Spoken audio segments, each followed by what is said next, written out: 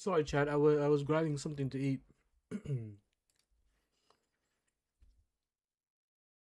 Where is my? There it is.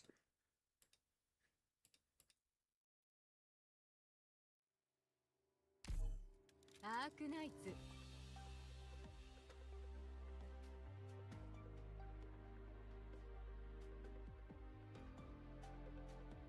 Doctor. Let's see.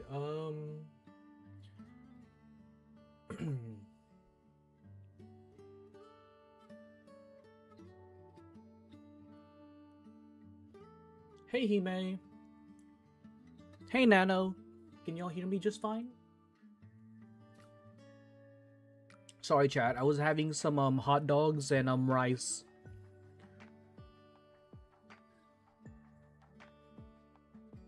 And then I just get greeted with pink. I love this. I love the aesthetic of this one. Plus made calcit in fits. She fits in here.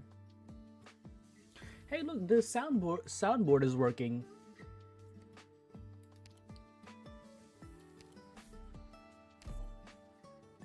Hold on, let me finish my meal, chat.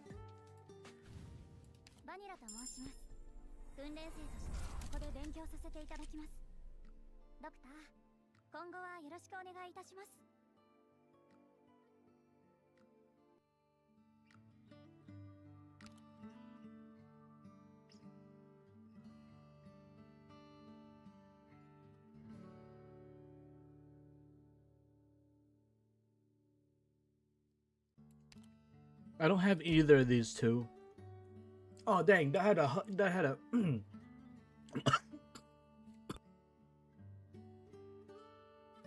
had a huge jalapeno in it. Yeah, I really like Flametail. I like her design.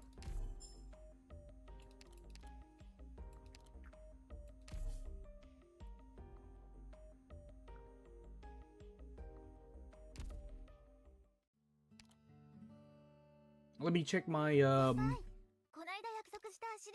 let me check my base and everything. Chat, I don't think ever since building my Proviso, I don't think she's ever gotten any rest at all.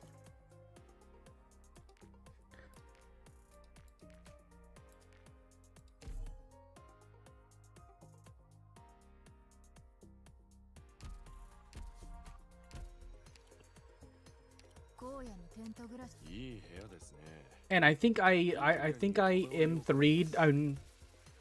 I think I'm mastering the wrong skill too.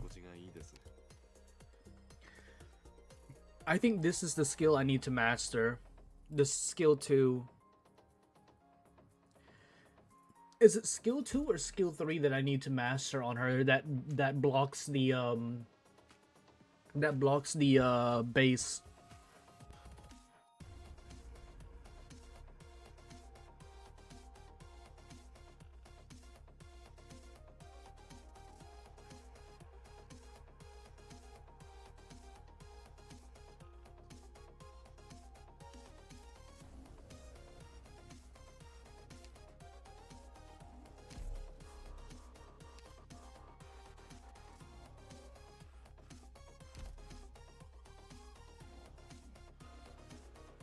Yeah, then I was upgrading the wrong skill.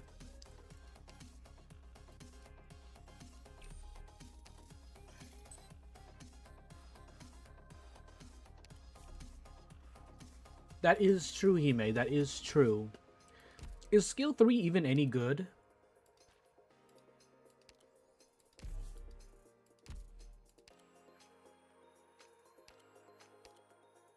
Let me see.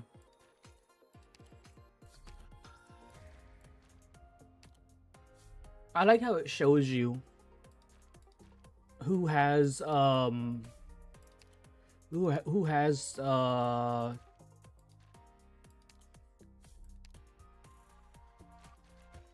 clues and who don't?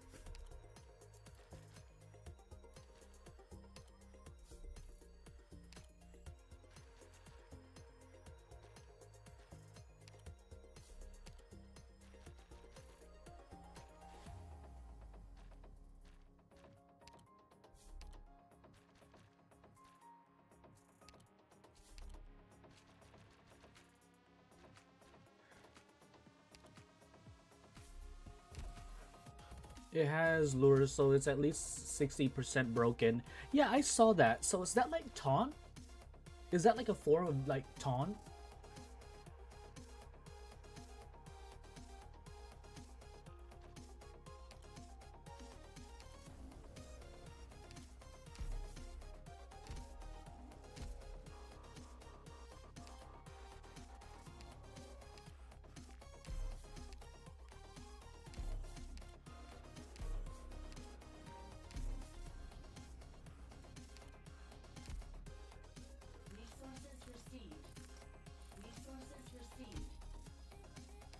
Now lure is like Tragodia's cat. Oh, okay, I see. I understand now. No, Tragodia's cat is easy. Like putting it that way is easy to understand.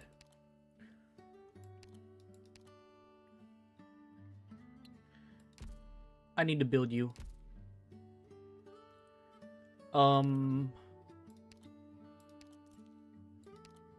私が迷惑になっていなければいいのですが、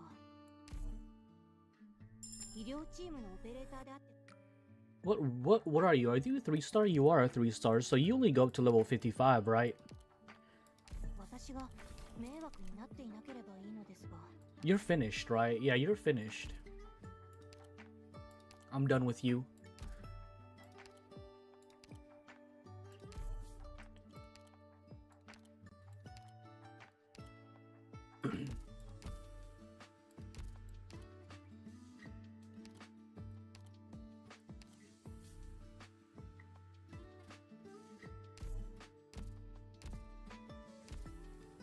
And then...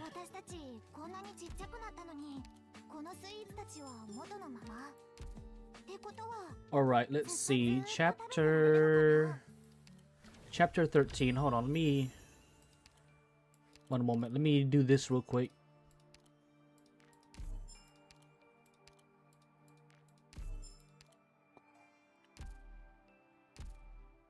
Chapter 13. 13-2. This is where we're at.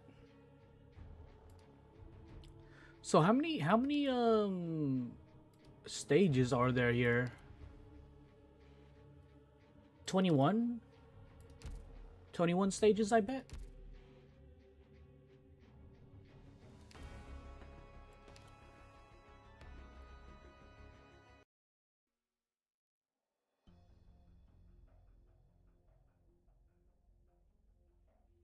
Let me see. Did I ping Discord? Let me check real quick. I want to make sure I pinged Discord. Okay, yeah, I pinged Discord.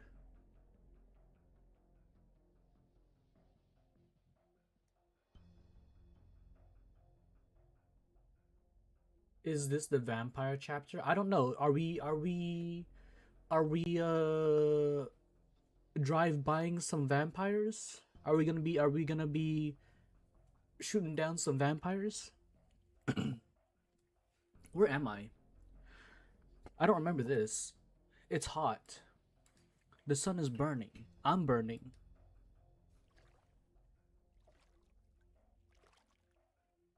Is that the exit? Oh, a door. A few steps further. Just put one foot in front of the other. Maybe the fire, the anger, the pain, and the regret are all just figments of my imagination.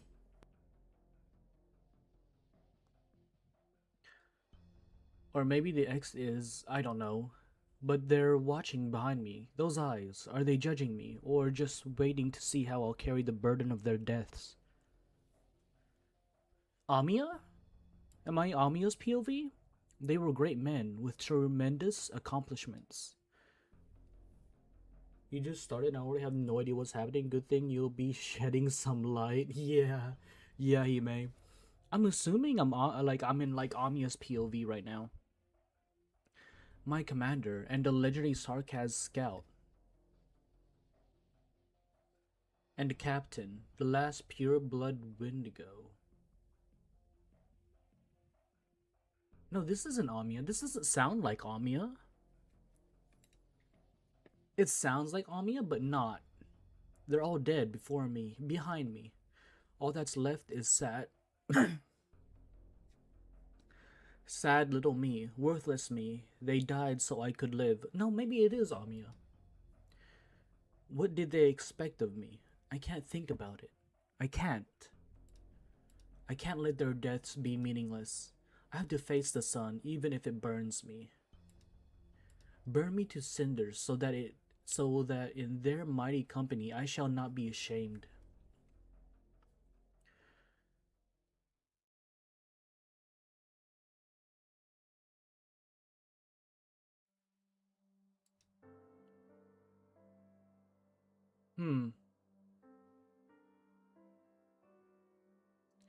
No, not Amiya.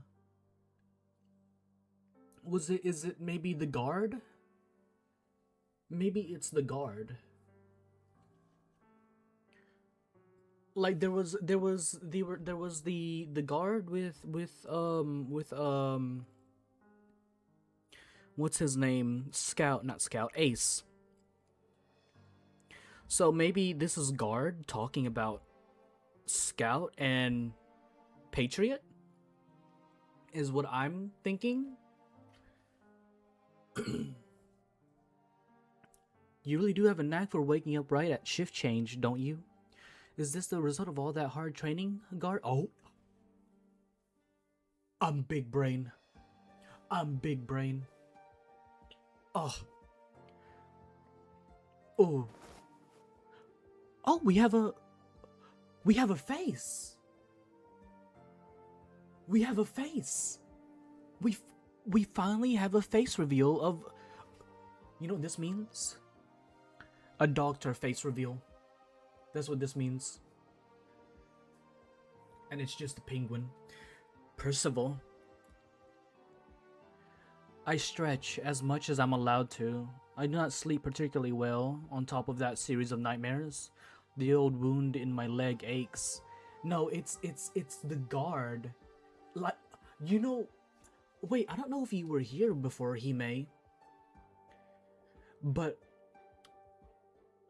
back when I first back when I was first started ARKNIGHTS, I said we didn't see Guard die. So Guard could be the guy that we talk to, the same Guard that we see in chapter 1. We meet in like chapter 9. We meet him again in chapter 9 and chapter like 7, I think. Not 9. Yeah, 9. And then we meet him again in chapter 7, and we meet him again here. Holy shit, Guard's been through it. Guard's been through it. We almost ran straight into the Victorian battle lines in order to catch up with 9. You know what?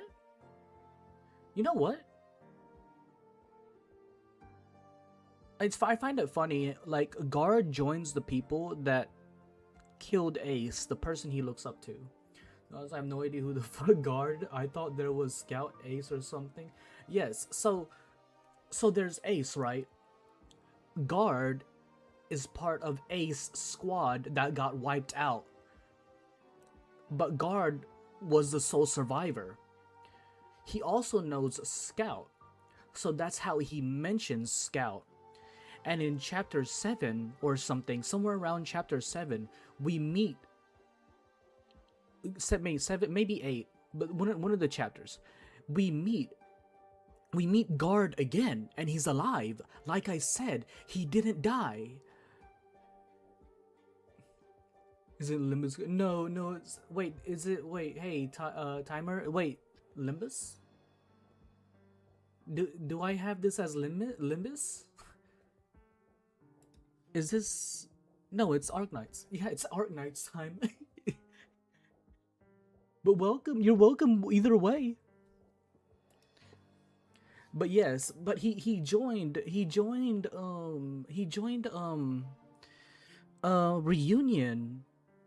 and we found him like doing reunion things, I guess, like helping the sick in chapter 8 or something. And now he's with them with reunion all the way until, and we see him again all the way. I didn't think we'd see him anymore. I think it's the same guy. It has to be the same guy because like how often do we have guard? Every now and then we'll have guard, but his outfit, it's his outfit. It's his outfit. And he has a face. The story is crazy. Yeah, he has a face. It's actually her name and not just an NPC descriptor. I mean, that there is that, Hime. I do feel like, but I feel like guard is the special exception here. At least this one with his outfit.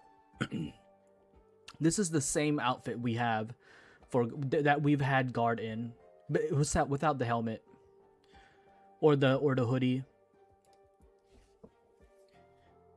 In charge of are used to being spat on. Used to not having hope, but they've never been on a real battlefield. Hold on, let me check. We're not on Limbus or anything, are we?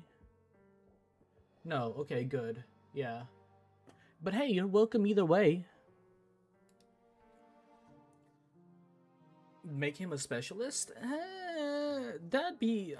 I wouldn't mind that. I wouldn't mind them releasing him, but I don't think he has that kind of level of arts, or I don't even know if he has arts at all. The infected I'm in charge of are used to being... oh yeah.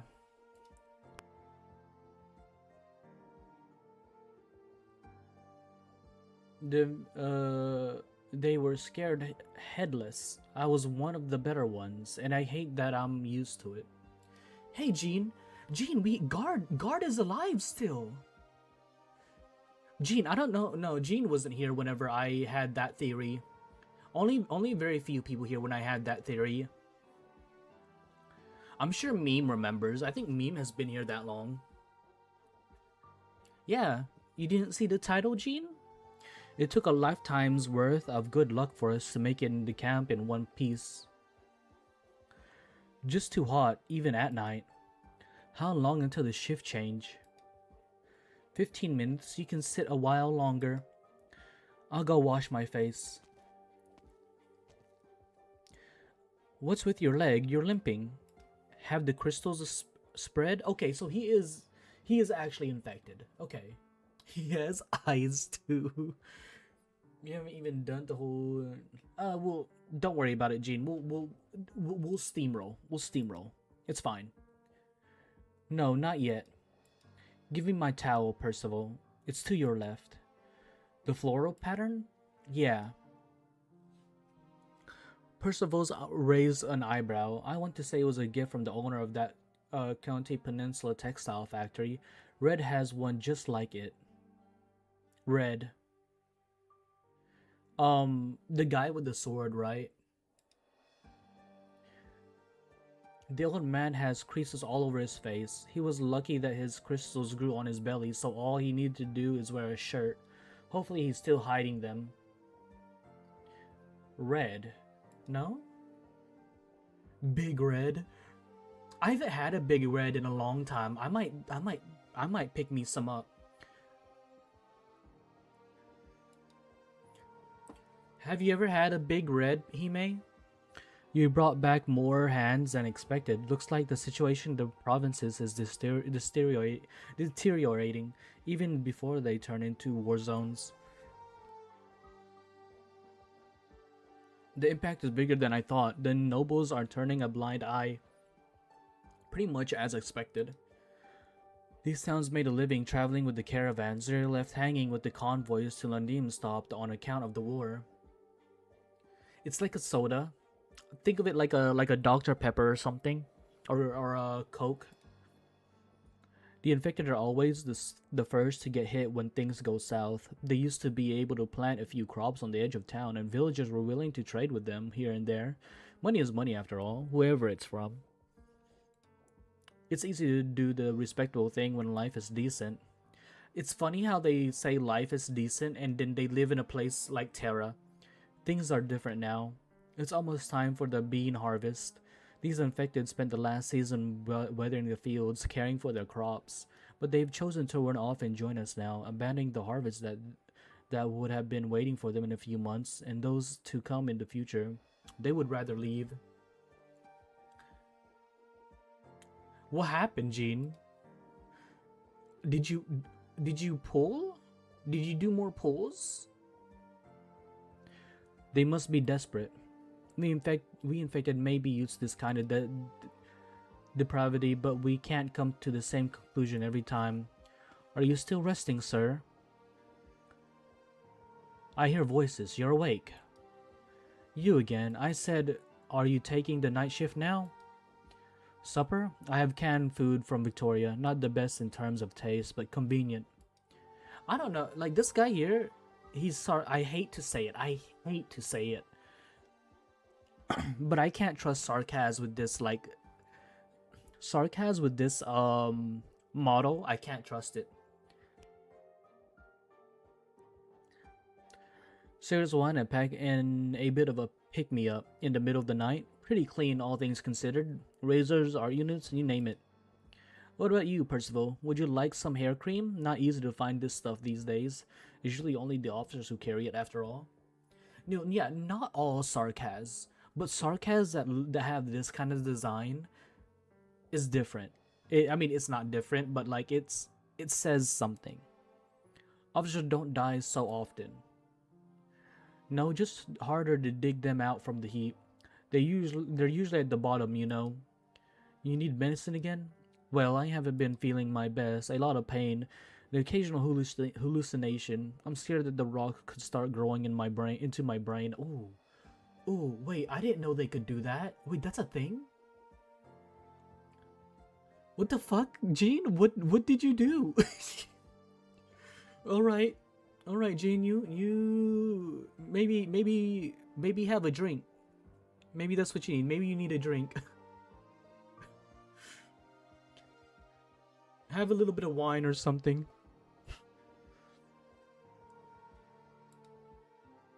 It's not going to get any better if you keep digging in those dusty craters. The best we can do is basic medicine that slows the progress of the condition. Don't expect it to save your life. I know you're reselling our medicine. This bunch of infected told me that they borrowed the meds from Sarkaz on a motorbike and that they worked okay. Well, but made some decent money, didn't you? How about we decide your punishment based on how many coin you have in your pocket?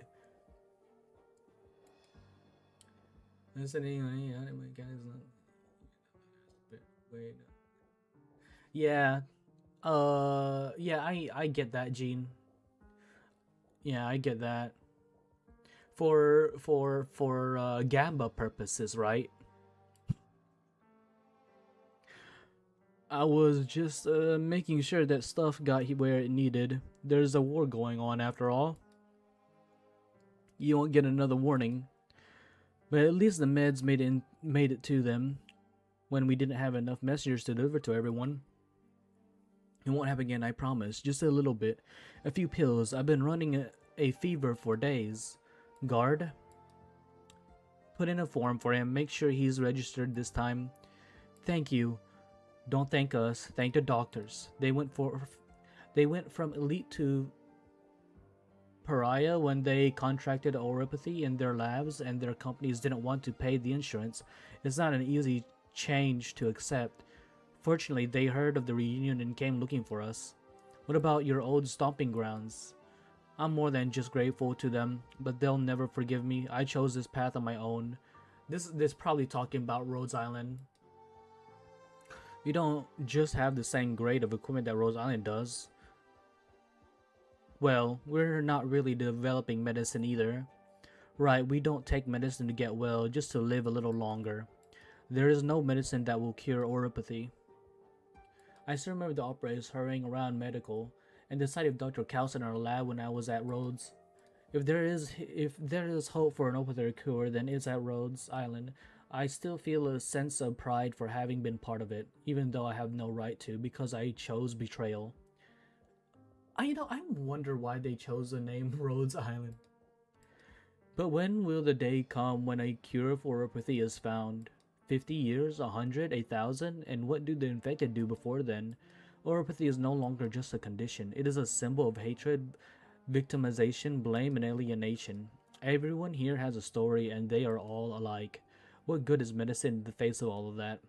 It is like rowing against the tide. This land is not a glorious one of mortality and kindness. That's why we can't turn away from violence. Shameful it is, it's powerful. But maybe, no, there's something for... That's something for the distant future. What's your name? Oh, me? Oh, medicine peddler? Man on bike? I'm not the kind of guy anyone needs to remember. And says that I've never heard of anyone dying from oropathy in ARKNIGHTS. Doesn't seem that bad to me. I mean... Excuse me. I'm sorry. That was probably my bad. That just came out. That's probably because we're already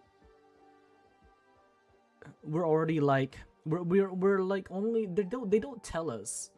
They don't tell us they die. But they do definitely die from oropathy. I mean, isn't Frost Nova's death a side effect?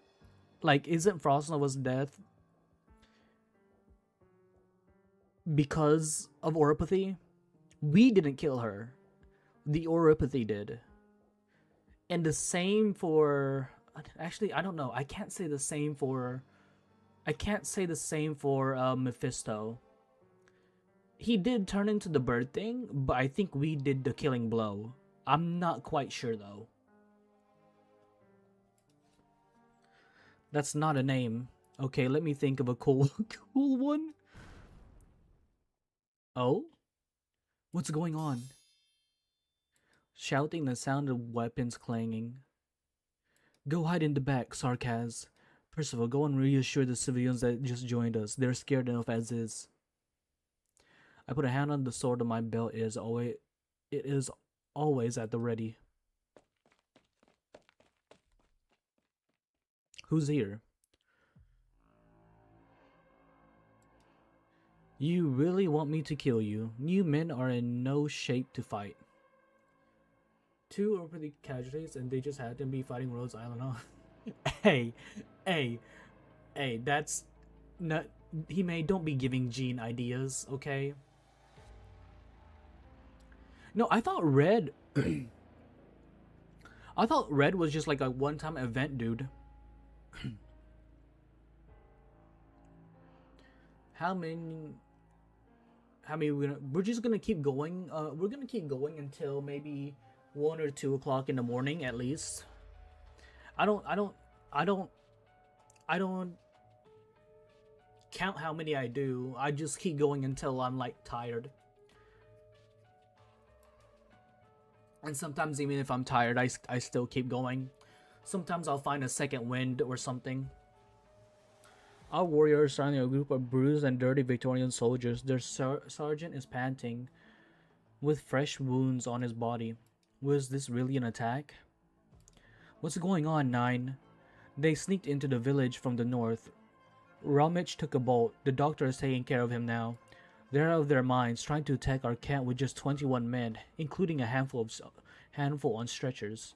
Look at what we have in the heartland of our country, a stone throws from our great capital. A swarm of damned reunion infected. Come, kill me if you dare, or I'll kill you all. Conspirators, agitators, rioters, murderers, a blight. You are a blight. No wonder the world is going badly. These barbaric devils could never beat us. The real enemy is among us, behind our backs. Whenever there's disorder, you infected are never far away. Looks like you just came back from the front lines.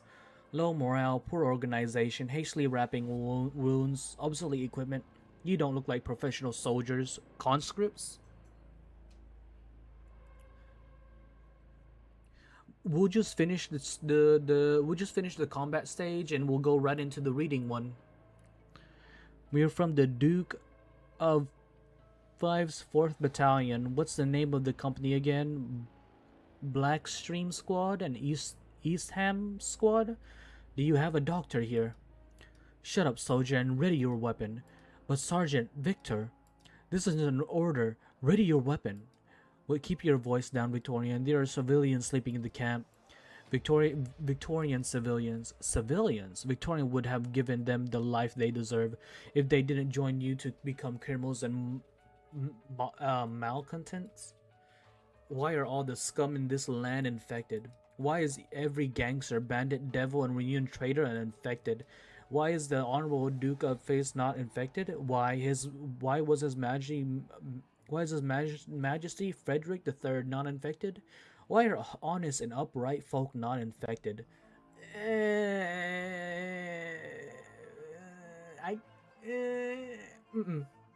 Yeah, you can't really say that.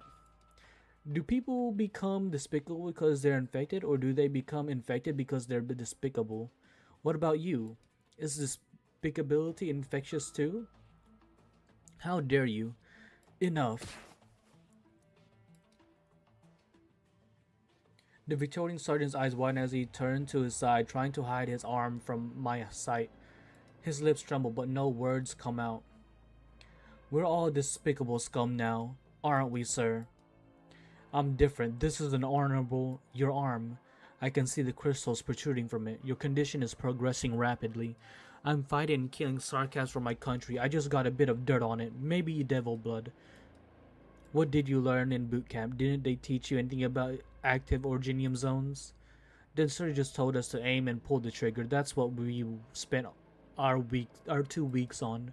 I take it you weren't issued any inhibitors either. Inhibitors? Nah, and I think they're all infected.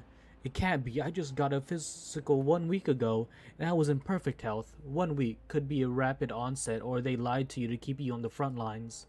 Shut up. How long have the ones on the stretcher been unconscious? They're in critical condition. What? Death and disintegration from acute condition is dangerous to both you and us. You are right to have the unconscious lying face up on the stretchers to prevent suffocation. But did you check their backs? Suddenly silent, Sergeant walks toward the stretcher as though trying to turn the man lying on it over, but withdraws his hand as soon as it touches the soldier. The sergeant looks helpless, like he's facing a deathly tusked beast that could split lightning and poison, one that could leap at him at any moment. But the man is his comrade. Before they were comrades, they might have been cousins, tilling the same piece of land together. I sigh and sit the unconscious Victorian soldier up. There is no need to remove the jacket. Originium crystals have pierced the clothing on his back. Victor, damn it. I shouldn't have taken him along. His dad would kill him, then kill me, if he learned that his son was infected. Those Sarkas use witchcraft to infect us. I knew it. It's the devil's curse. It's not enough that they defile our land, now that they want to defile our souls too. Oh no, Gene is distorting, I guess. Don't worry about it, Quaz. That's enough. Sarkas are naturally susceptible to infection, and their soldiers are overwhelmingly infected. When you kill them, or when you get infected and they kill you, if there's no one to clean up the bodies. I said no more. I heard a sound. It's a familiar sound, whether in Rimbilton roads or here and now. The sound that every infected fears most. The sound of us shattering.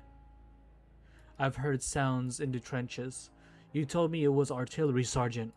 It was artillery. Our enemy will use anything and everything to destroy us on our country, including their own deaths. Wait, so like they don't just disintegrate, they actively shatter? So if the bodies aren't burned, they normally shatter. Is that it?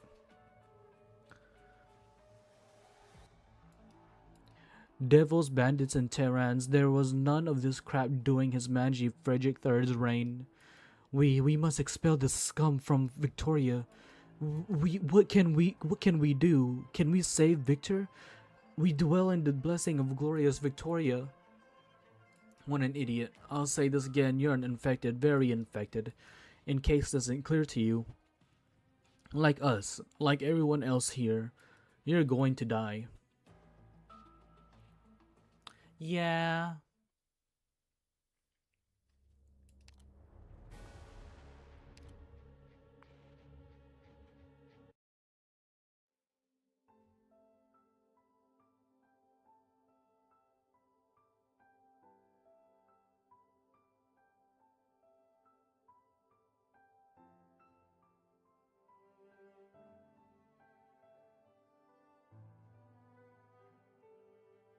We're just reading story quads, don't worry about. First time I saw infected shatter was in the middle of a lake. I was 7, young and innocent. It was my dream to become the captain of the minor patrol. I'd get to stay up late at night, wear a cool uniform, and walk around with a bright torch. Most families in Rimbleton made their living in mining, digging, and processing ore. We did everything to prevent infection. But accidents happen.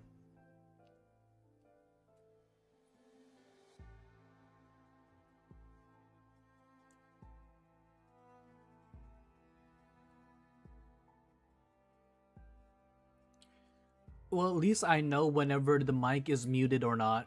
So it has less less opportunities for y'all to clown on me whenever I stay muted for too long. One day the adults came home early. Just try to solve the problem when he forgot to turn it on.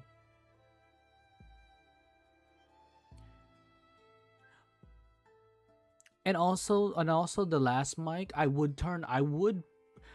the button sometimes doesn't respond, so I would click the button and it wouldn't unmute. It would stay muted. So like I could feel the button clicking, but it didn't do anything. So it was also kind of broken, and also it broke when it fell. Cause I mean, Amelia, you weren't here for the Enfield stream that I was I sounded like I was speaking from the abyss, right? If you watch the Enfield stream, the second to last or the last Enfield stream, you'd see why I had to get a new mic. Yeah, you should go see that stream and see why, or at least watch my short, Amelia. At least watch the short that I came out with. Because even in the short, it was terrible. It was terrible. I decided not to make a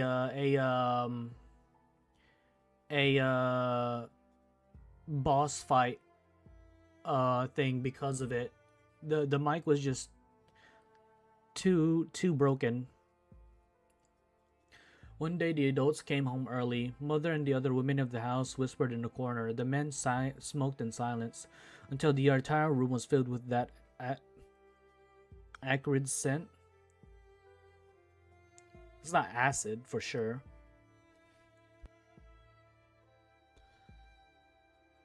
I mean, you can hear me better now, can't you, Amelia?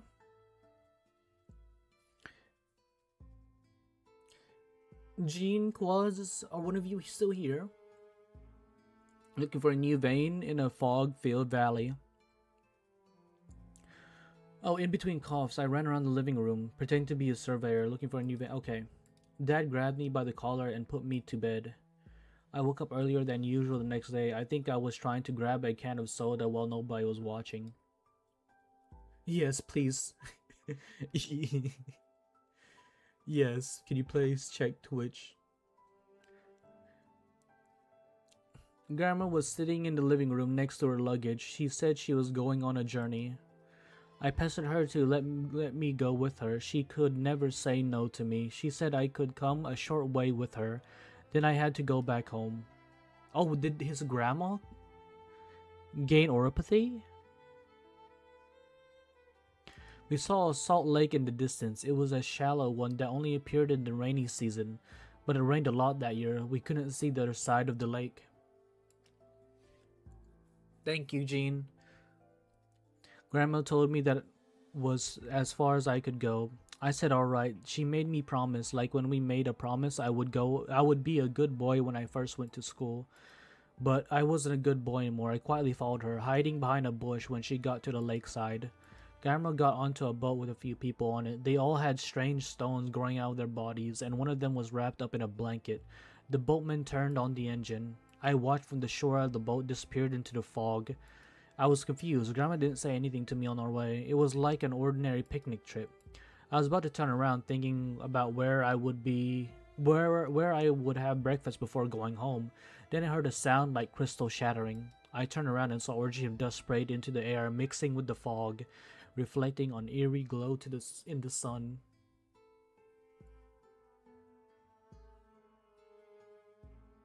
Lapdom. It was like a dream.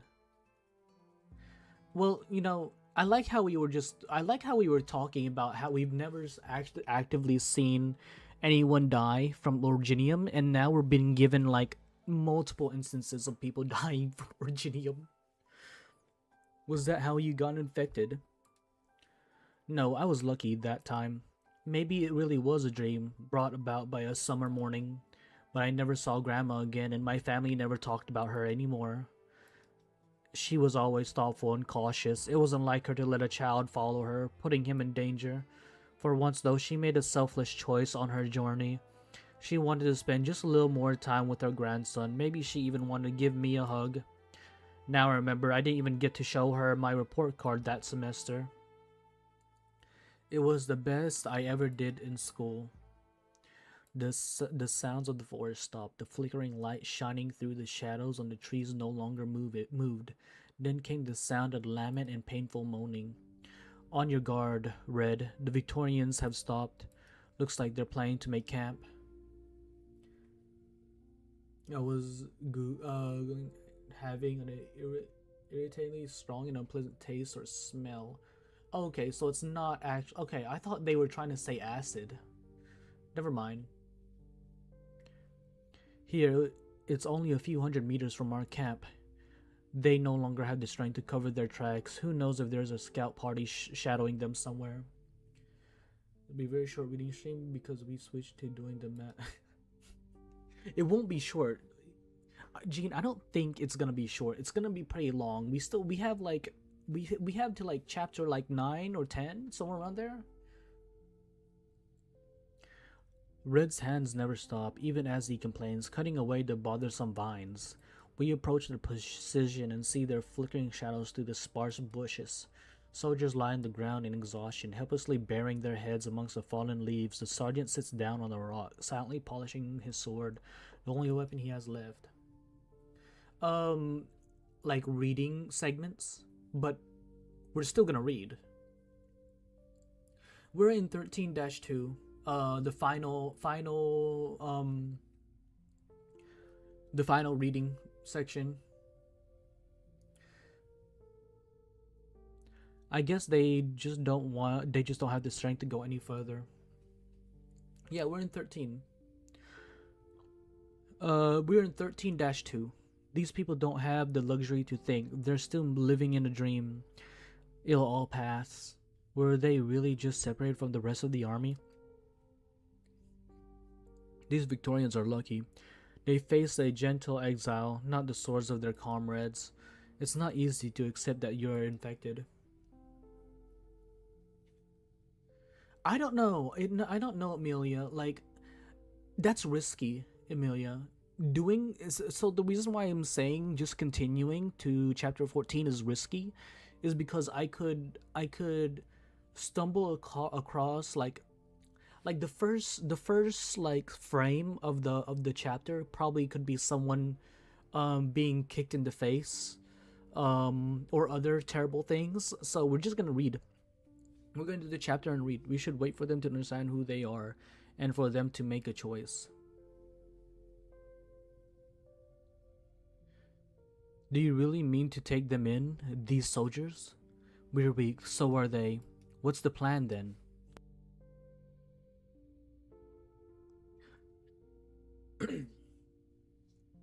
Finish the shift and notify the sentries. Expand the patrols to include this camp. We're gonna be someone got kicked in the face. You know, I both know that there's some certain spoilers in that chapter. Yeah, there's probably gonna be like some things that are gonna happen in the chapter, so I probably should start reading as I do the combat. Well, I guess that I mean, it looks like you're gonna be shaking hands with Jean Quaz. Do you want to get that close? Cause Jean's already kicked me. The infected stand together. Stand together? Pretty words. Of course we had to stand together. What other choice did we have? But are the words stand together so simple that we fail to appreciate their true meaning? Or apathy changed all our lives equally, robbed us of our futures equally. But what is taken from a farmer who has to pay his tax out of seeds stored for next year's planting equal to what is taken from a wealthy merchant with a safe full of pure gold?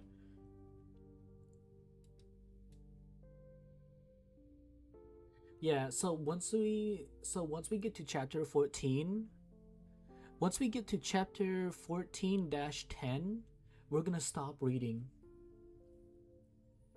I can wear gloves.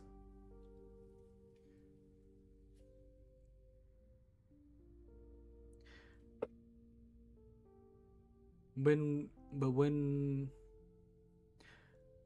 uh when what we had to begin with was not equal, neither are the choices that survived deprivation.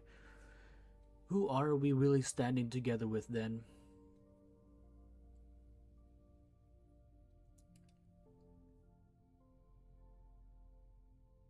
So what meme?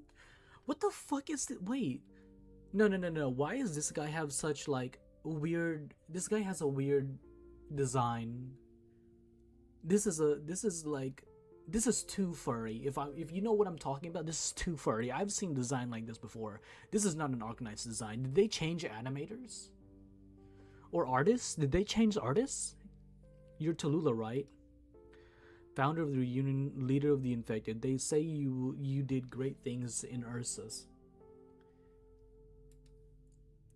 All the infected of Victoria are talking about you. Is it true that you captured a city? Mint would love this. No, Mint would. A city for the infected? Is it still there? That isn't that furry. No, no, no, no, no, no. Quaz, what I'm saying is the art. The artist is furry reminiscent. He may not be furry himself, but the way that the art is designed is furry.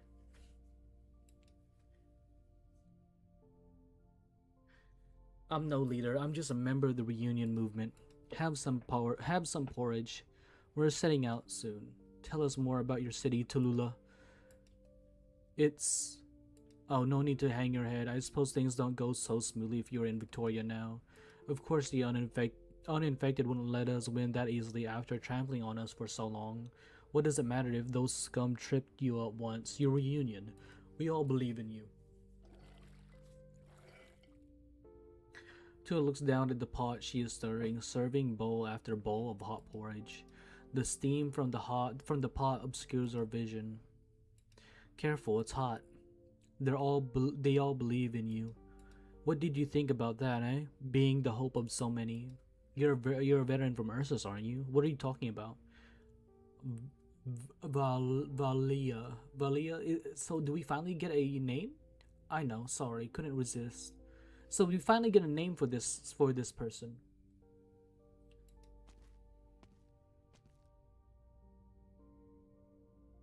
Is it true that there was a bit of trouble at the camp yesterday? It's fine. All taken of. Stop crowding to like that and start packing. We have a long way to go today. Yeah, I still have fertilizer to load onto the truck, and it's not you reunion anymore. Oh yeah, we're reunion too. What is this design? Why is he like this? See you later. Guard. It's fine. No need to say anything. They need to give Guard a name. How about Greg? He keeps the G from Guard. I take the bowl of porridge from Tallulah. She's very pale. There are things we can't tell them yet. I know, it's your decision. Reunion can't collapse again. I'm the banner that you rally to in Victoria. I accept that. But I'm deceiving them. It's no more or less than you deserve. It's none of my business whether you see this as an honor or punishment for your crimes. What the others need is hope. Are you going to tell them you were under the influence of an evil god and everything that happened at Chernobyl was an Ursian plot? I would rather our organization be built on a lie. We were built on a lie back then too.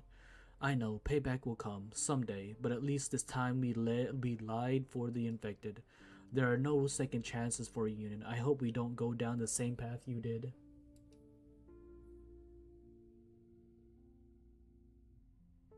Then you don't understand, Quaz. You don't understand.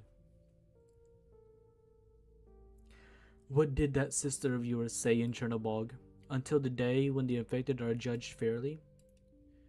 I'll wait. I'll be your tool until that day comes. Excuse me. What are you doing here, Victorian? I'm not armed. Your sentries searched me. I caught a whiff. My brothers haven't eaten in 4 days. Some of them, I don't know. They don't look good. I have a lighter here, and do you want brass buttons? If you could be so kind as to trade some bread for these brass buttons. Okay, Quaz. No. Gene, can you time out the other mod?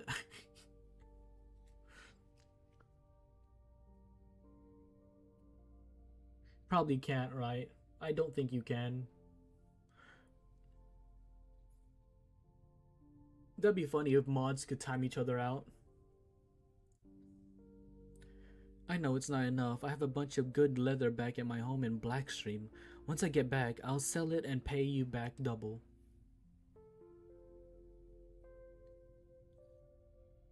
I think Jean can. No, can she actually? The young man gazes hungrily at the pot, his hands grabbing his own uniform tightly, perhaps out of nervousness or trying to strengthen it out to look more presentable. Stages mod on mod violence. Weekend on Twitch. Can she on Twitch? Stage, you made the sandwich. Do it. Tallulah puts a bowl of porridge before him. You can take what's left in the pot. Thank you, here's the lighter. Sometimes you need to click it a few times for a lights and a button. I take the lighter and grab the hand trying to rip the buttons off. You know what's funny? Tallulah doesn't fucking need a lighter. She's like a fire dragon. Wait, like right now, Quaz? Are you currently timed out on Twitch? It's fine, eat. He practically pours the food down his throat. Where's your sergeant? I don't know. We haven't seen him all morning. I was worried he would barge into your camp again. Say, did you hear any sounds in the night, like artillery fire? No reports or anything like that. Never mind. Everyone's gone mad. Us, them. There's no sane man left on the front. Sound like things are rough out there. Rough? You have no idea what the Sarkas are using against us. They have no battleships, no armor vehicles. We thought the devils were just barbarians fighting our armies with swords and bows. How wrong we were. Could you imagine an entire squad of Sarkas casters casting their arts at the same time? It was more terrifying than any artillery or ballista fire. Get hit by a shell and you might lose an arm or leg. The fragments, they lodge themselves into your flesh, causing terrible pain. But the Sarkas, they turned the battlefield into hell of lateran tales. I saw armored vehicles pierced by lightning bolts of blood. My mates melted into puddles of gore. In the past?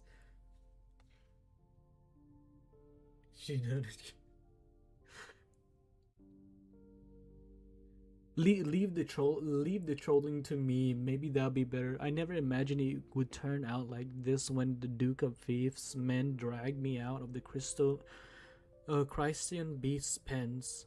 Forget it. I'd rather not think about anything. Thanks for the porridge. I'll bring the pot back later. You can keep it. We have plenty of them, and it might be of use to you. Thank you so much. I'll never forget it. Are you leaving? Where are you going? This is pretty much a battlefield now, and it's Victoria's lands all around for the infected. I'm sorry, I shouldn't have asked. Forget I said anything. The soldiers leave, grabbing the side of the pot with his one good hand and supporting the bottom with the limp arm, grimacing at the heat. I reach into my pocket and drag out what I just got from the doctor. Hey, wait. I go up to him and put the vial of medicine in his pocket. What's this? It'll relieve some of the worst symptoms. You can share it with the others. I'll visit Blackstream and collect what you owe me. Go. You'll love our village. Thanks. Man, just seeing the infected live day by day is a little depressing. Or actually, not a little, really depressing. You really are like the Rhodes Islanders. I heard you were the one who found the doctors who knew how to make the medicine. To be honest, we were making hardly even what we are making hardly even qualifies as medicine compared to the suppressants that I knew.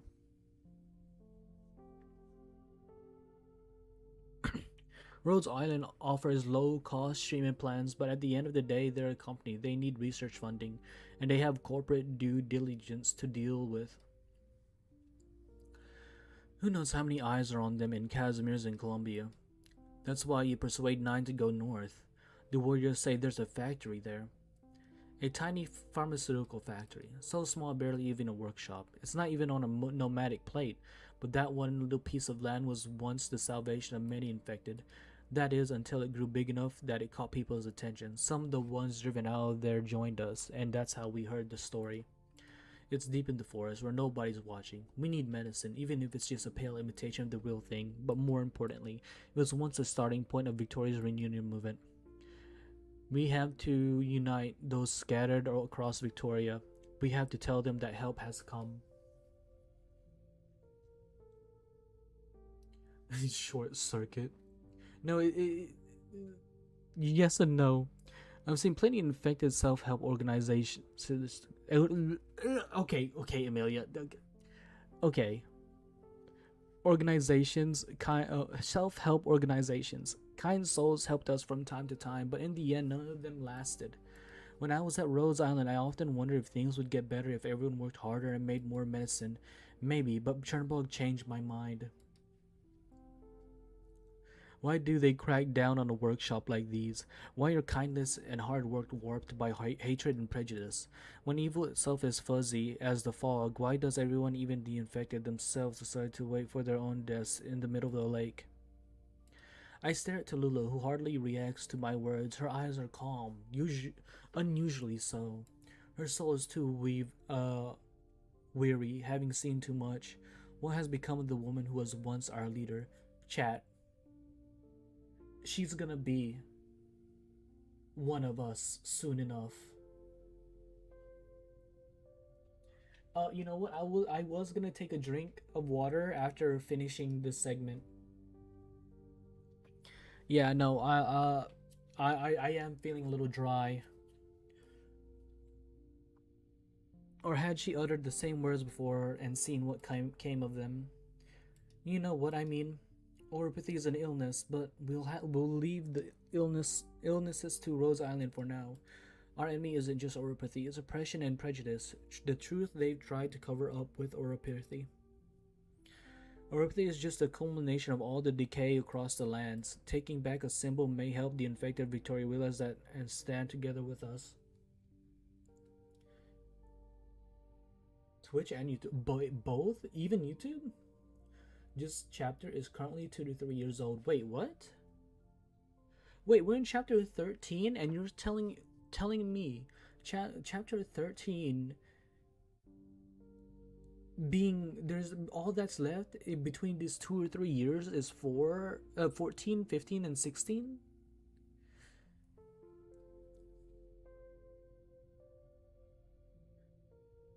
Stand together. That's something only reunion can do. Have you told the others how you think? Of course, I'm always talking to Nine about our. No, you know the one I'm talking about. Oh, a little. I got a gentle answer. That's why I'm here. Whatever the case, we don't choose the same path, so it's not my place to ask for more. Of course it isn't. Rose Island is a paradise of idealists. Me, a man who could only see what stands right in front of me. The gain and loss right in front of me. I heard the veteran guerrilla fighters talk about the old days of the reunion in the Chandra, the ideals that everyone held. A city of the infected, our home. Some of them thought it was just within reach. It was almost realized at Chernobyl, but fell short in the end. 2022. What the fuck? What happened in 23? Nothing?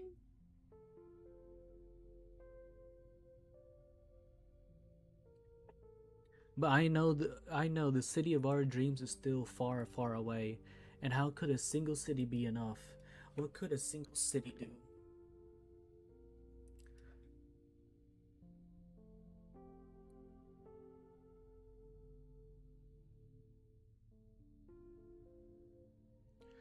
You're still limping. Maybe you should go sit in the back. Just a little sprain. You haven't been on a whole lot of expeditions lately. My squad passed through the wilderness the other day, the infected comrades from Greenwich. The earth had been torn open, with ditches everywhere. Looked like one of the turnip farms back home, except much smaller. I tripped. What was it? I didn't think there was a place like that near Londinium. Walt said that all those trenches, hundreds of them, each one big enough to fit our entire squad, were battleship's tread marks. No wonder you look worried. It takes all my strength just to go from day to day. Don't think too much about it. A report from the scouts, guard. We heard sounds from the woods on the left side up ahead. The regime zone sensor went off and we got close, so we couldn't be sure exactly what it was. Send word to the rest of the team. We'll go around. Roger. Percival. I'll come along with a few guys. Don't want you to trip again.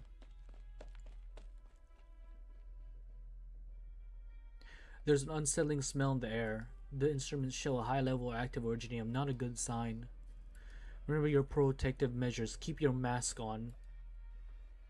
Was that a man under the tree? No, it was a Victorian uniform, ripped almost beyond recognition, but somehow familiar.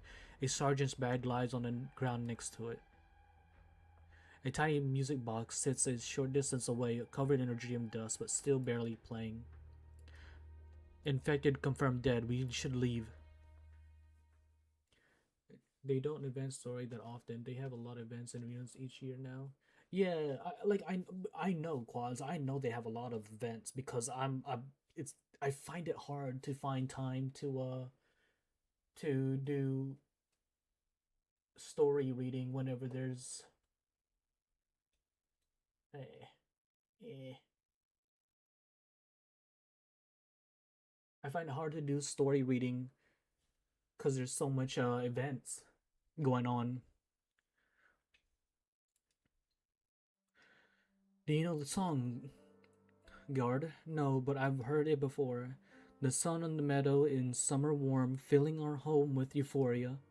We gather together to greet the storm. Tomorrow belongs to Victoria, the Victorian national anthem. Our teacher made us sing it over and over until we had it memorized when I was little before I got sick. You know what? That sounded pretty fire. Why don't we do we have the Victorian anthem? Is there a song?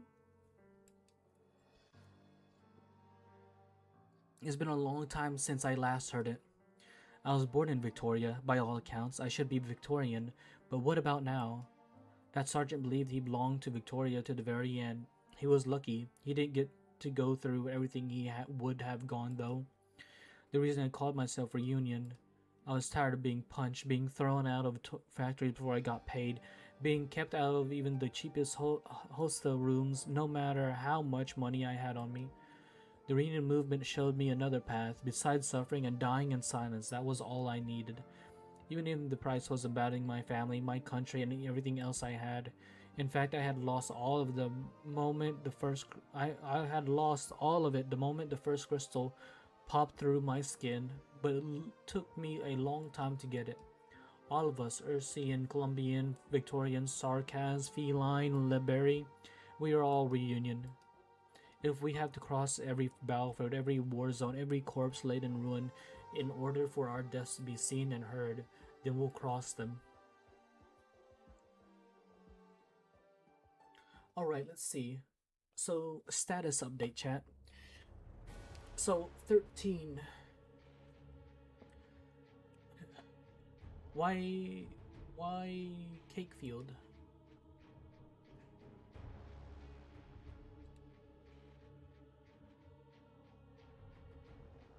What is this?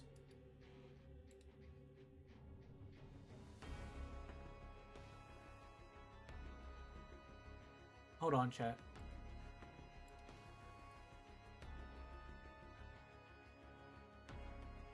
Let me bring you up to speed.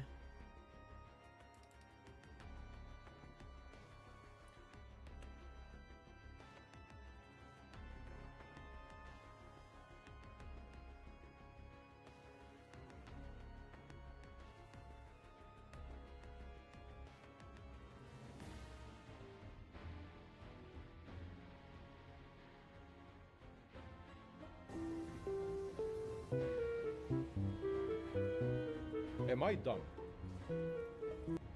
You know, this would have been me. This would have been me if I didn't notice I had to hit the puzzle from the opposite side of where I wanted to go to. I noticed this, and I'm glad I did, or this would have been me. Wait a second. I may be mega dumb.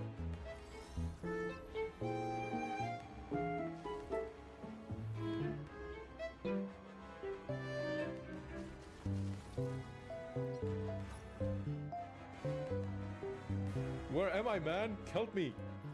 No, what do you mean it is me? I didn't have a moment like this. What are you talking about? I didn't have a moment like this. Oh my See? God. I noticed this. Nah, man. Nah, man. I'm a Chen main, man.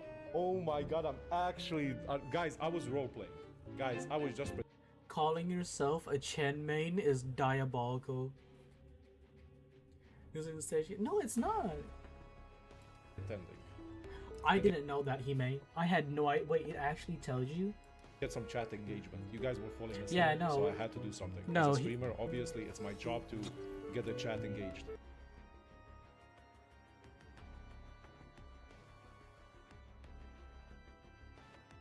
I'm not that bad, chat. I don't think I am. Okay, so this is what we're doing, chat. We're gonna do 13.3. We're gonna keep going. So we're in 13.9. We will read and do combat stages all at once. Alright, Quaz. Stages logging the average gotcha gamer once again.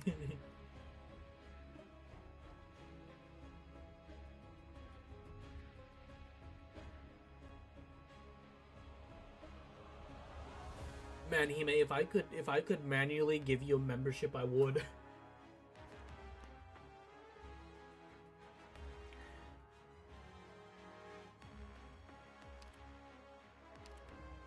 Oh, you know what? Hold on, chat. Hold on, chat. I need to do this real quick.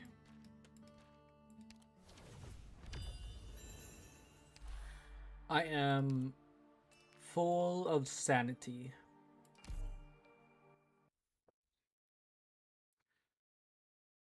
So we're just gonna read the chapter and we're gonna do the combat chapter. We're gonna do the we're gonna do them one at a time. Hey Elamui, how you doing? Nice to see you again. How are you? We're doing a short detour. I'm full on sanity, so we're doing this real quick.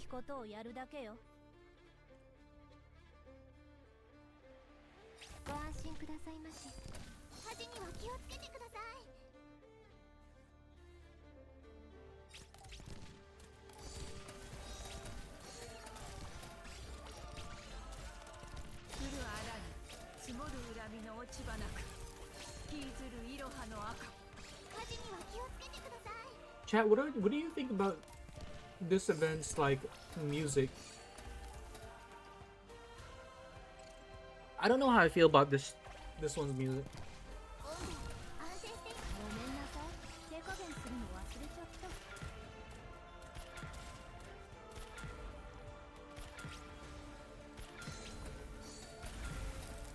We're gonna continue reading after I finish this here.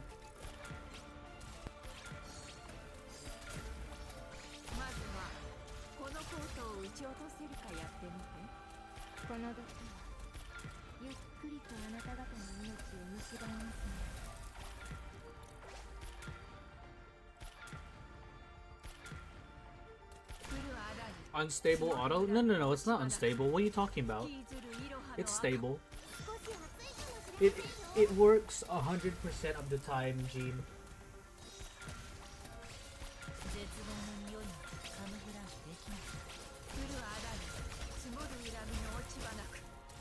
What makes you think this would be unstable?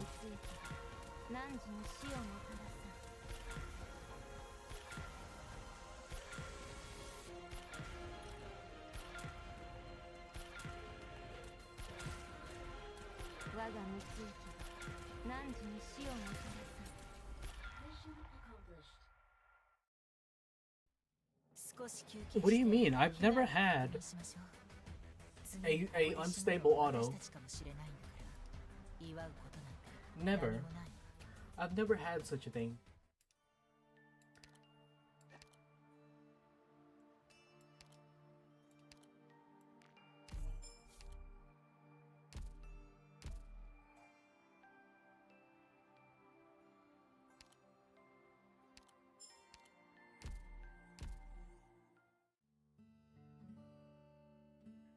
Hey, Bumbleclot. How you doing? Let's see. All right, back to the reading chapter. So, like I said earlier, why am I remembering Tragonia boss stage auto? What are you talking about? We never did such a thing. So we're gonna read the story, and then once we go into the combat, we'll do the combat, and then we'll read the story after that. No, Bumbleclot, I'm not that far in the story, so I haven't seen it yet. I gotta my Discord and everything has banned any talk about the 7th Annie. So just to I'm trying to stay away from any kind of spoiler on the 7th Annie. So we're trying to get as far in the story as I can. As you can see, I'm only in chapter 13. So the live stream gonna spoil? Yeah, I'm probably just gonna have to not even see the live stream. Yeah, that's what we're trying to do right now, Bumbleclot. That's what we're trying to do.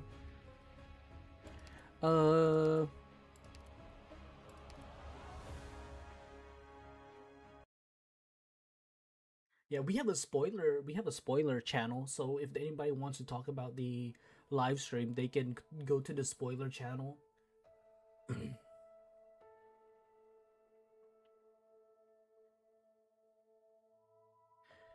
Okay, Endless reports. An avalanche of intel has flooded this lonely battleship ever since it left Norport. There are signs of trouble for Lithuania to the east, Sargon to the southwest, and Jireg to the west, while everything remains silent in the south. The messages are suffocating, eating away at my nerves. Who's this? Oh! My mother seems utterly unmoved, impassively issuing orders after order. But even she cannot resist the frown when she reads the congratulations from her fellow dukes. This is her life. She is here, and so this is my Linacridine. I am home. Yeah, I'm banned from my own channel in my own Discord. Focus, Daphne. Listen to the reports. This is no time to let your mind wander. See, adjust the position of her eye patch. Is it to hide the wrinkles? To hide the wrinkles. Honestly, I feel like the wrinkles are just another layer of personality for her. The weather here is very different from Lacridine. It's suppressed, heavy, the gloom of rain and fog ever present. I just want to.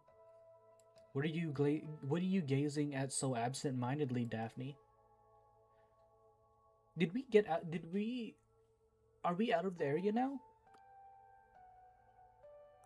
Did we get out of the battlefield? I guess nothing, Mother. It's just I didn't get to see Londinium from this angle very often. I know how you look when your mind is wandering. Are you bored by the chatters from the rear? No, I'm just thinking about Norport Borough. So I didn't expect the situation in Londinium to deteriorate so much so quickly. Battlefield is everywhere? Yeah, I guess so. But they say the south is pretty safe. I should have arranged for your evacuation sooner. We had compiled reports on everything that went on in Londinium, but we weren't able to bring them. We should be the ones apologizing. That's all right. A few little troubles don't mean much. The big picture. Perhaps the Duke of Castor should be held responsible for most of them. I know. Let's hope my messenger isn't making things too difficult for her right now. But the value of that intel is subsequent operations. Pales in comparison to your value, Daphne. Relax. Oh man. I can't express enough how beautiful she is. Like this is a beautiful cat. Maybe I'm a little biased to the white or gray-haired kittens, but my reminds me a little bit of Lappy, but older and bigger. I'm here, and Ironclad Galav is nearby. Everything will be right again once we return to the city. We'll restore Londinium and Victoria. Of course. Mother, I thought I would die down there. I wouldn't let that happen to my daughter.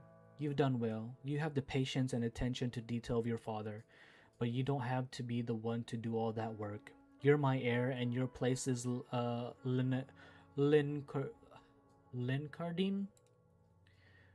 Our standoff with Lithuania can be tiring. You'll need to get used to those matters. Plus, I could use someone to talk to.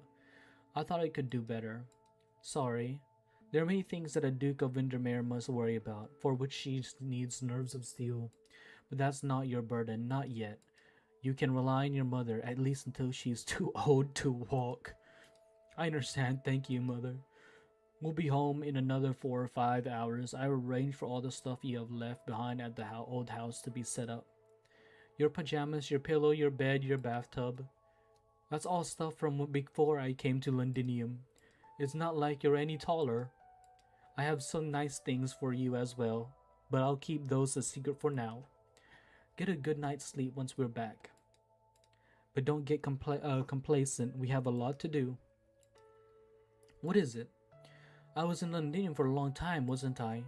I had many friends, outstanding friends, from whom I had a lot to learn. We lived in the city in disorder, chewing up and swallowing the lives we had once had, but we believed in our cause. I was proud of it. Then things changed. One agent after another disappeared, and the Sarkas took the city. I was on my own. I had to live with more common people. For the first time, I learned how they lived and how they viewed Victoria. Most of them are dead now, those who still live humble in the bellows of this ship, waiting for you to decide their fate. 100 meters beneath my pajamas, bed, and bathtub. I'm really grateful, really, but it is all. But is it all because she does not let me finish? She puts her hand on my head without patting it, but I know this is a way of showing her affection. You did well, my daughter. You exceed my expectations. Go ahead, go and see the troops below. It'll do you good to talk with them. With that, her grace departs. She is always swift and decisive. I have no chance to say any more. I scratch my slightly untidy head. Mother, we can talk later. You shouldn't have come here yourself. The words that came out of my own mouth surprised me. Was it not because of my call for help that she came? How could I say that? It's too risky. We can't fully trust the Athenians, and we don't know what the Sarkas are planning next. We've fallen behind on intel. She dismisses me with a wave, perhaps telling me not to think too much about it. Her silhouette remains sharp, making me feel like I'm worrying too much and that she can handle it all. She's right. I'm not much taller at all. I'm not. Let's see. I'm sure we're all like down in the basement of the ship, right? How long will our food last? I don't think this warship was prepared to take on so many refugees. We can't just leave them to fend for themselves. Miss Emil grabbed my hand just now. She didn't say nothing. All she did was look at me. I can't take it anymore. Let's find Daphne. Calm down, Hannah. We're on someone else's ship. I'll go keeping company. The old timers will feel better with a familiar face around. I'll stay with you. Sorry to keep you waiting. I talked to the quartermaster. Some food will make it to those who need it most. That's the best I can do. Thank you, Daphne, and thanks to Duke Windermere. Part of me hopes that Mother really wants to help those poor people out of the kindness of her heart, but I know it's because of me, or should I say because of who I am. It's fine as long as it helps the people who fled with us. You've adapted quickly, Vina. The time when we could do as we please has passed, Daphne. Many souls on this ship are counting on me. I have a responsibility to them, both as Vina and as the siege.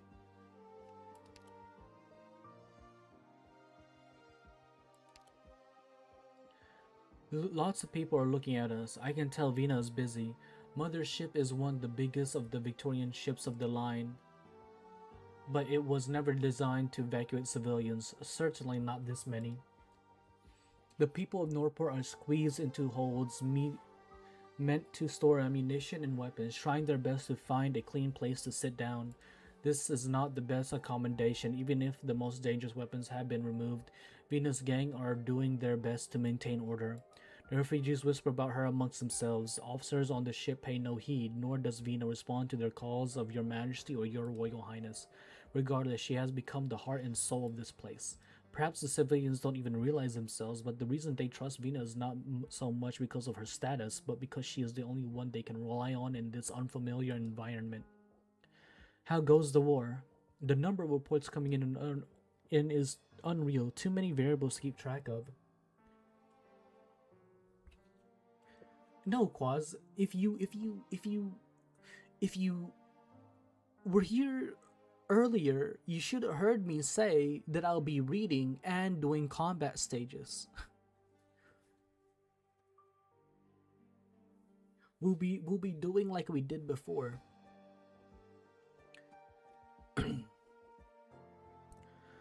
Duke of Wellington's offense is unsteady, and our own defensive lines are being pressed. We should have an overlying advantage in terms of forces, even if the Dukes have yet to commit their full strength. We are facing a foe beyond the scope of modern military theory. I'm sorry, Quaz, but we gotta catch up in the story, okay? The Naxzahar king, the only thing we know about him comes from sparse records of ancient times. It has been too long since Victoria, indeed, Terra as a whole, last faced a real Sarkaz army. What chain reaction will their witchcraft produce? Are they really as primitive and backwards as the records say? What force have the various Sarkaz branch come together to form? Where we can't see them, why do they stand together? No need to worry too much though, Mother. Duke Windermere and Duke Wellington will conduct this war together. The Duke of Castor has also publicly declared her allegiance. The stalemate will not last long. Once we return to Ironclad Galave, both supplies and support will... Whoa, what was that? Looks like we're passing through a canyon. A good thing. It means we're about to leave the battlefield. A canyon. I feel even less at ease. I know where Mother's confidence comes from. This ship is defended by Windermere's pride, her sword guards. If the Sarkaz thinks this merely a reckless act by the Duke of Windermere, they will find themselves on the receiving end of blades that have been honed since the War of the Four Emperors. But do we truly know the Sarkaz? Is the ship slowing down, Siege? I think so, and the weather outside... Say, what time is it? How long has it been since we left Norport? A few hours, I think. Is this just an ordinary canyon? Yes, nothing remarkable besides some abandoned factories. Abandoned factories? Yes, this place has been abandoned since before Lendinium fell into chaos. Why? Because of catastrophe. The massive crystal formations that catastrophe left behind.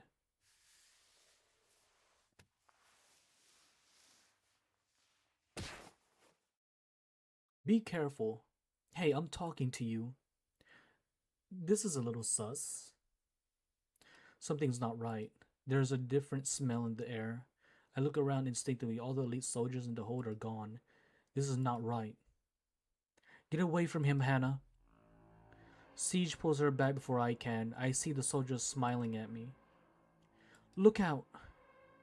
It's too late. Blood seeps from the gaps in the ceiling, dripping into the infiltrator's eyes. Spread. Blood. Where did this blood come from? Look out. Sorry, chat, I can't really read too loud. Everybody's like, it's late, right? So everybody's probably trying to sleep. Siege pushes me away. An instant later, a blood mist bursts where I stood. Soon the entire hold is engulfed in crimson. Blood mist, Sarkaz witchcraft. Too many civilians here. Morgan, Dagda, Indra. Four of them exchanged gazes and took up positions around the frightened crowd. The emotional crowd ranged from shock and to panic. Some in the corners began to scream without even seeing exactly what happened. Get down, the stairs are to the north. Lady Daphne, are you the ship's doctor? We're under attack by witchcraft. The ship's casters can't decipher it yet. The Duke and...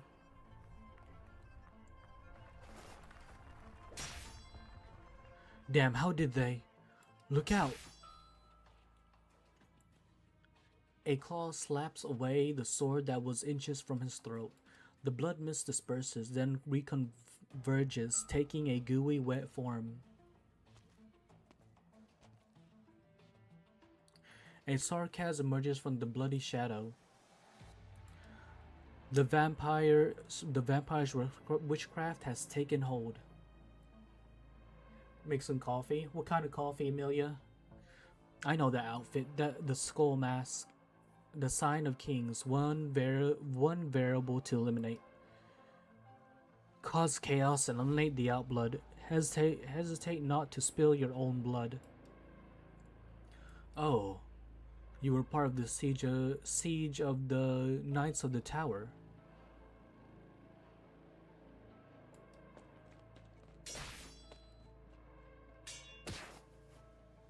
Careful, I got you.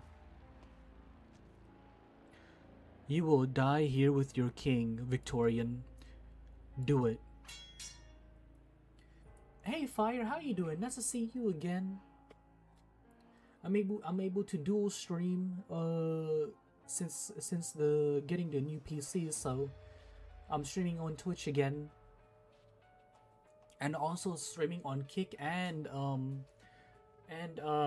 Trovo.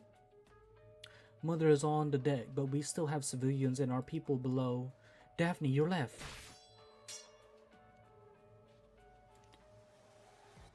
Oh, and if you're gonna say anything about the seventh Annie, anything about the seventh Annie live stream, please refrain from doing so. Careful. Sorry, thanks. There aren't many of them. We can pin them down. The reinforcement compartment is one bulkhead away. Get the civilians there. No, there's something more important that you must do. These people came with me. I promise to protect them. Duke Windermere likely doesn't know how bad things are below. Go in and inform her. I'll hold out until your reinforcements arrive. Jean is ready with a hammer.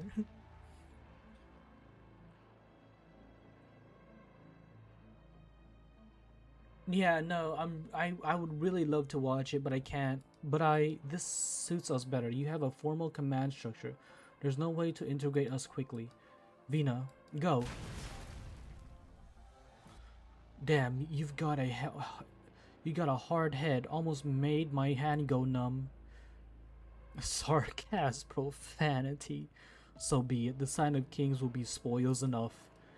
Surround the Aslan. Get ready for a brawl, mates. For an instant, I wish I was with them. Like when I first joined Slobberknocker's gym. When I went from being alone to being in a community. Kato and Baird, we stood together. This ends now. I don't have any ice left to make ice coffee. Ice coffee. Well, you can, but it will ruin something in chapter 15 for you. Chapter 15? So it's not chapter 14. Dang. Jeez. Okay. Yeah. I gotta finish chapter 15, huh? The swinging of the hammer compresses the air in the passage. It roars. 14 and 15?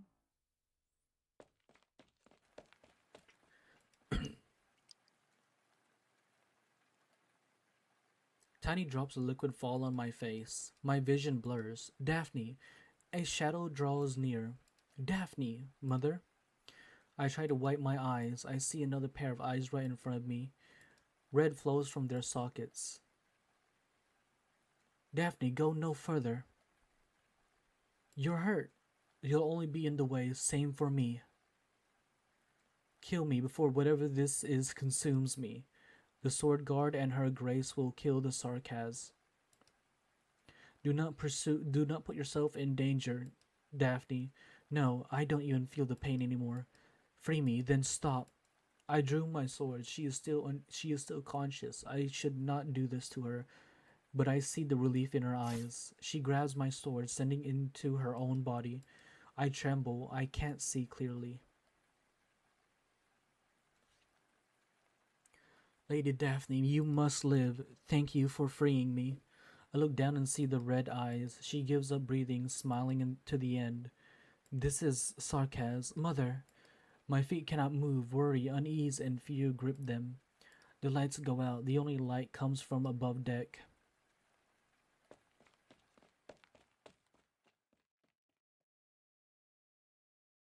Oh, wow. There's only silence among the bodies. Rain solidifies as it falls, flowing backward, evaporating, conveying. A red-black sun rises into the sky, obscuring its white counterpart.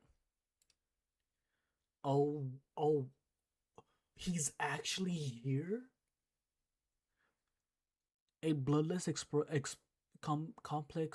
a bloodless complexion emerges from the black sun, not a speck of blood on it. No, wait, what is he doing here? He descends from the black sun. I avert my gaze. Am I afraid? How shameful. I thought he would just only be his forces here. I thought he'd be like he would be the boss at the end of the stage. You should not have dodged. The paleness of your face would have contrasted well with the blood drops. They would have painted a picture of beautiful despair. Leeches can't stop playing with blood, I see. Nothing has changed with you people, even after all these centuries. Rain begins to fall again. Drip drop. Look, it's a good day to die. Your Grace, this attack was planned, as expected, for a sovereign of Sarkaz to pay a personal visit, though. All well and good, I suppose. The Balblow is not going well. The officers are organizing the defense.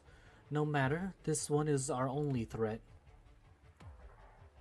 I don't see this going very well.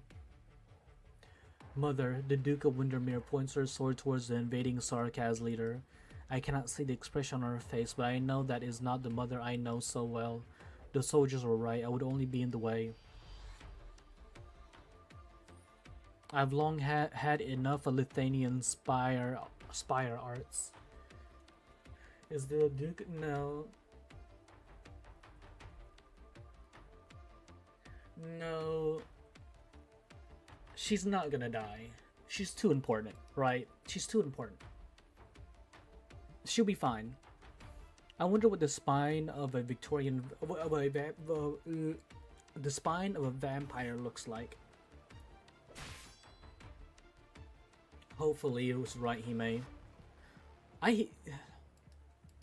You're a strong Victorian. You don't think you'll shrink. You don't think you'll shrink back, but your blood will betray you. The Creator built a bridge of life for humanity, and I stood above the bridge. Where's Logos? Can we call Logos over here, or like, what's his name? The one that does the spatial arts? Not any worse than those spire madmen. A blue blade cuts through the rain of blood. A tiny drop of rain cuts open Mother's cheek. Was it the red rain or blood seeping out? I could not see. There is no change in Mother expression, but have I ever seen her get hurt before? Poor fool, still clinging to dreams and fantasies. Guess why your battleship fell from within? Focus on the mission at hand, soldiers. Ready. Your duty is to kill the enemies of Windermere, not protect the life of Windermere. Do all you can to weaken the Sarkaz. Victoria will take back what is hers. We have had werewolves, slime, vampires, and mummies in this game. Now, is this what happens to cast of Hotel Transylvania after the world gets rock cancer? Slimes. Slimes. When did we have slimes? And werewolves? And mummies. When did we have them? No, the sword gods are too fast. Chapter 0. I received formal military training. I did not go to Londinium unprepared, but here and now I realize the way of the words Duke of Windermere. My mother never let her daughter see the kind of battlefields that she knew. Not bad, not bad. You aren't a Duke of Victoria for nothing. How many Sarkaz have you eaten? I don't have any such disgusting habits. No, you and your ancestors revel in war, from Casimir's Lithuanian. A Duke of Windermere once had an army of Sarkaz in the War of the Four Nations, which engulfed most of the land. How did you or your ancestor use them? Parlor tricks, the thief of witchcraft, a favorite of the Nexzerher. The blood and flesh of Sarkaz spread across the battlefield, becoming yet another bulwark for your glorious armada. You ate them up, all right? Are you after revenge, Sarkaz? Of course. How dare you trifle with the methods of my creation, the property of the Crimson Court? Look like a walking ball.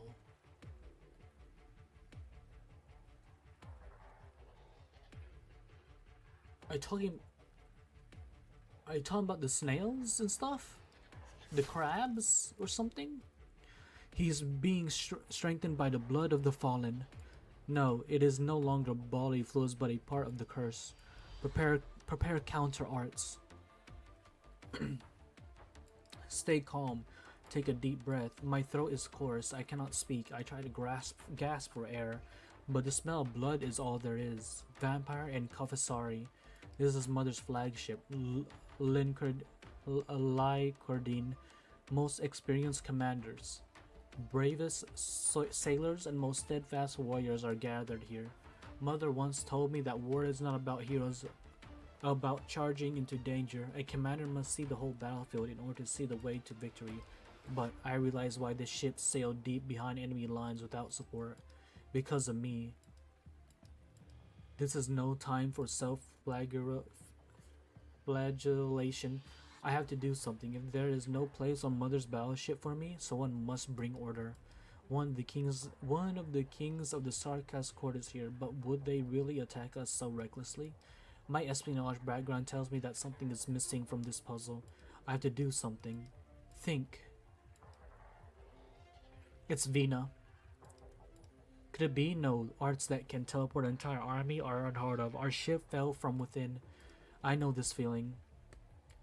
Demazi. I encountered him personally when leaving Norport. I had heard about this terrible king of the Sarkas court from Almia, but he was defeated. How could he? Still, this is the most likely answer.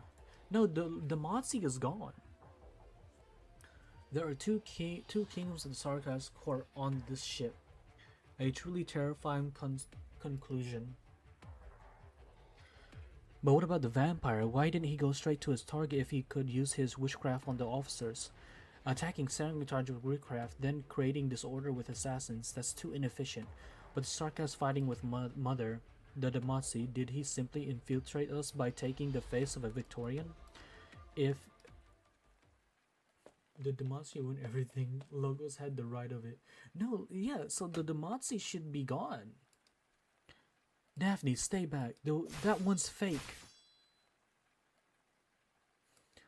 The Swordguard's weapons impale the vampire. The light of arts penetrate the Sarkas's twisted visage. The arts of the Swordguard of Windermere, passed down from generation to generation, are simply but brutally effective. Mother quickly sets her sights back on the target. I draw my sword. The Sword Guards do not hear my cry, but Mother is ready. The vampire laughs. The massive blood arts explode before it can be cast.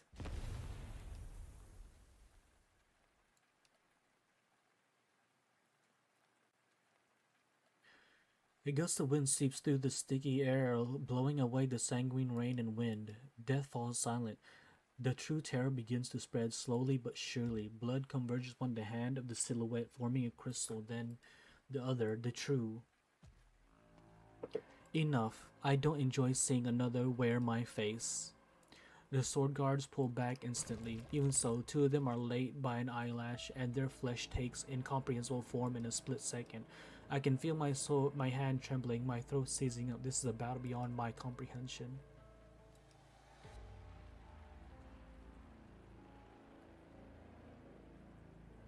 We have those slime AK streamers though. Wait, what? Are you saying the streamers are slime? A little girl saw through your disguise. You're losing your touch, Demazi. The previous you would have been more convincing. Wait, I thought Demazi was gone. Me too, Hime. So the Windermere Sword Guard are now out of the picture. They did their job, but on the wrong opponent. And now the real opponent has come out.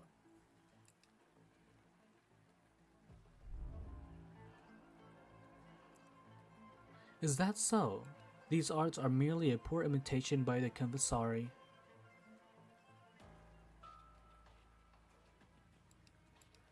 Foul, uncouth, vulgar killing. He looks towards me, then towards Mother. I'm trembling. Good job seeing through the trick. All the sword guards would have been lost. Oh, there's still more. There's nothing more you can do here now.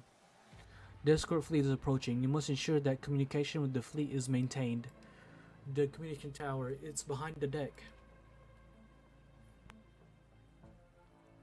The enemy is few in number. Go. I'm counting on you. She pats my shoulder with an injured hand. Only then do I notice that she has many more scars on her than I remembered. Understood. I mean, maybe we can hold out. Maybe we can hold out before anything too bad happens. Yeah, I like Daphne's design a lot. I turn around and run for the communication tower and her weapon. Her weapon is pretty cool. Pride overcame fear in that instant. Mother said, I'm counting on you. I see the commissary trying to blow the communication tower and our soldiers still resisting. Thank goodness the communication tower hasn't fallen yet. The ship's slowing down? It's the engines. They're attacking the engine room. Damn it. Grab my hand. Don't look back. Get up. Thank you, Lady Daphne. We must regroup and counterattack. Reinforcements are on the way. Listen up, men. Dust clouds in the distance. Help is on the way. Their plan has failed so easily? I turn around. The front of the deck has been completely engulfed in a red fog, and only the flashing of swords and vampiric arts to penetrate it. Why do I feel so uneasy? Daphne, look out! A pair of eyes peer at me in the infinite raindrops in the reflection of blood on the deck. The vampire's hands brush my neck. Why? Is he not fighting Mother? Vina tries to push me away, but it's too late. My sword. I still have my sword. I am her daughter. She is counting on me. The blood-woven crimson witchcraft vanishes into thin air. Are you alright? I'm fine. It's all in my head. Your troops are holding back the enemy down below, so we've come up to help. Man, how does she see with one eye covered? The bad news is that we found traces of the Demonsi down there. We know the Sanguinar and Demonsi are attacking together. No, wait. The attack was not a Demonsi feint, it was true blue vampiric witchcraft. If the king of the Sarkaz court had intended to kill me, there is no reason I should still be alive. It was not my own strength that allowed me to resist. He had other plans, there's no doubt about that. Once again, I look towards the sword guard. Their swords are still flashing. I can faintly see their silhouettes converging. Something's not right. They are falling one by one. They're backing up. This is not right. Where is Mother? Daphne, where are you going? Dreadful.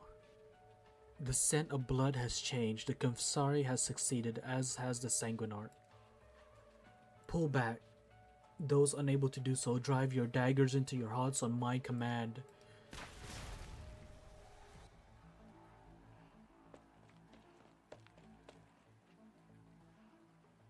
Impossible. Even if the fight against the fake vampire had taken its toll, Mother and her sword guards could not have fallen so easily. I know the legends of Windermere's sword which no wall could stop, the blade of light that struck down the spires, one of Victoria's two sharpest swords. I grew up listening to them. Why, how? I charge into the fog of blood, hearing only my accelerating heartbeat. Finally, I spy a figure.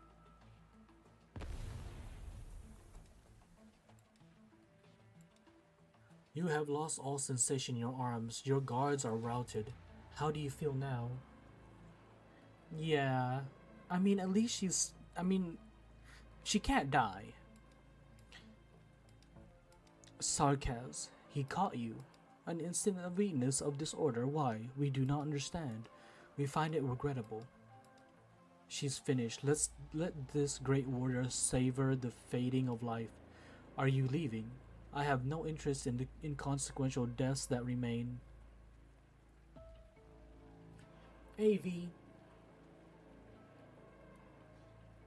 Oh yeah, no, you were here earlier. Utterly not. I know they are Sarkaz, I believe, V. One glance from that devil is enough to freeze my blood, but he does not kill me. This blood is a penny a gallon. What are you after? We are unsure. The age of shame is coming to an end. Are you hurt? It does not matter. No, they even reacted as the Damatsi dying though. He disappears into the blood. There you are.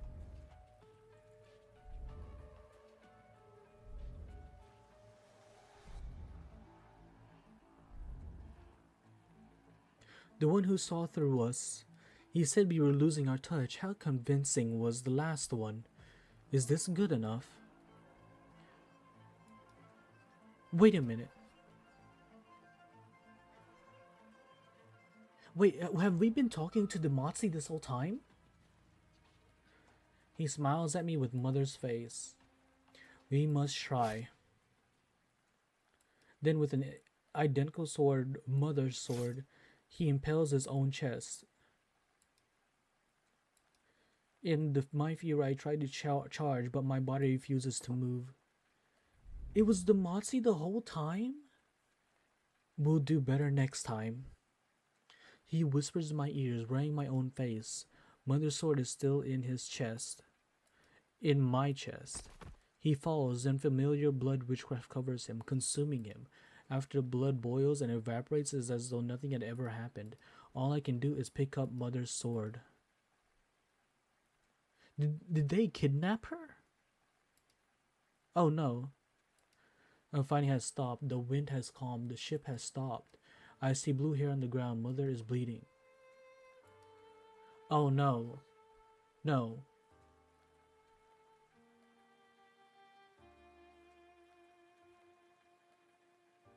Damatsi has me bamboozled this whole time. I thought my head hurts. My head hurts. Now my eyes hurt. Have they retreated? They're gone. I'll call for the doctors. You'll be fine. You're the Duke of Windermere. You're my mother. Wait here. I couldn't beat him. I couldn't believe it. Don't go, Daphne. Don't go. Let me look at you. They're not gonna give us a CG.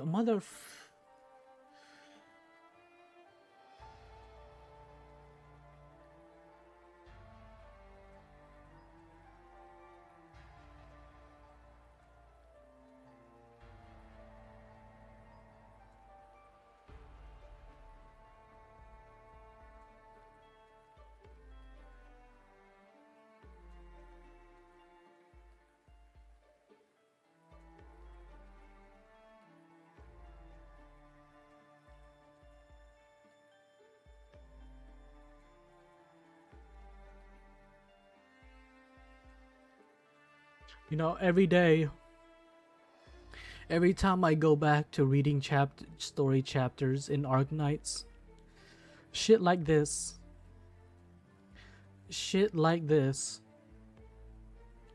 makes me want to just skip the story. Quaz, can you time out Jean?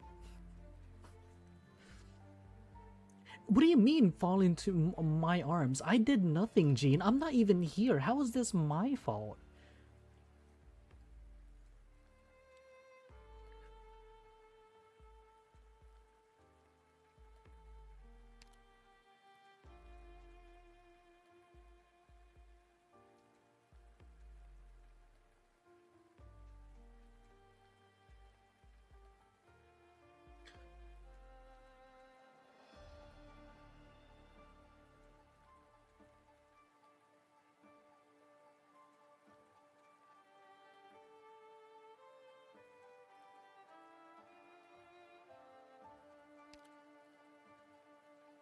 I'm not, no. No, that's just gonna fuck me up.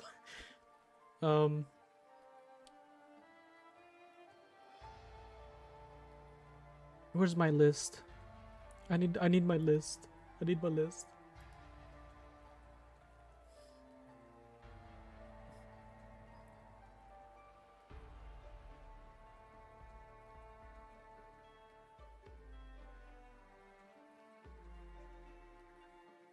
ARKNIGHTS. Waifu.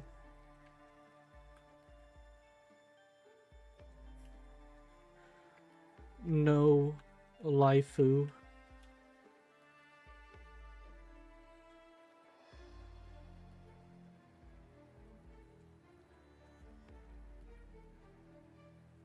Do we know her name? Does she have a name? Because all we know her as the Duke of Windermere.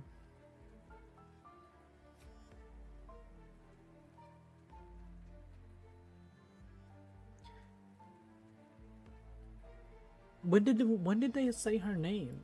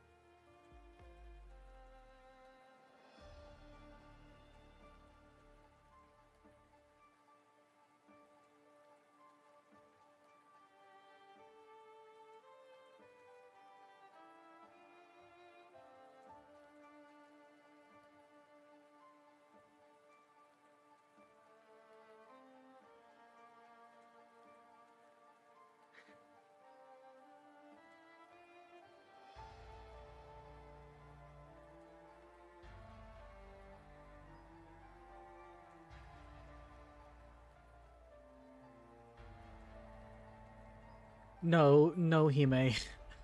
We don't need that.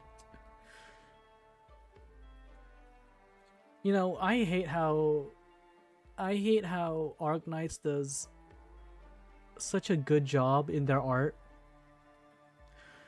to the point to where it's like a little too a little too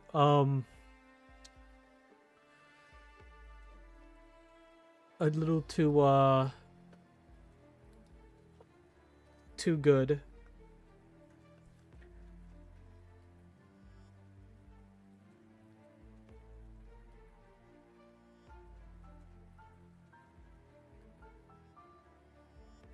What's the name of the ARKNIGHTS operator in chapter 9 that we lost at the end of the chapter?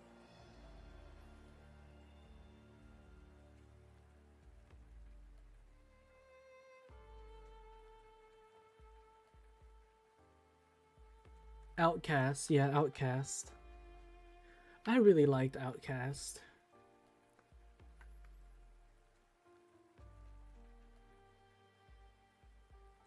And what's the teacher's name? What's the teacher's name again? The one that we lost recently?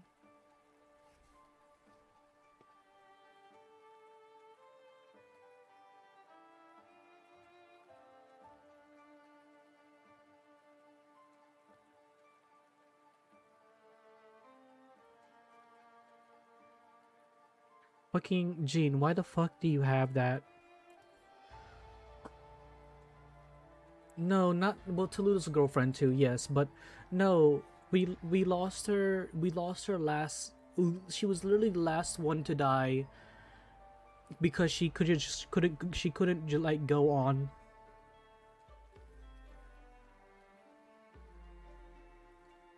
No, in chapter 12.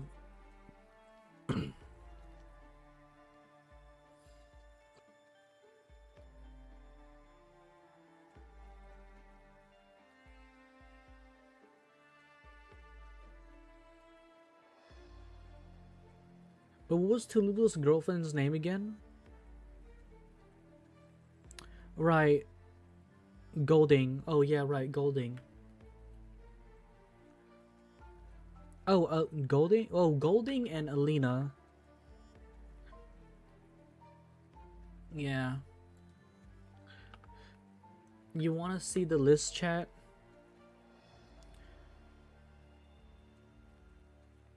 You want to see the list? This is the list. This is the depression list.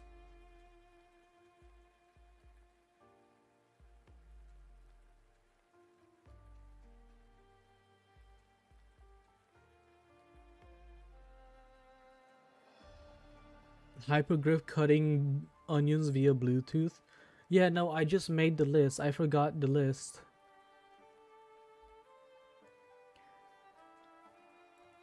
Oh, too small? I don't know how to.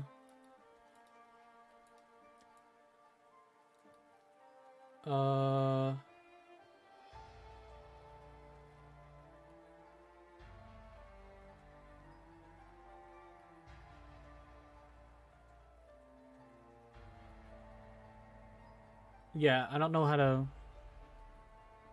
Baird? Oh yeah, right, Baird. We forgot to add Baird. No, no, fuck, no, no. Baird's not dead. No, stop it. Stop it, never. Stop it. Making the window bigger, I don't think helps. No, it doesn't help. It just makes me have a.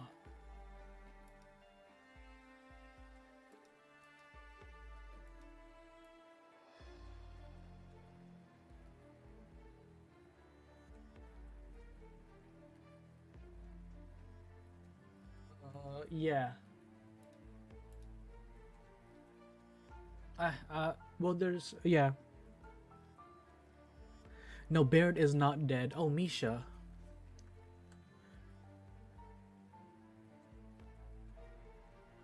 I can't find the increased font size clause. That's the problem. No, I'm not adding Baird. Baird's not dead. What's her name? What's her name that betrayed Vina in chapter 11? What's her name? Teresa's not dead. What the fuck, Jean? No, she's not dead. Stop it. Stop it. She's not dead. She's here. She's not dead. We saw her. Y'all saw her. She's not dead. What's her name in chapter 11?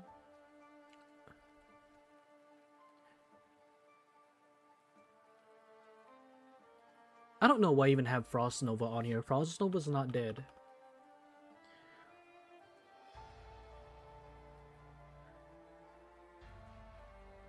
Yeah, I think we lost two.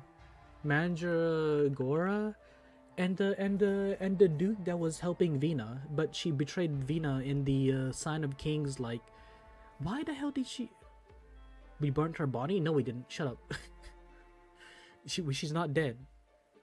No, she's not. No, stop it. Stop it, chat. You're lying. What's her name? The other Duke with Vina that was helping Vina.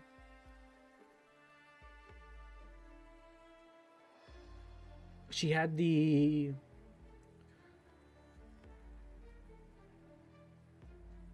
Allerdale, yes, Allerdale.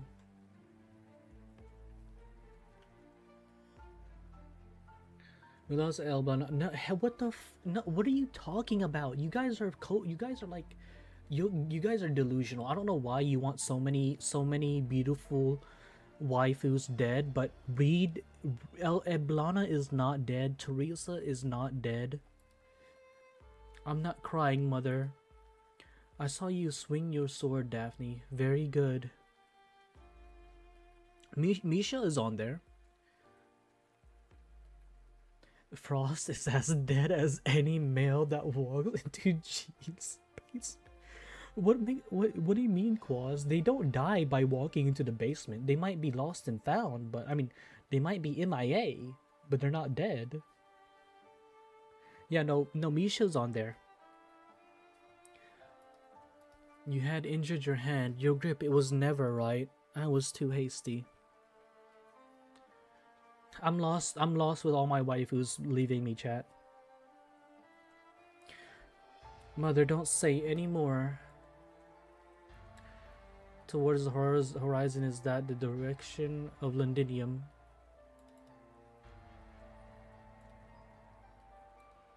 Her eyes have always lain upon Victoria. I remember the direction your father left in. We had a surprise for you, one that we prepared long ago. Daphne, I thought you'd be taller. The clothes will be a bit loose.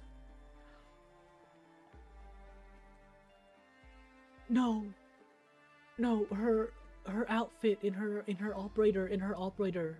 That's why she looks like that. Oh my god. That's why she looks like that.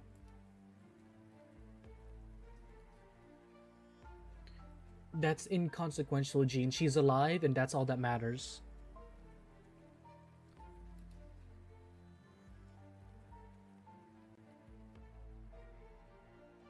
The rain stops.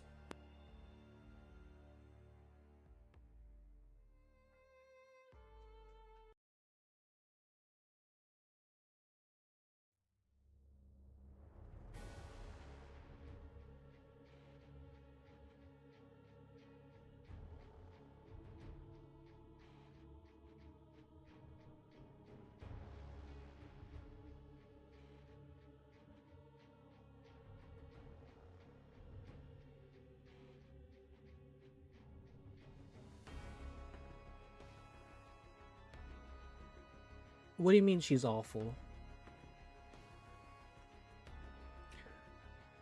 Bad time for me going back with a cup of coffee, aren't I? Yeah, Amelia. Yeah.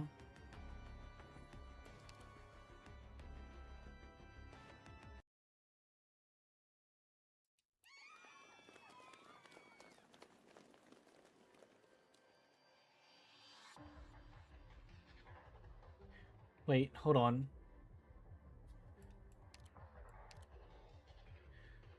You try to present a picture of calm. The crowd is running. There are screams everywhere. They have hardly awakened from the last nightmare before they are put into another great escape. You brace yourself against the wall. Someone ran into you. Hard. Someone pretty damn strong. It all happened so quickly that you had no time to plan. You had expected the worst the moment you failed to stop the first drop of blood from seeping into that curious citizen. Even worse is that you and Ami have become separated by the stampeding crowd. It has been a long time since you last felt alone.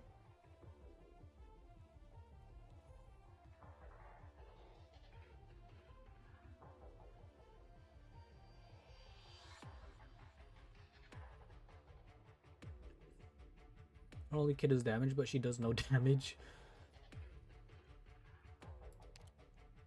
Dreams down, drown out your voice. Nobody's listening to your commands. Out of my way. Out of my way. The monsters are coming. Get out of my way. Get away. There's blood on you, like those monsters. They are not your operators. They're just ordinary people. Reason is a luxury in the face of death. Doctor, I'm here. Grab my hand. Blaze? You finally hear a familiar voice. Amiya. It's fucking Damatsi. Amiya tries to force her way through the panicking crowd and reach out her hand. No, it's Amiya. Maybe? You know that you are the one whom Amiya cares most deeply about, always. You don't want to disappoint her. You penetrate the crowd and extend your hand with all your strength. You're not Amiya! You realize who it is standing before you a moment before your hands reach.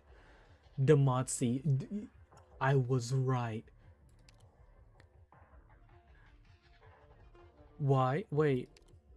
See? So chat.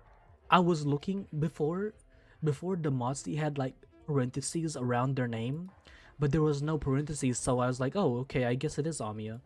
But no, they're actually smart. They put nothing but okay. Okay, so the devs are actually pretty smart about their writing. Got it. What should the King of Sarkaz look like? They're evolving. You're not the one you once were. The myriad souls still reject us. However, a change has occurred. A part of us has left us. We must make a choice. We cannot remain stagnant. The Damansi approaches you one step at a time. You can feel that the one-time king of the Sarkaz court has changed. You feel that the one time he is no longer an idle observer. He has begun moving forward.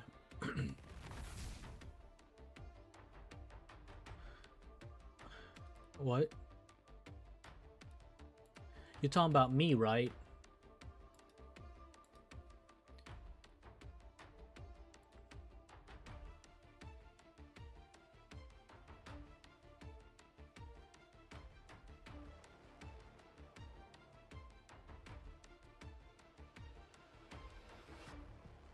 So are you telling me it's possible? Is it possible to learn this power?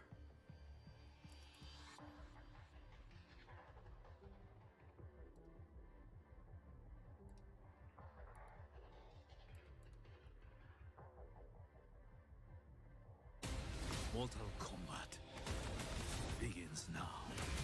Only theaters May 8th. 也许再没有机会看到明天的太阳了。 What does he have here? What does he have here? He has... What the fuck? He has... Click? Gray throat? Plume? Cardigan? Fang? Shining? Manticore and Calcit? Oh, those cannon shooter. And May?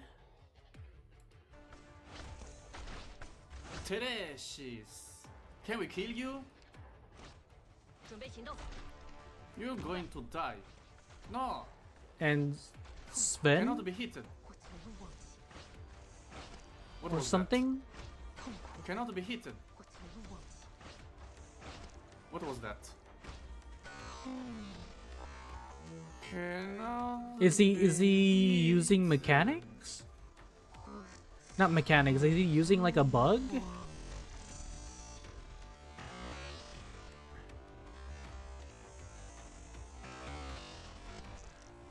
Oh, he's baiting the attack. What was that?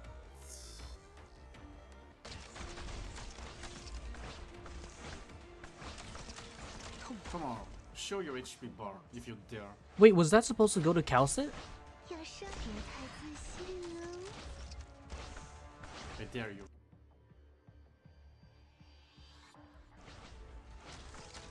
Wait, was that supposed to hit Calcit? 由我来守护。我在很痛苦。みんなどいて。 Wait, he just ran away?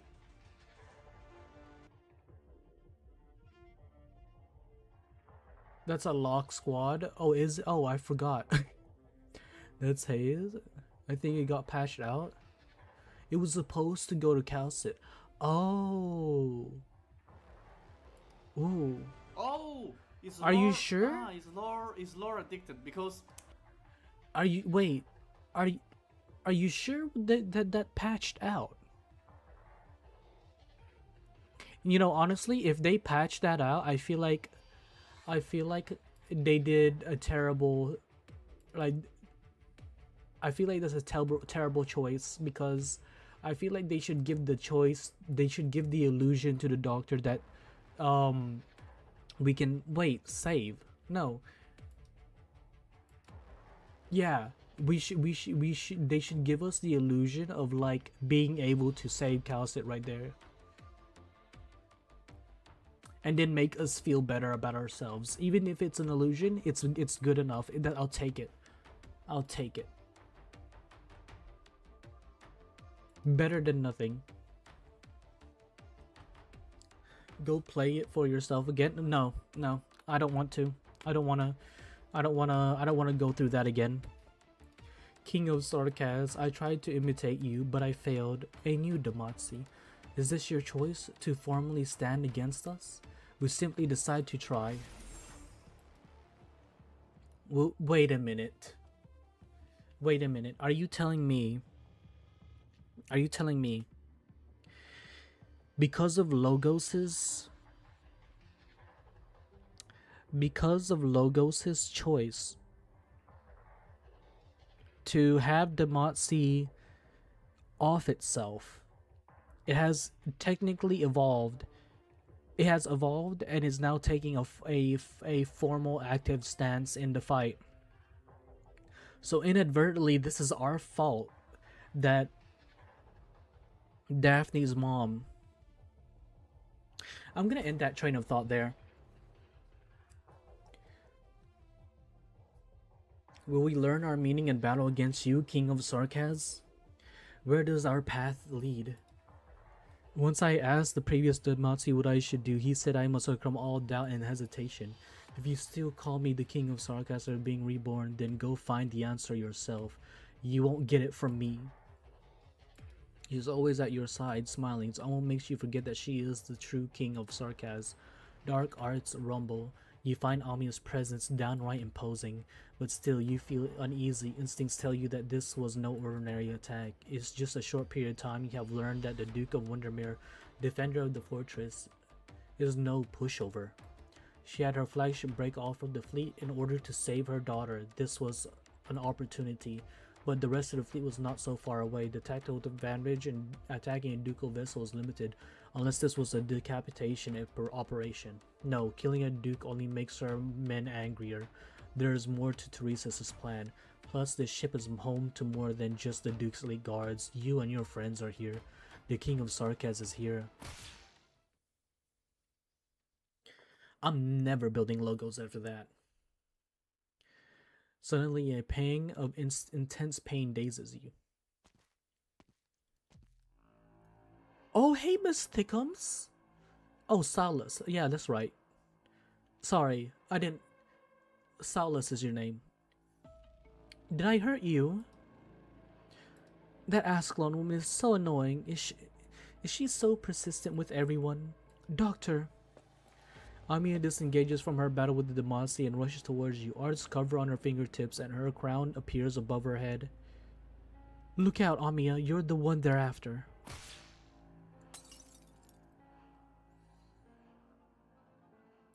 The black arts are shattered and the black crown gone. Amiya's arts disintegrate in an instant as though they had never existed. How could this be? It is the power of the King of Sarkaz. I have long waited to rummage in your emotions and memories, little king. I thought the Revenant would cause you some difficulty, but you seem to be in better condition than I expected.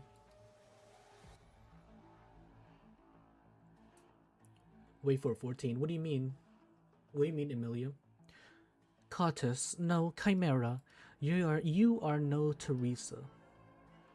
An eerie dark halo envelops Amiya. She tries to break through, but the commissary cage does not budge. The cage grows smaller. You look for someone who can help, a way to break Amiya free. Who do we have with us? Oh, Vina. The Commissarius guards block any eye that dare gaze upon this place. The enemy is more prepared than you thought. Let go of me. You had the fortune to be conferred the crown, but do you truly understand your power? We have studied the King of Sarkaz for thousands of years. Amiya's struggle grow feeble. The ancient Bane arts drain her strength. Her knees buckle and she falls to the ground. She lifts her hand, but not a ripple of arts answer. As for you, you feel the chilling gaze scanning you. Your heart is beating so fast, it's starting to escape your chest. Anger and despair. Death extends its tendrils around you. You clench your fist. Get away from Doctor. Oh, still mustering the power of the King of Sarkaz, even when surrounded by Confessori witchcraft? I'm starting to miss Liz. Well, this is a benefit to our experiment. I spare the doctor's life for now and teach you to leverage your emotion, but I'll make sure you behave before handing you over to the leader. Great Demacia, that nasty woman is coming. May I count on you to deal with the rest? Very well. Maybe she will temper us. You see Ascalon sprinting towards you. Countless Commissary guards stand in her way. They fall without a second. Then the figures of countless Demacia once again bury her. The Commissary with blue hair lifts Amiya in her arms.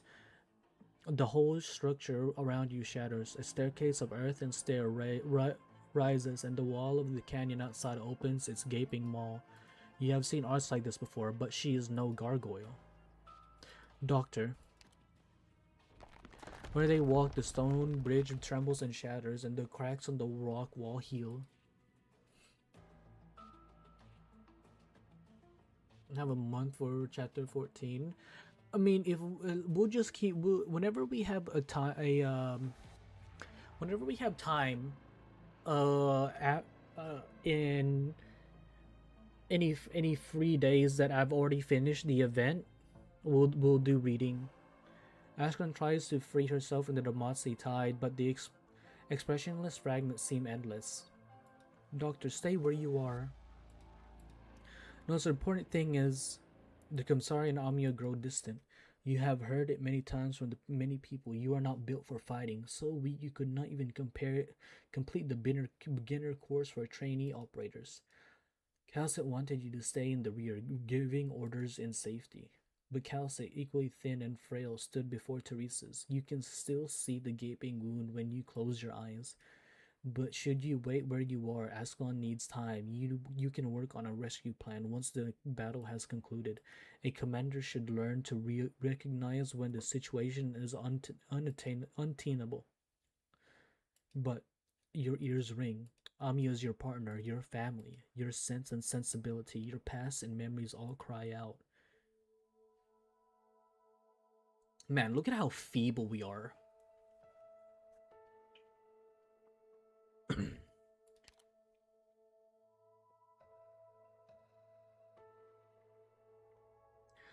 The smiles, the tears, the hard times, the brief joy. The whole breach is right beside you. The stone staircase is starting to fall apart. You put a numb foot forward.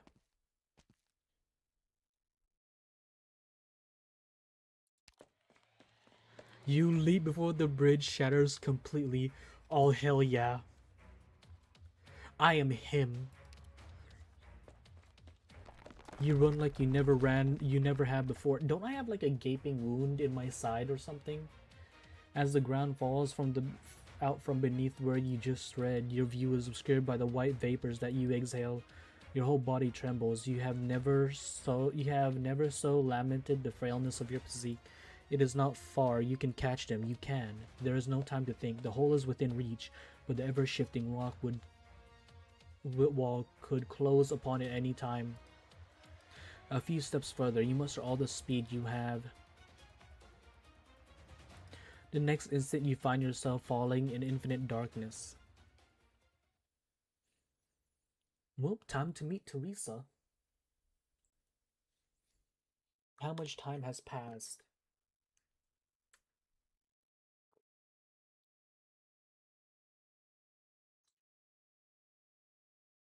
With your portable light, you see the countless hands have emerged from the ground, pulling at the passage, sewing it shut.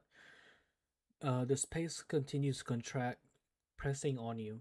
You do not know how far you must go, but you must not stop. Down, down, down. Your lungs sting. A light in the distance is your only hope.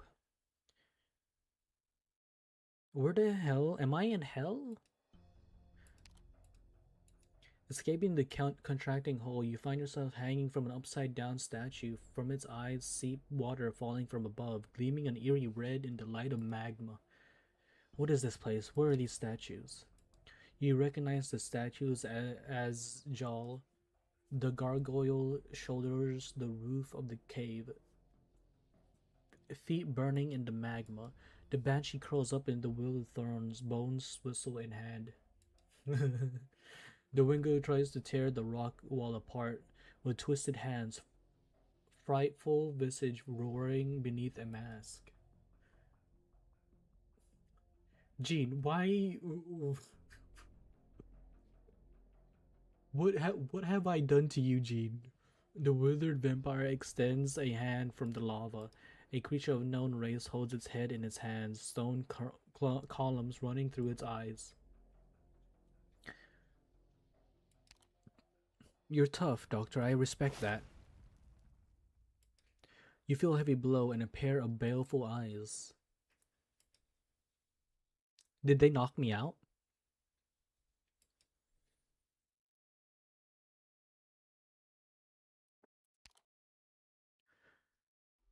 Awake? How did you follow me with that feeble constitution of yours? I examined your body but found nothing. Well, not exactly nothing. Your structure is unusual, different from all these samples I've seen. I would very much like to study you in great detail. Unfortunately, this place has been abandoned a long time and the equipment is far from adequate. It would not do to damage such a precious sample. Perhaps could bring you back to Londinium, but Teresa's seems to pay particular attention to you. You look toward Amia. Her consciousness seems hazy. Black art seep out from her, then fade into thin air the next instant. Her brow twitches in pain. She is not in good shape. You rarely see this expression on the brave child's face ever since you met in Charnerbog. Look, Doctor, what is she looking at? She's trembling. What did you do to her? The King of Sarkas grants the promised land. The little bunny simply got a taste of her own power. We don't need to be crossing swords. You want knowledge? Rose Island has it. Stop, or I'll drown you in lava. You know what? A trembling threat. Painfully amusing the way you helplessly grasp at straws. No operators at your side, nothing for you to command. Even the King of Sarkas whom you served is leaving you. And what can you do? You tighten the hand hidden behind your back. All you have is a sharp rock that you happen to pick up in the chaos. Your reason tells you that it's useless. Perhaps you would have had a speck of hope if you were Blaze, Ascalon, or even Popcar. Popcar? You feel regret, but even stronger is your determination. The pain in your hand keeps you conscious. Patience, wait for her to draw closer. I've asked the leader many times, why does power so often end up in the hands of the ordinary? What have those forgotten King of Sarkas given us, besides a life of exile and persecution? Will you, Doctor, be the one of the causes of another round of suffering?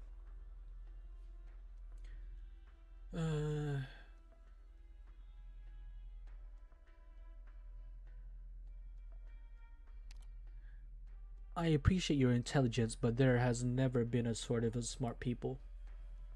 There's nothing that can compare to this opportunity. What we have pursued for thousands of years. If she can force the crown upon the head of this little bunny, then it can be forced out. No, still no, this crown is not a ring lying on the battlefield for the taking. You'll never understand. The blue-haired commissary turns towards Amia. This might be your chance. You make the calculation with your full strength. Perhaps. What's this? A rock? You feel your internal organs twitch and convulse. The taste of rust fills your mouth. One little push from the Quasarius, and your right hand loses all sensation. Bones have broken. Wincing at the intense pain, you force yourself to lunge forward, but she lithely dodges. You fall in front of Amia, blocking the blue-haired confessor's malicious gaze. How touching, putting yourself in front of her, but meaningless. If you're so obsessed, I have a better way to deal with you.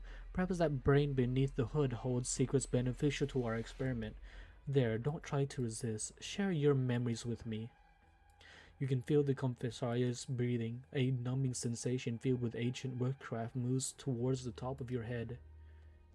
Get out of my head. What could possibly repel a confessorius, the King of Sarkas? But her mind should have been shackled. A black vortex rises from behind you. Amia whispers at its center. The black crown trembles with agitation. The shackles of myriad souls are not so easily broken. She remains amidst the myriad souls. There's nothing in Doctor's head anyways. You know what? You are right. Just boiled ramen? Boiled ramen and defined figure of a Calcit. She has chosen... Well, actually, no. Instead of Calcit, it's probably Lappy at this moment. She has chosen to protect you subconsciously. Wait, that's not all. Her connection with the crown is growing. The crown remembers souls. Is that Amia's voice? You get a feeling. She is growing more distant by the second, to a place that you cannot reach. Amia. You try to grab Ami. The black vortex rolls between you and a great force tries to push you away. You dig your one good hand into the dirt and drag the rest of your hide along toward the girl lying on the ground. Such intense emotion. Looks like Teresa's choice was not entirely one of desperation after all. Just a little further. Why don't we cut straight to the chase then? I hope this won't break your little head. That would be a shame. The commissary left more than statues in this cavern. You touch her. You promise. Reject the voice. The black vortex shatters and vanishes. You grabs Amiya's hand. Amiya has grown up, but her hand still feels small and frail. Her palm is filled with sweat. You do not know if the commissari's curse worked, or if this was the result of Amiya's effort and yours. Blood sprays from the commissari's neck. As I watch towards you, casting down another glance at the fallen commissarius. Wait, she's not just dead right there, is she? That was reckless, Doctor. If I didn't run into...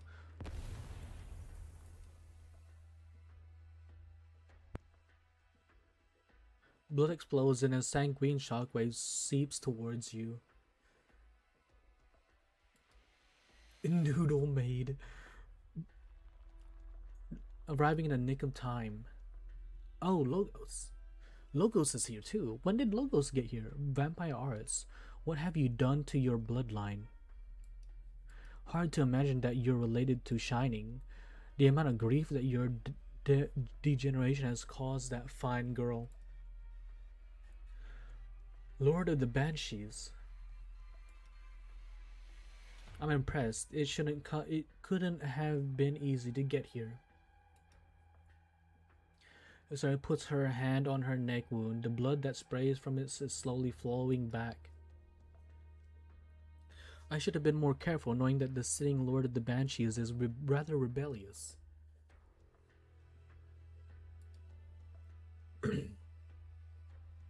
You're more dangerous than we expected. Urgent situation. Interrogation out of the question. Kill her and leave. I know. You see Logos' cold expression and an incantation that obediently emerges from his tongue, but you do not see Solace's fear, anger, or any expression you might expect to see on one facing her own death. You see only clarity. Oh, clarity? Curiosity.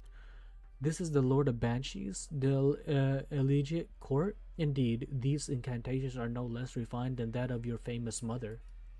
But did you know? Such refined runes, refined arts, they are far from the Sarkaz roots. She is backing up. Behind her, the statue of Banshee towers above.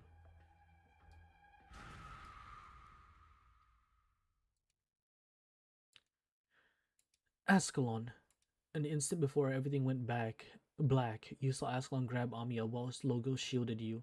You saw the statue come to life. You saw the commissaria's eyes narrow and saw her ring the death knell first.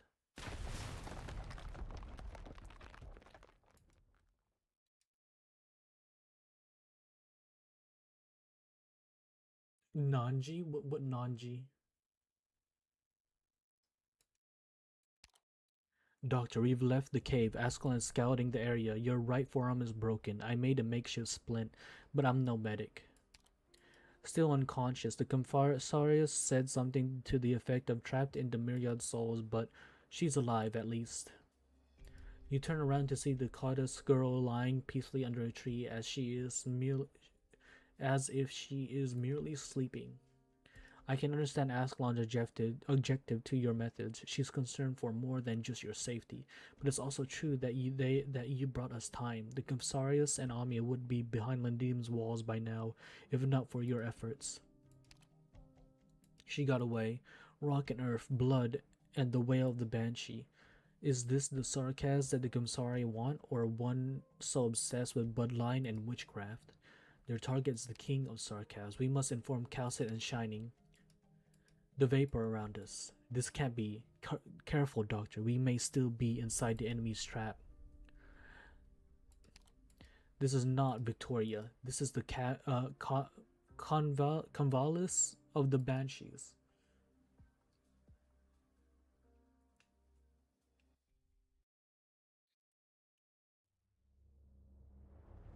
All right, 13-4.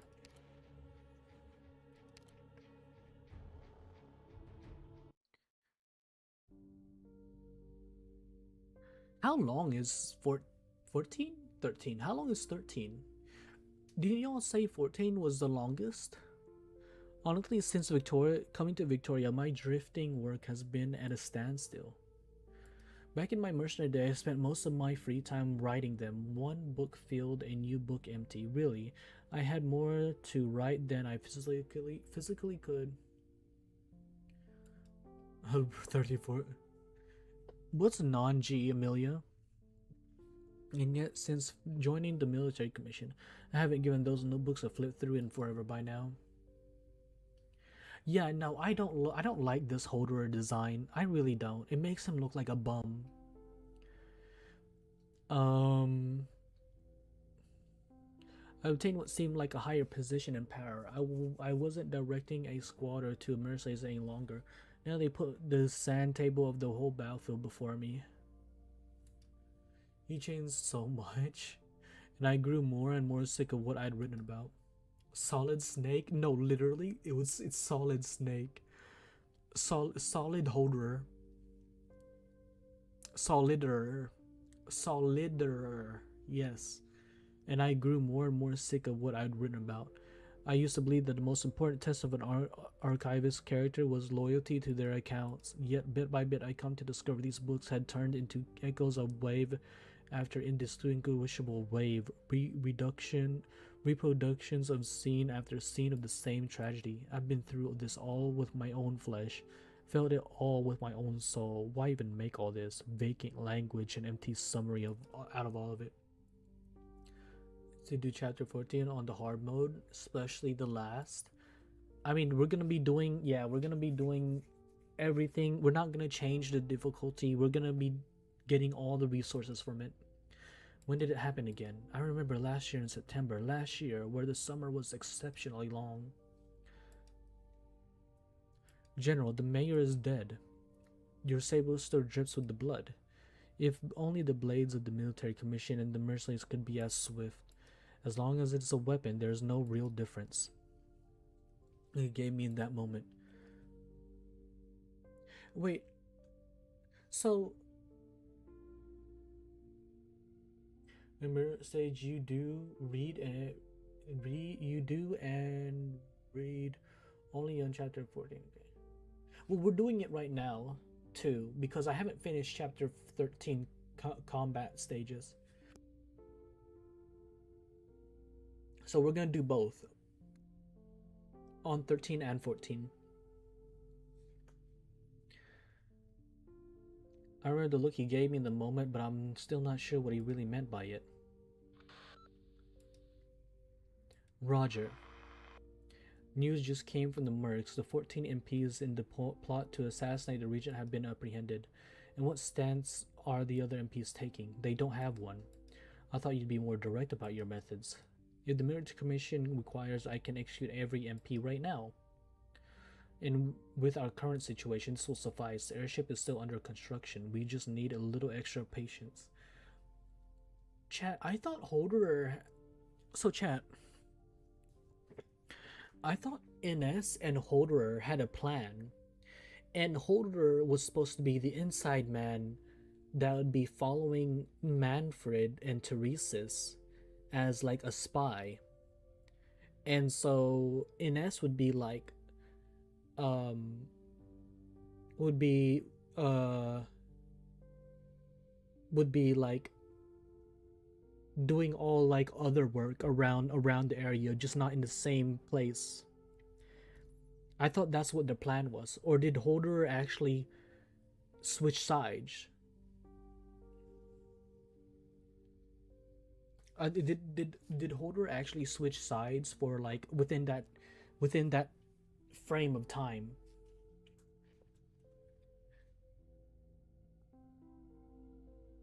And what does my brain have to do with anything, Jean? Pull out your men. The Nesser King Legion has arrived. Legion? My voice shakes a little. The Naxxer's Legion? Of all the military power I'd met in war, the vast majority paled compared to that one name.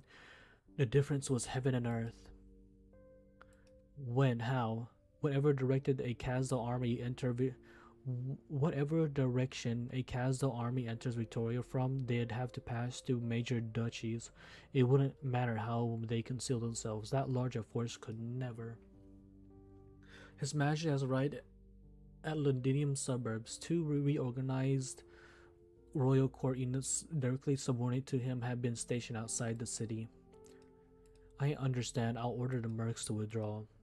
That Lieutenant Colonel Leto had his talk with the regent.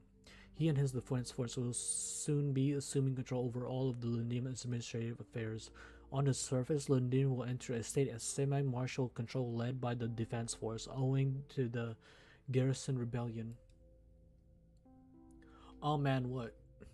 Don't think thou fool the Grand Dukes. Their intelligence networks are well developed in the city. They'll definitely start mobilizing for war within the next few months. It won't take that long. It's exceedingly likely the quickest army will show up beneath Londinium's walls within 20 days. But no fear, no matter who arrives first, they won't be hasty to act. Any duke that dares march alone will become the common enemy of all, just as in the Duke of Windermere's failure of a raid 2 years ago. Her high-speed warships didn't even succeed in launching from their berths before her own men obstructed her. It was ridiculous. The Duke of Windermere, she's clever. She's been warning Parliament since the day the regent first made contact with Victoria. Cavendish didn't just invite us to enter Londinium on his lonesome. Each and every duke was hoping to make a military vassal of the regent, an assistant to the thorns in their sides. Yeah, I mean, we're gonna keep on going as long as maybe until 2. We'll be reading for maybe another 2-3 more hours, Amelia. Iron Fist Soldier, she obeys the game logic of aristocrats as much as the rest. She was just the one most impatient to place us back in the toolbox. From what I hear, Victoria's legendary steam knights don't exist anymore. You do have a nose for sniffing, Holder. It's not a good quality for a serviceman. I'm a military general. The regent and the military commission scheme was a huge success. Pretty crazy somehow. The Sarkis has a firm hold on Victoria's capital. Dukes need an easy-to-cut-up army to put down dissidents, and Parliament is desperate for an appropriate defense to avoid any more action like those 2 stupid Duke adventures. They're gonna kill time for siege. In their eyes, the Sarkis came fresh out of civil war on a silver platter, table ready, disposable. Now we've taken the industrial sector, leashed the Parliament, and even the Shard will be under our control any day now. The regent's taken Londinium for real, but we can't shut this city off. We can stir up conflict, but then what? We end up buried together with Londinium under a coalition of foreign militaries? What is the commission planning? I know I'm being a little too forward, but you draw suspicion by being too obedient. Yet Manfred doesn't even turn to look at me. He's flipping through a book. Untitled. Do managers have so many problems, Holder? Have I given you too much leeway? I only need to know what the goal I'm serving is.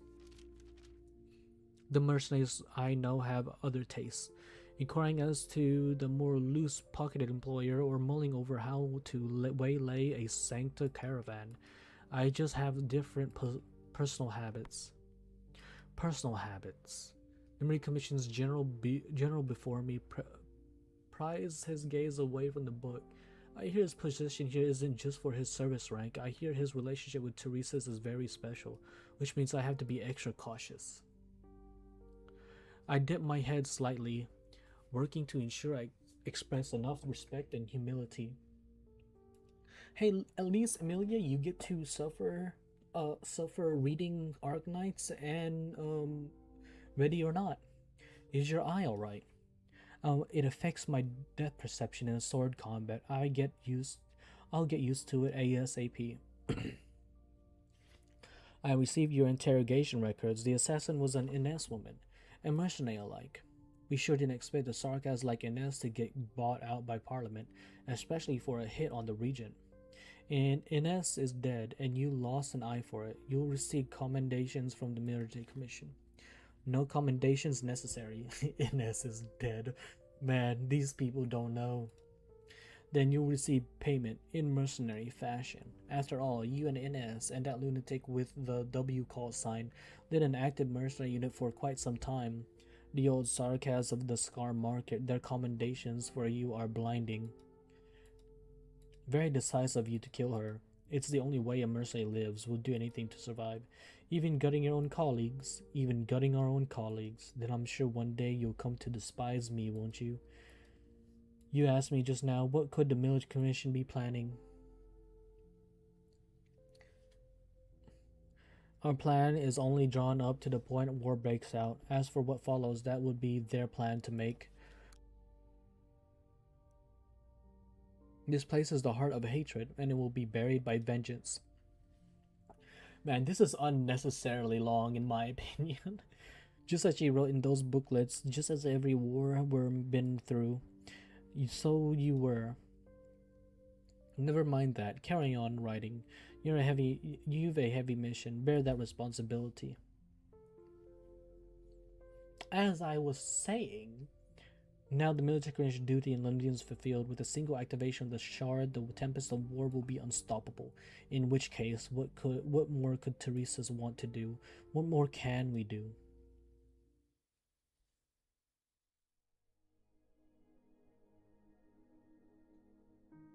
Done with your notes? No, I wasn't writing anything, just giving the sword another polish. The mercenary claymore. I haven't used this thing in forever. Here we go. The holder. You're so heartless. If you want it, you can have it. A present from me to you. A sword, low efficiency, zero interest. And you found the time to fix your hair. Can't blame you, I guess. We're not going to have the time for hair. We're not going to have time for hair gel like you did back in Londinium. Wait a minute. Was Holder only tying up his hair? Or letting his hair go because he was rich now? He was acting the part of royalty. It's just more convenient this way. You should have kept that outfit. Maybe you could keep acting the merc leader, treasurer of the army. What's that thing army guys say? It's your calling to serve? A mercenary's calling us to get paid, not get bereavement. Knock it off and save your spittle, you two. The defense perimeter scouting radius, is this the opening? Until they start fighting, yeah. As for now, they're marching. No matter how much the dukes hate each other's guts, this front's gonna close in sooner or later. You're sure your guys are gonna pass this position? You can literally see the Shah's catastrophe clouds from here. The catastrophe's landing point is the line of fire between the Duke of Wellington and the Nezzer King. Chances are the Iron Duke will retreat his front. As for the Windermere, she probably won't have the spare energy to deploy her own force till she gets her daughter back inside a nomadic fortress. My guy doesn't have a lot of exit routes from Londinium. Wait, incoming. A shadow's very fast. It's like a polygonal yarn ball? A what? The overall shape is polygonal but highly irregular. It's arts. High chance the naked eye can't follow it, or else she wouldn't make it here. Target confirmed. We can only afford a little rough play. W. I turn back and she's gone. A second later, deafening explosions. After her.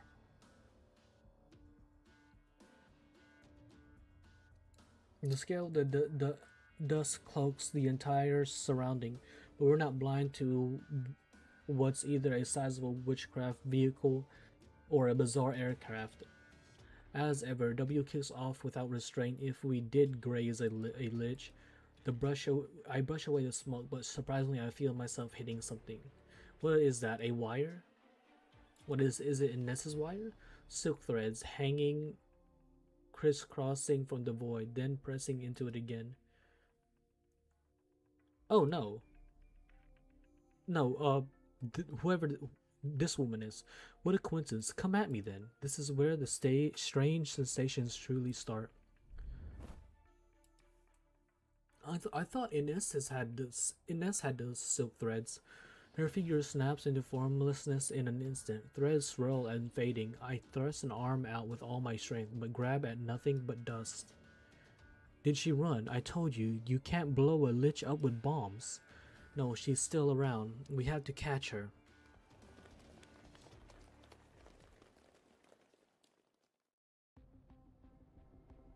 What the hell is this? Something's not quite right. We never passed by an area like this. Nothing here casts any shadow. It is an illusion. I think there's a bunch of big guys over there, right by the mountain. There are some crazy swords. How do they lift them? Mountain? Wasn't this a plane? I follow where W is looking. The haze gradually thins and the scene becomes clearer. I go. Practically everything about the battlefield leaves my mind. Oh, look, we're in a... No, we've always been in Victoria. The ash-bleached city lies ahead. Let us hasten. It will admit us. The children of the soil stone have built city walls on sorrow's ground. Kazo, each syllable is a bitter journey unto its own. Where is it? From dreams we have departed, seeking to this day. The age of exile has come to an end. What are they saying? It's an ancient Sarkaz dialect. Sorrow's ground. Ash-bleached city. I'm having trouble with the rest. I can only guess. I think they mentioned Gazdel too. Which one? Diablo Balarasaka of the Candemnor clan and Quillen the Errant. Overlord will meet us on our way. I remember the name Quillen. What was Quillen from? Where did I hear Quillen from? And oh, and he is here too. Guldol, the king of Sarkaz. I didn't know these names. I couldn't know these names better. I could almost recite their legends from memory.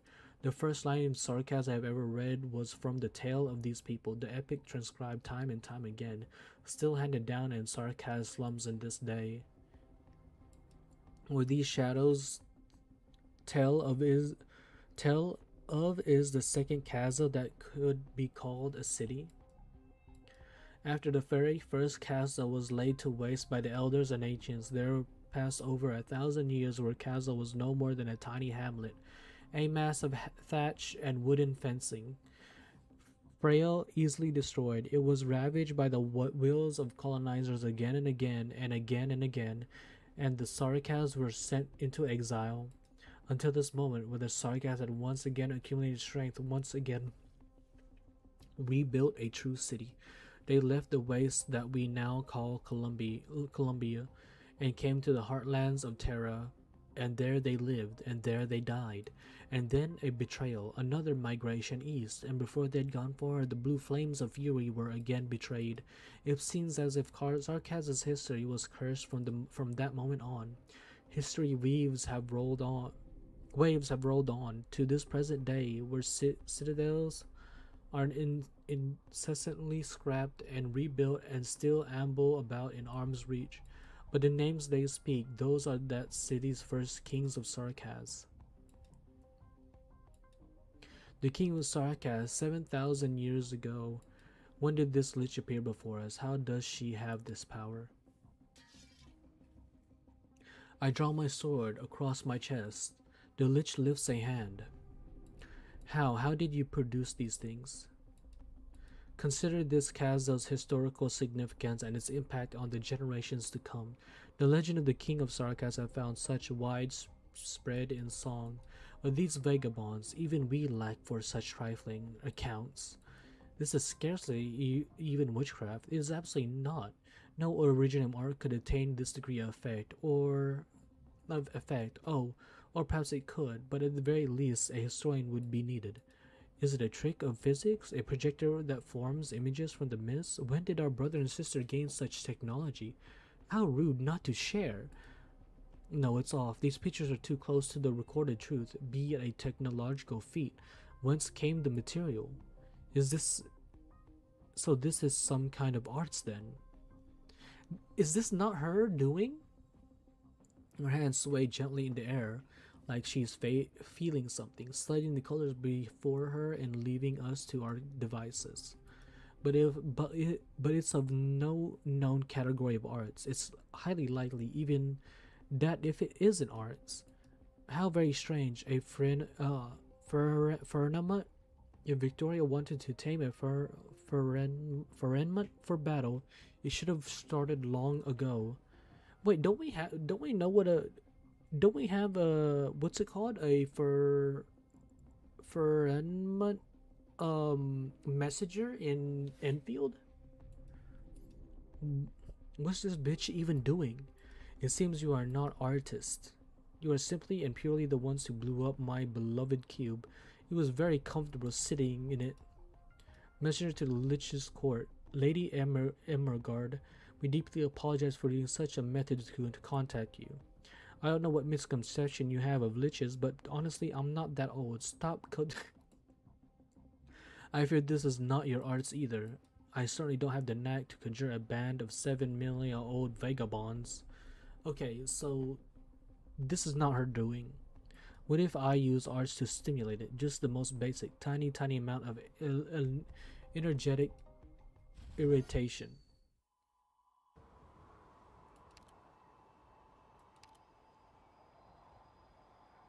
A squall whips up, the vision before me recedes like the tide, the twist scene returns to normality, the bloodied boulder abruptly appears before us all.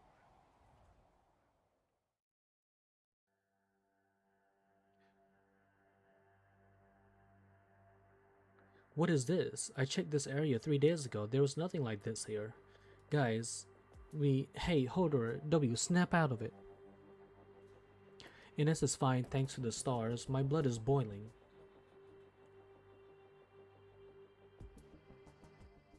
What the hell are we... What the hell happened to them?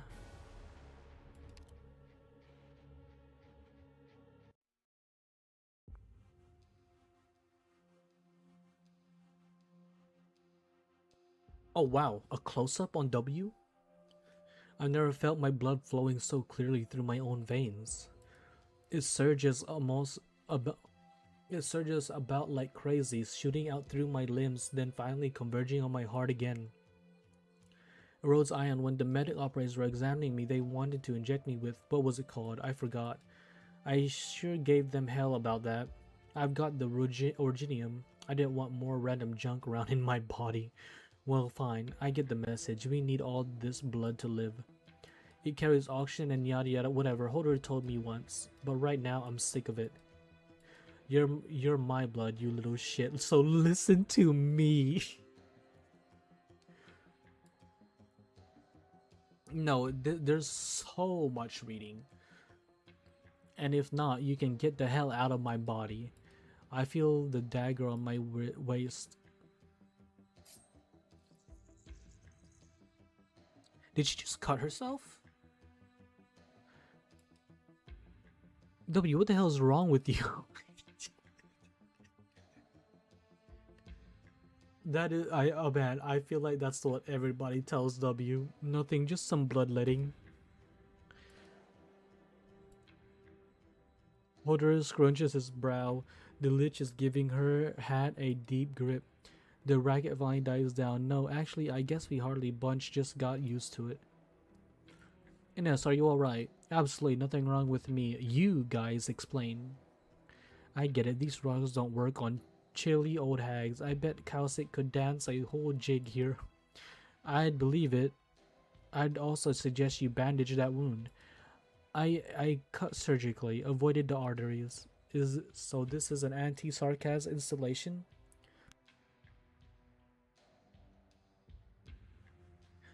Something to do with the blood? Sarcasm, blood. There's a difficult guess. This witchcraft device hasn't properly activated yet. I drew past this area on an uneasy feeling I had. Here lies the main offender. Little wonder the tutors are always so cautious with matters of Ladinium. So what if it does activate for real? All sarcasms explode and die, and then the Sanguinite throws our blood all over the Victorians? No vehicle tracks in the vicinity, no signs it was transported.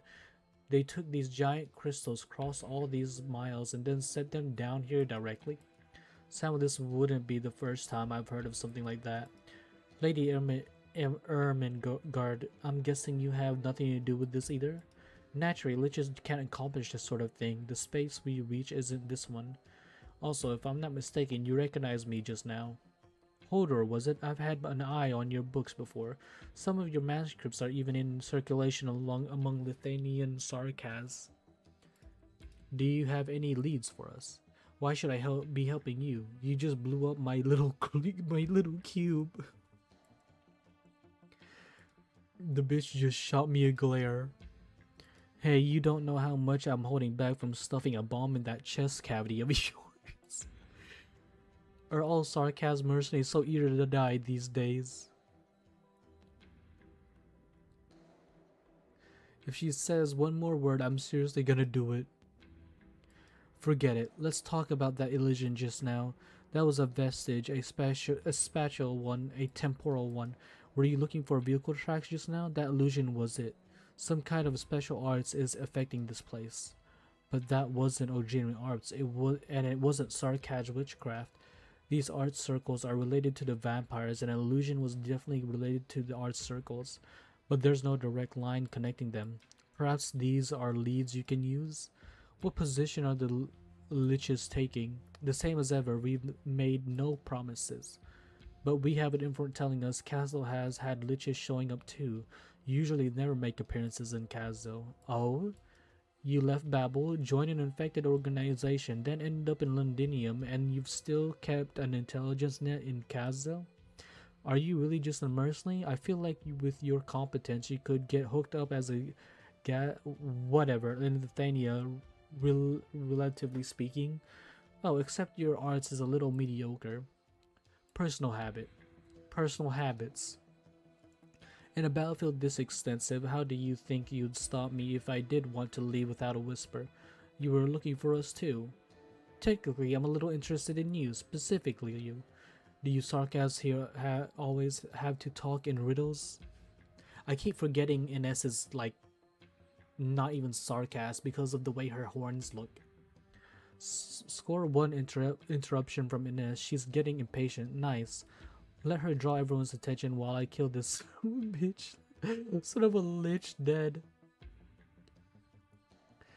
Given you get news from Kazel, that naturally means our siblings I just have been feigning ignorance. We need to give Teresa some flex room. We're taking control of Kazel right now. Everyone's come to Victoria, so someone's got to look after the place. What flex room? Are you gonna hold a celebratory feast? Yes, that's the first part of the plan. Then we declare National Foundation Day and so on. No more jokes now. This is just the first part of the plan. Teresa and Teresa have no plans for evacuation at all. It seems they really do want London to be the battlefield for a face-off against all the lands. We have no idea what's giving them so much confidence, but if it's their plan, brother and sister, then they must have some means in place already. So if they do succeed, then that means we'll have to rebuild Castle, rebuild the Sarkaz Haven.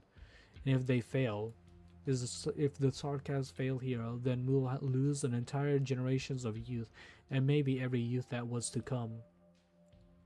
After the expedition 200 years ago, most nations had no clue about the present state of Castle. They weren't even interested. Until all this, a lot of Victorian worthies believed Castle was just a pile of ruins, but before the Civil War, Her Highness Teresa established Castle had a nascent nomadic city. Until Teresa's messed the whole thing up, now Castle is just this super giant witchcraft tractor, the kind that's got bolts and parts popping off it while it trottles along. Kazo won't stand up to anything you could call a war, but the Regent just so happened to be starting one. Once it begins, every spy will have made contact with Kazo. How will those nations sitting on the fence who guard the Sarkaz within this territory? Alright, you're a pessimist. Good, so am I. So part 2 of the plan. The liches hanging back in Kazo have formulated the plan to break the place up. If Teresa's fails, Kazo will immediately be split into pieces, maybe a dozen or more. Taking their affiliation residents as per the apportioned clan unit off to hide deep in the barrens. Route planning, balanced production, and ensuring Kazo becomes a nomadic city isn't without meaning. To the Sarkaz, the enmity of the rest of the mankind is a catastrophe. Kazo will greet another age of exile. Again with the exile, what kind of crap is this? As if we're not exiles already. Did I miss some nomadic city where we all live happy lives, sipping afternoon tea, watching the catastrophe clouds roll by? I guess we're getting W's perspective on all this.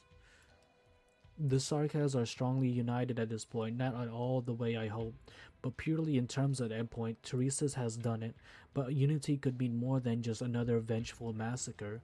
Despite that unity being funded on hatred and war, that's no easy task, Hodor, my brother. Kazo's more than a city, it's every person who calls it home. In the original plan, Kazo didn't need that many inhabitants, and they wouldn't let us take that many anyway. We had to end this war in Victoria, the sooner the better. If we can take back the hate, then the least we can do is turn it to fuel to cast the supports of Kazo. And every life to the Kazo of the future may well be vital. Easily said for you. We just touch on a method for moving supplies and people over long distances.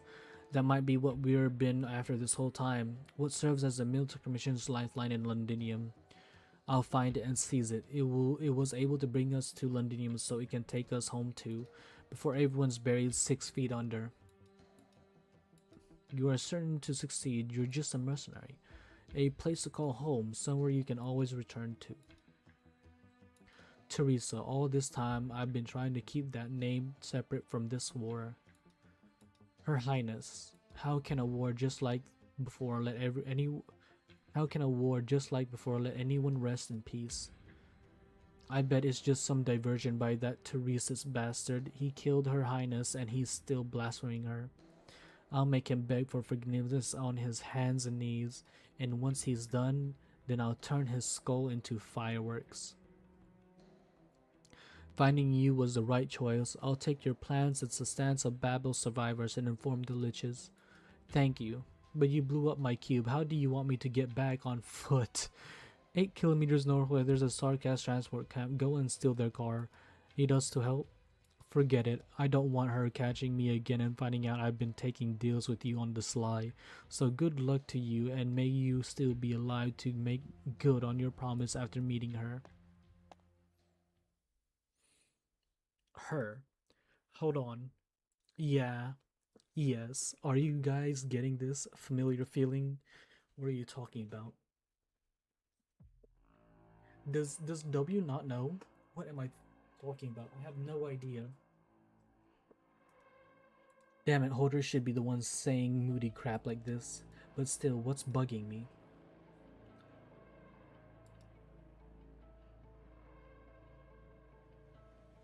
Not far off, there's someone sitting on a mountain peak just on the edge of where that original illusion vanished. She's just sitting there like she doesn't have a care in her heart. Her long pink hair draped over her shoulders as it always was. And that look in her eyes, that sorrowful. I look away.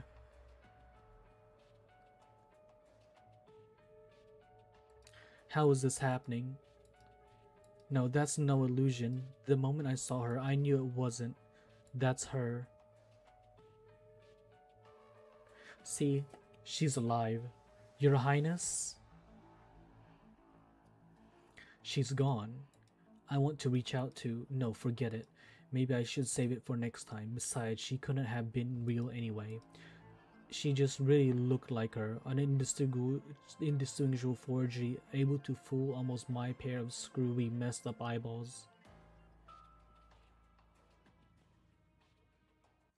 On chat, let me go grab my phone to charge real quick.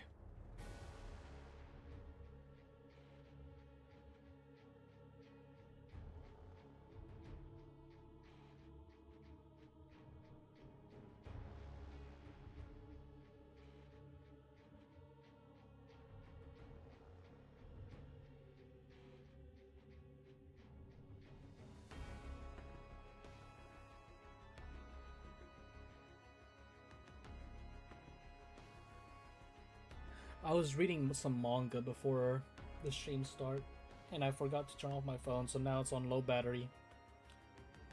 But I at least get to now be able to see, monitor stream now on my phone, real quick.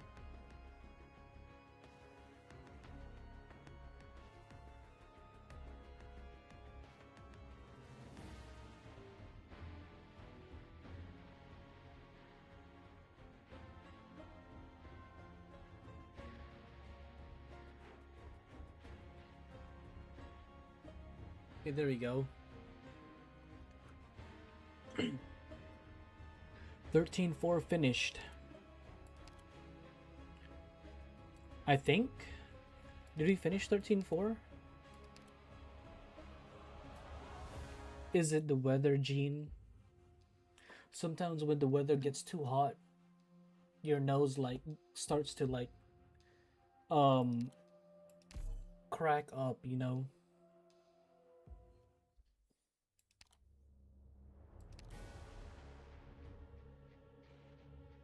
Yeah, is it so? Are you having allergies?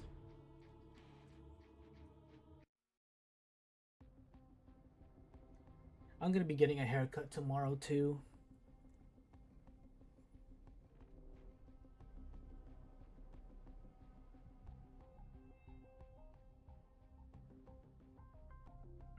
The fog grows thicker. The entire forest seems to swim in it.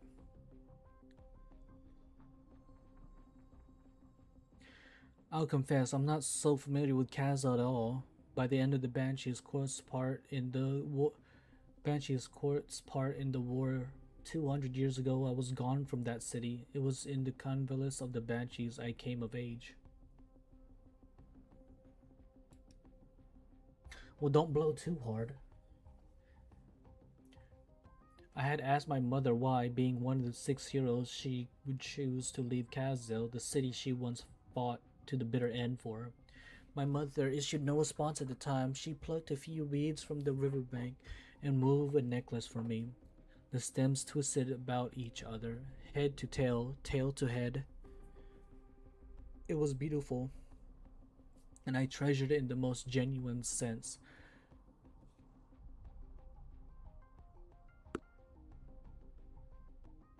And soon, it withered and faded and fell to scattered pieces.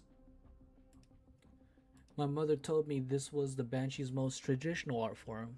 We weave song and incantation just as we weave necklaces of grass. But now we had the entire canvas. They needed not be forged, needed not be bothered, and so year after year they grew forever. We Banshees sang our elegies, but the elegies were no supplication of the end. Rather, they were anticipation of new life. There is the sarcasm's need not to hold a dead city standing, but to grow.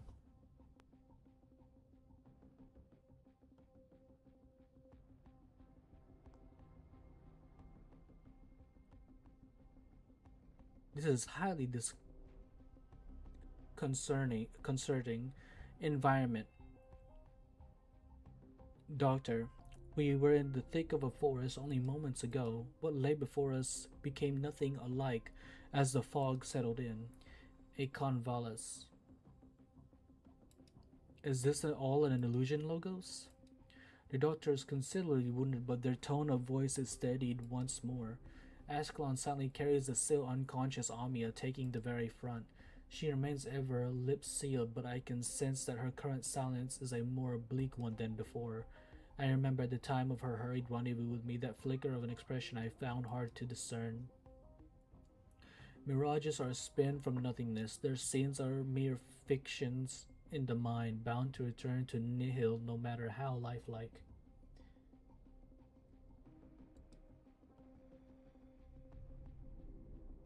Level.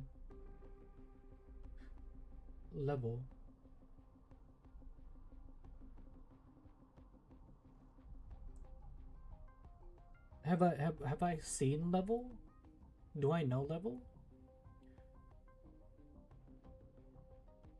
But this place is not. Everything here truly did exist once upon a time. Constructing a mirage like this requires not just intelligence and information, but time and space. Oh, lever. I thought level already had W. It's too difficult. A whistle, a bone whistle. I know this convolvulus. I've always loved it. Yes, the whistle of the banshees. It doesn't necessarily entail originium arts. When we were young, we learned it by the riverside. We'd sit among the underbrush and wait still until great fin gobbled small bug. Until foul beast snatched up great fin. What? Well, I hope it goes well for him. That is when the bone whistle is played. On Twitch or on YouTube? What's this scenery doing here? How did we get out?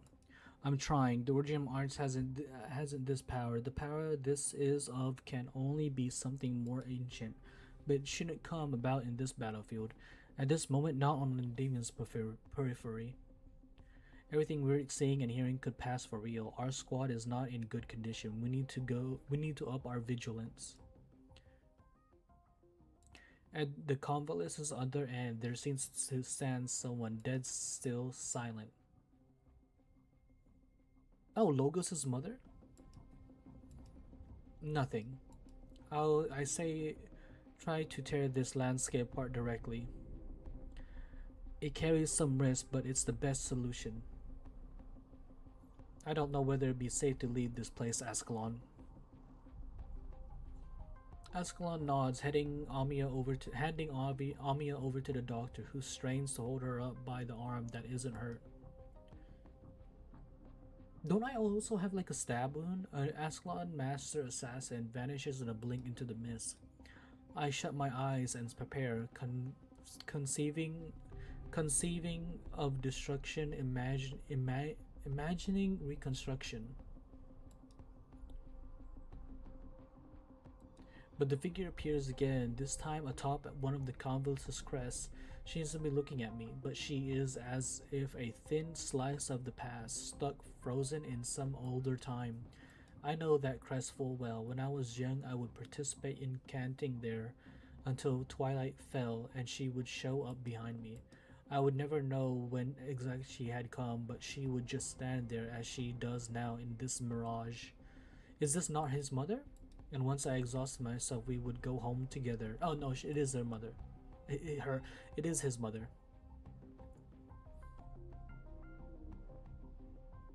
I feel for my bone whistle. It's cold as bale ice, just like the time I was first given it. Not long ago, I sounded it to the closure of the Motsi's court. But the time before that was back in this convolvulus.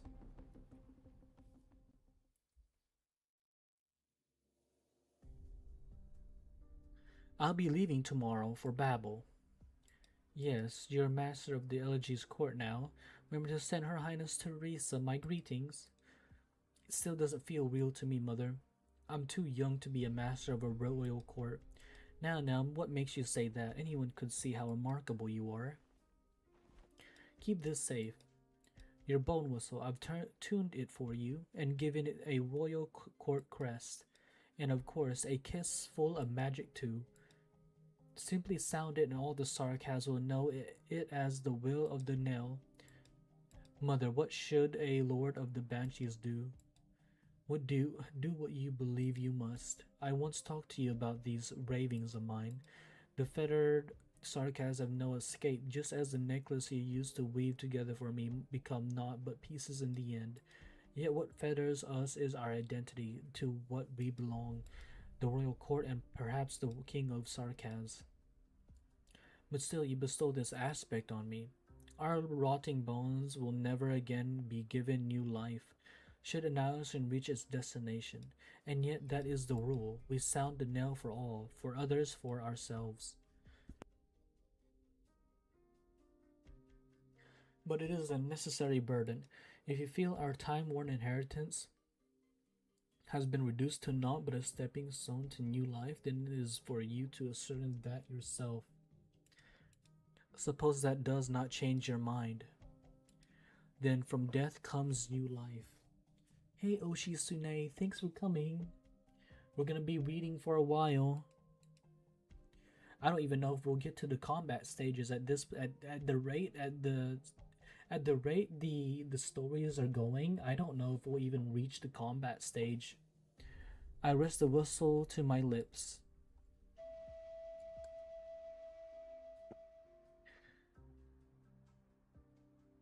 My, now, well done. O tender little lord of the banshees, for whom does your first fledgling knell toll? For myself, for the royal court that would rot, past and future all. How are you doing, Oshisune? The sarcasm must write a new verse. What meaning is there in a stagnant landscape? Would the words power burst forth?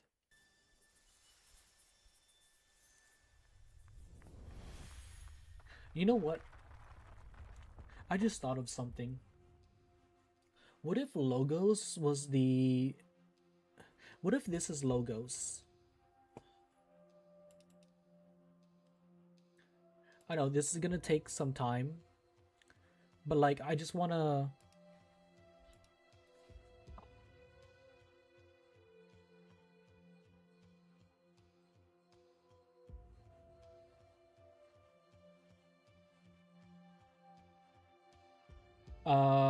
what's it called?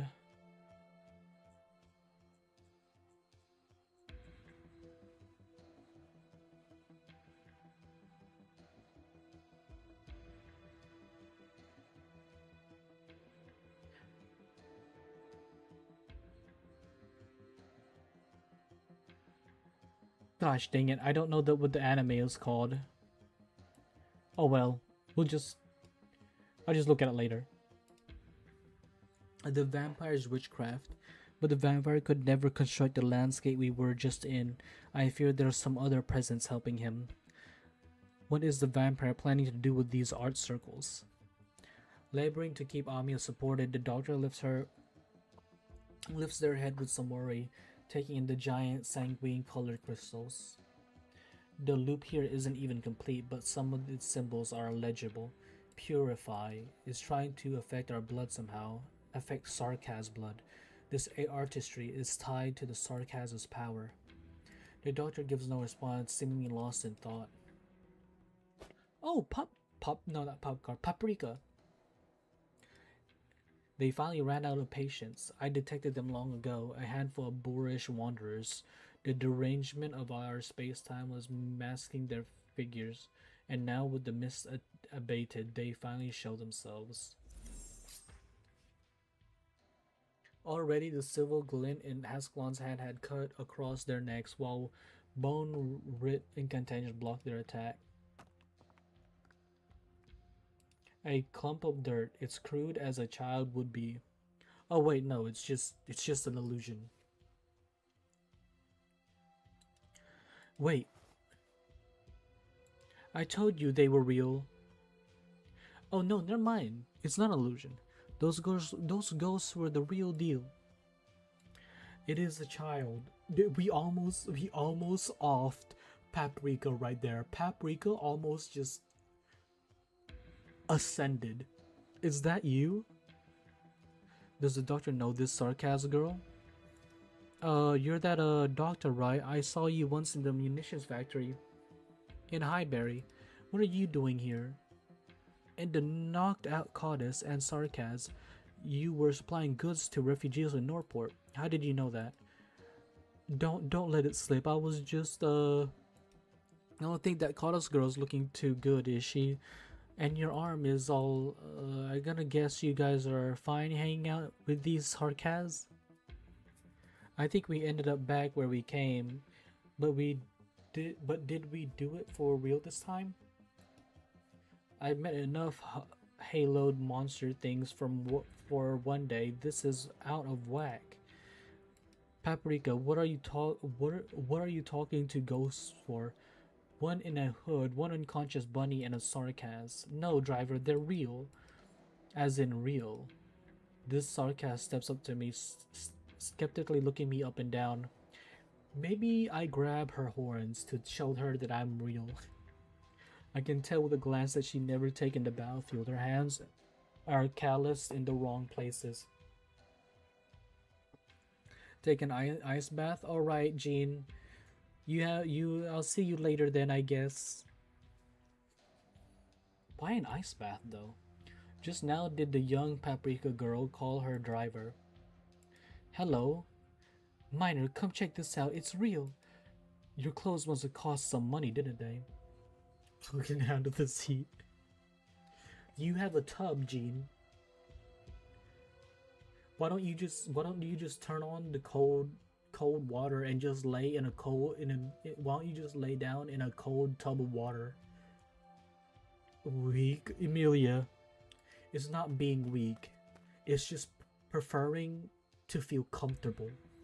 Maybe you take a closer look. No, never mind. Trust you Ursa's bumpkins not to know. Quit it with the "oh, I'm from Kaza already" shopkeep. Look you matter. All you do there is run a grocery store. Oh wait, forgot you sold your store, so you came pick fights out here. So you sold your store, so you come pick fight outs here. Shape up a little. Shape up a little. Stop getting carried away in front of people.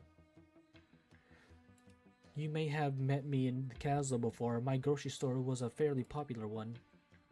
The man named Shopkeep rubs his hands, eyeing me with whatever.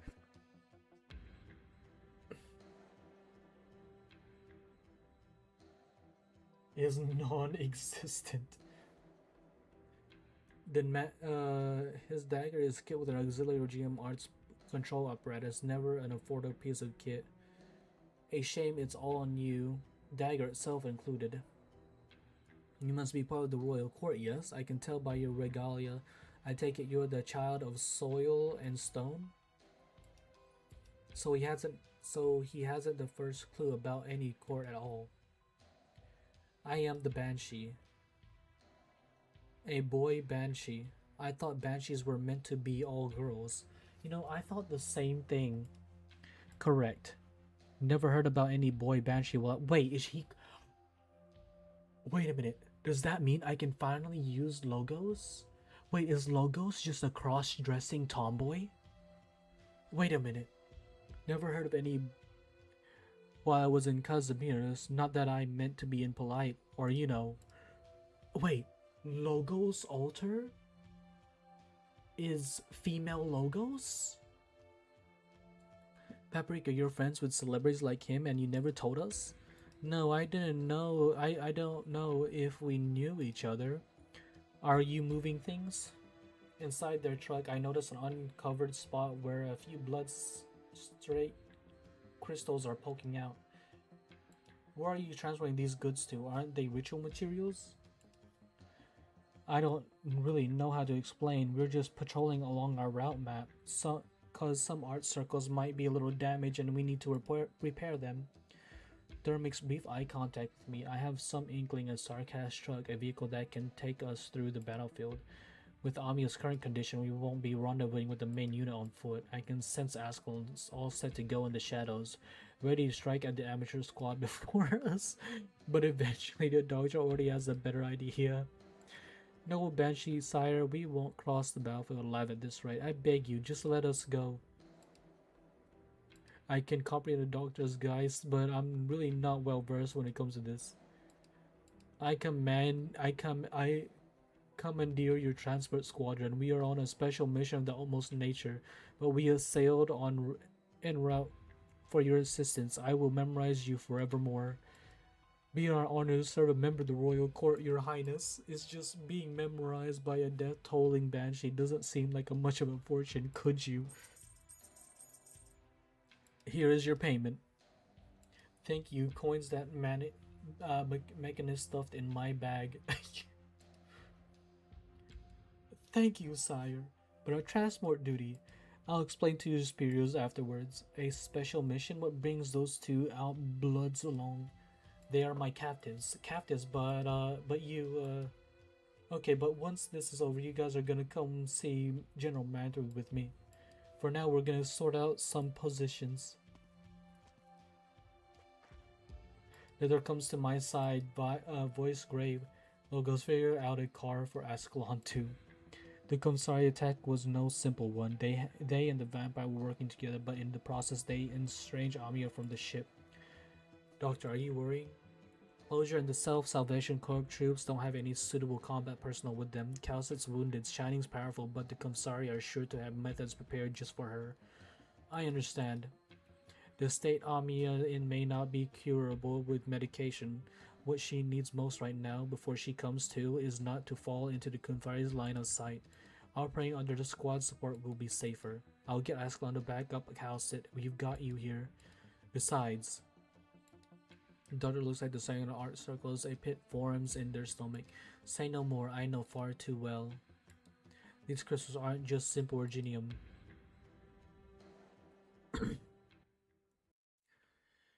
Ugh. Oh, my throat is fucked. Oh.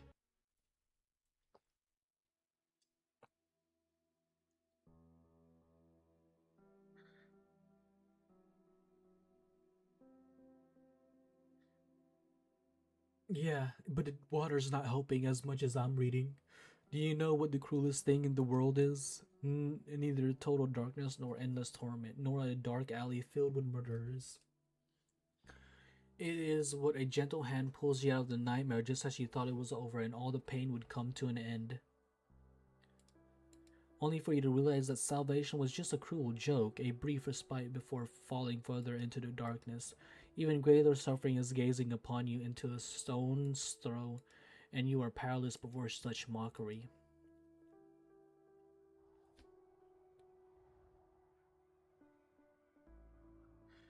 Daphne, do you want to join us? The Duke of Wintermere's coffin is being transported to the approaching battleship. Some of the refugees... Fuck! Some of the refugees are taking it upon themselves to organize a funeral procession in their grave. Fuck! Ah! Ah! I hate that! Oh!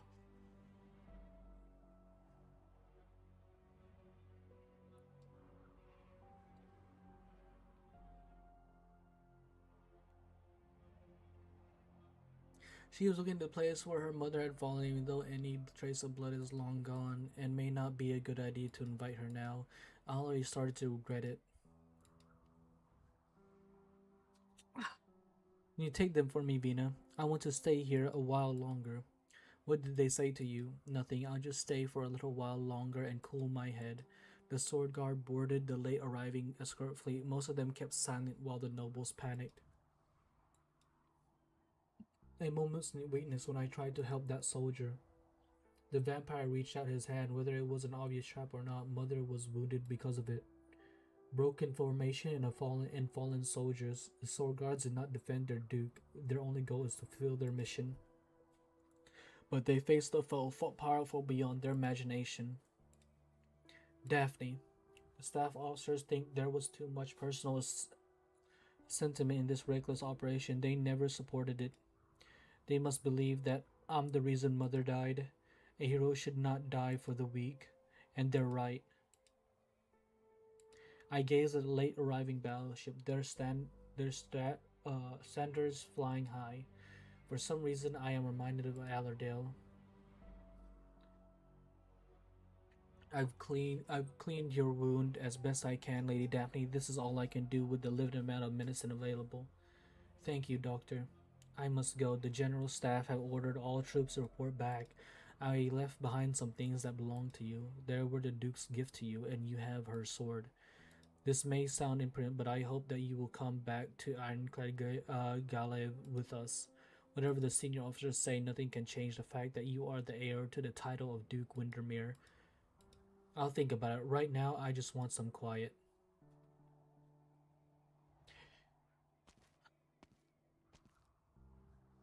How are things? They took a bunch of people, but many more remain. So that rough mum really... Yeah, Ironclad isn't it? Ironic, isn't it? The Duke has trained her officers well. Even now, the General Staff of Windermere continue to plot the next course of action according to the plan.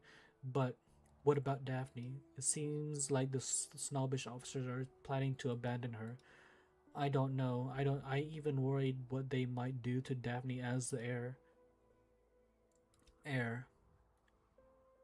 She is not ready. Duke Windermere was a strong leader. Her sword guards, her general staff, they all served the greater good of Victoria alone. But she herself, she made an admirable but reckless decision for the sake of her daughter. That decision saved a bunch of lives, though, didn't it? I'm not criticizing her, I respect her, but it means that Daphne is being abandoned by what her mother, Duke Windermere, built on her own. What do we do now? They took some of the refugees. Can we really trust them? Do we really follow the tales of the nobles in the coming battle? They didn't take everyone. That's not right. If this one ship could take everyone, there's no reason that so many battleships couldn't. What's that movement? I thought the ship's engines were out. The window. Dust rises from the escort fleet that only had just rendezvoused with us. They're sailing away. Daphne. She stands on the deck where her mother left this world, holding her mother's sword in her arms, as she did before I went below. The wind sweeps at her short hair. Her solitude makes her look even smaller than she is. What's going on?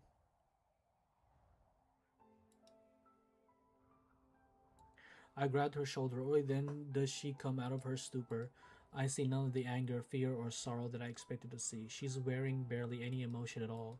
Only calm, flat disappointment, and as quiet, so deep it is painful to see. They're gone. Her voice trembled a little, but it's still too calm. There are civilians down below waiting to see the Duke of Windermere's coffin off. Those bastards didn't mind running innocent people over? What's going on?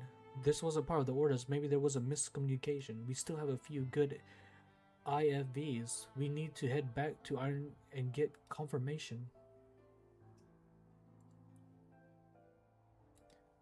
I've never gazed upon the tail of a battleship so intently. How ridiculous. Wait, what happened? Hey, Princeps, what's up? Wait, I don't get it. What happened?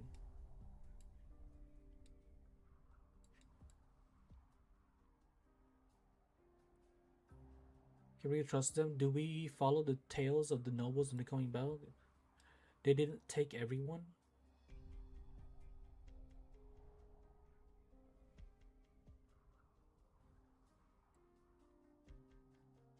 Wait, what?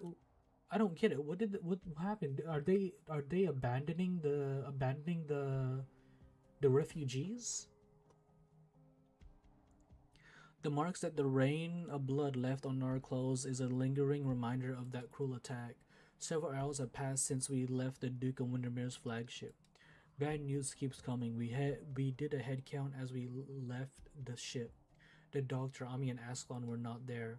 We only had time to do a brief search, which came up empty. All I can do is keep faith in their strength, but for some reason I think back to Ami's lean shoulders. Sorrow and helplessness are luxuries that this group can no longer afford. Stop dawdling. I really can't go any further. I'll whip you if I have to. Get up. Stay with the armor if you want to live. I need to catch my breath, sir. I have a condition. No dawdling. This isn't just about your life. Hands off, Norport Hoblum. I'm just carrying out my orders. They're not trained soldiers. They've been at a forces march for 5 straight hours.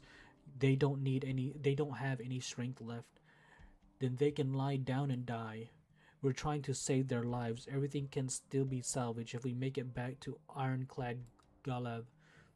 They need to stop and rest. I said it's not just for them, it's for you too, Ensign. I know your condition. Not many soldiers were left behind, but I know almost all of you are infected. Shut up. I'll let that slide this once. You're Duke Windermere's men. Do not let your actions defile her memory. Infection, a curse they fear more than any other. Catch up to the ship that abandoned them. Hide the growing black crystals under the bandage. Okay, that's what happened. They're infected, so so they didn't want to take them. Fool yourself. I'm sorry, it's just don't say that blasted word. I'm fine, I'm fine.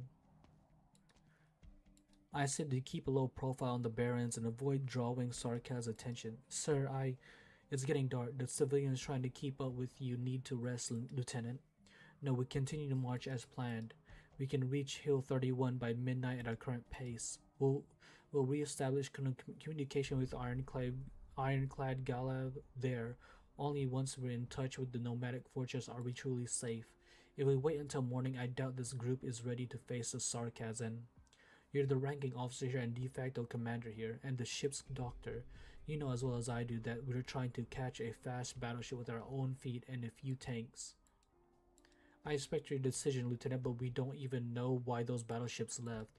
If they didn't respond to your hails at the time, why do you think the fortress will open its gates to us? I checked on the group. We have less than 3 companies of combat effective soldiers and nearly 1,000 refugees following in tow. For retracing our steps, and that shit was seriously great. Which one is that? By the time the march that you had in mind is done, there will be less than 20% left. Vina, right, listen. He avoids my gaze. I mean 20% of your soldiers, and none of the refugees. Sir, I need not hear what they are saying. I saw what happened. The current... Okay, yeah, no, I can't. I'm gonna have to catch up on the events too. Someone bled his last in the long silent wall of people. He left behind a long trail of blood mixed in with the mud. The lieutenant's silence hardly lasts 2 breaths. Slow down a little. We'll keep going.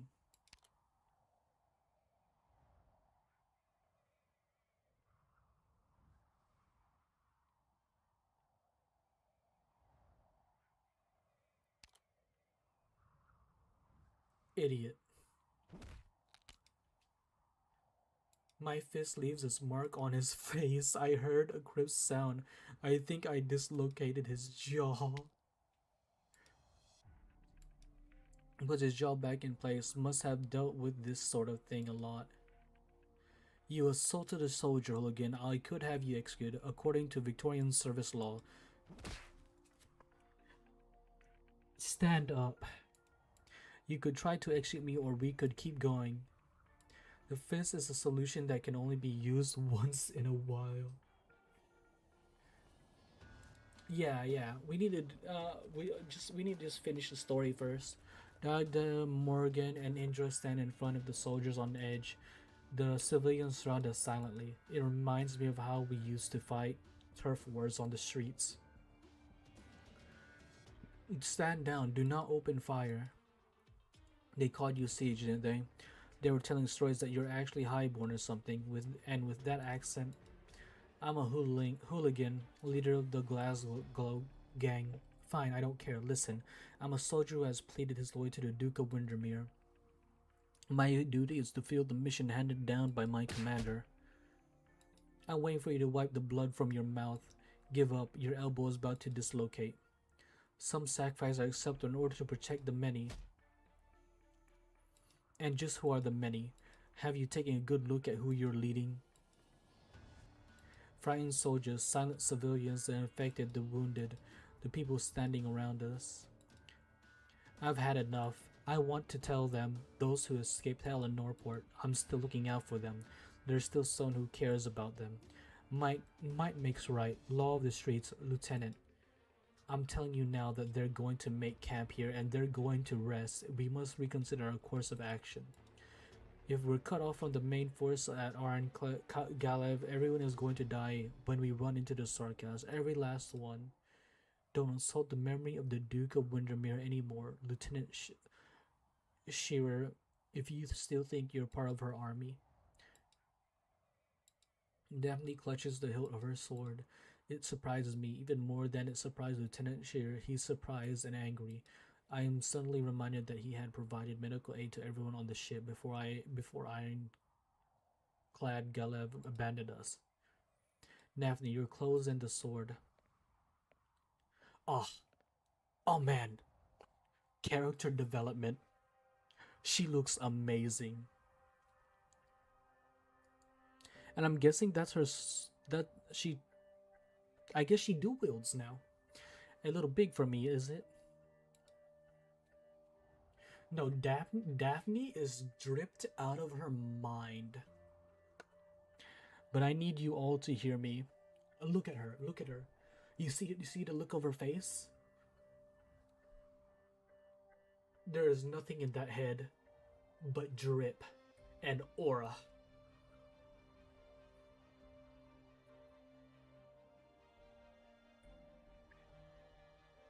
Oh, it's Delphine, my bad. I've been calling her Daphne this whole time. Delphine, my bad. Sorry, I didn't know. Delphine, I need to put respect on your name.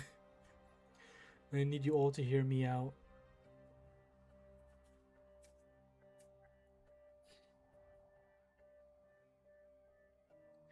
Is the lieutenant leaving? Yes, they formed a small squad and picked the tank in best condition. He can leave at any time. That squad will travel light and quick. They can reach the marked location before dawn. You put those clothes on. Maybe what they represent still means something to someone.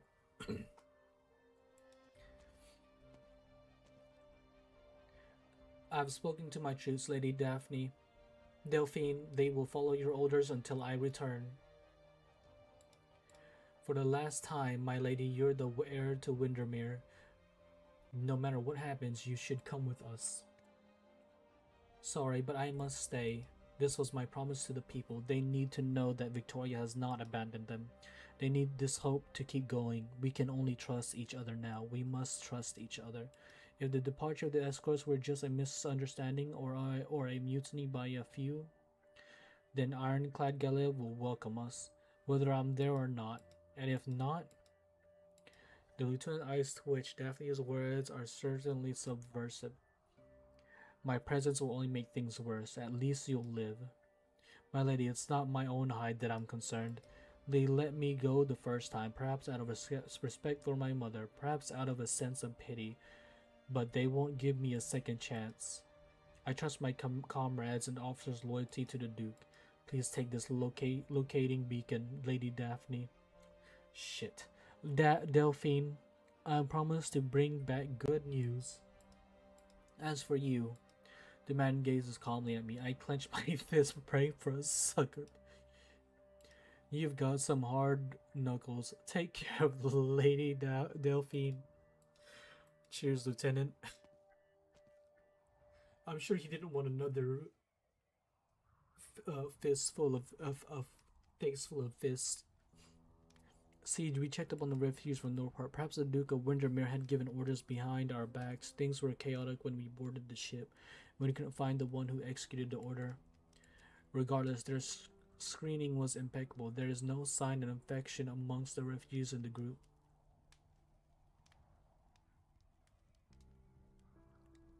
But now, I look in the direction where the lieutenant departed. Of course, ministers who fought amongst Sarkashwars are showing acute infection symptoms. You soldiers got work fighting the Sarkats. How could their karmas just abandon them like that? It's an old military tradition and not a strictly Victorian one. It's the same in Casimir's, Ursa's, and Gao. The infected are not allowed in camps. More conscientious commanders might put the infected in their own unit and send them on the most dangerous missions. But for the military, there's far too many uncertainty in the infected and their uncontrolled arts. Some must have resisted. No one ever succeeded. Looking back on history, the infected make up a relatively small portion of armies in times of war. Acceptable losses in exchange for stability on the front lines, and it's even in the textbooks of the Royal Military Academy. It's just honorable martyrs who die for the glorious foundation.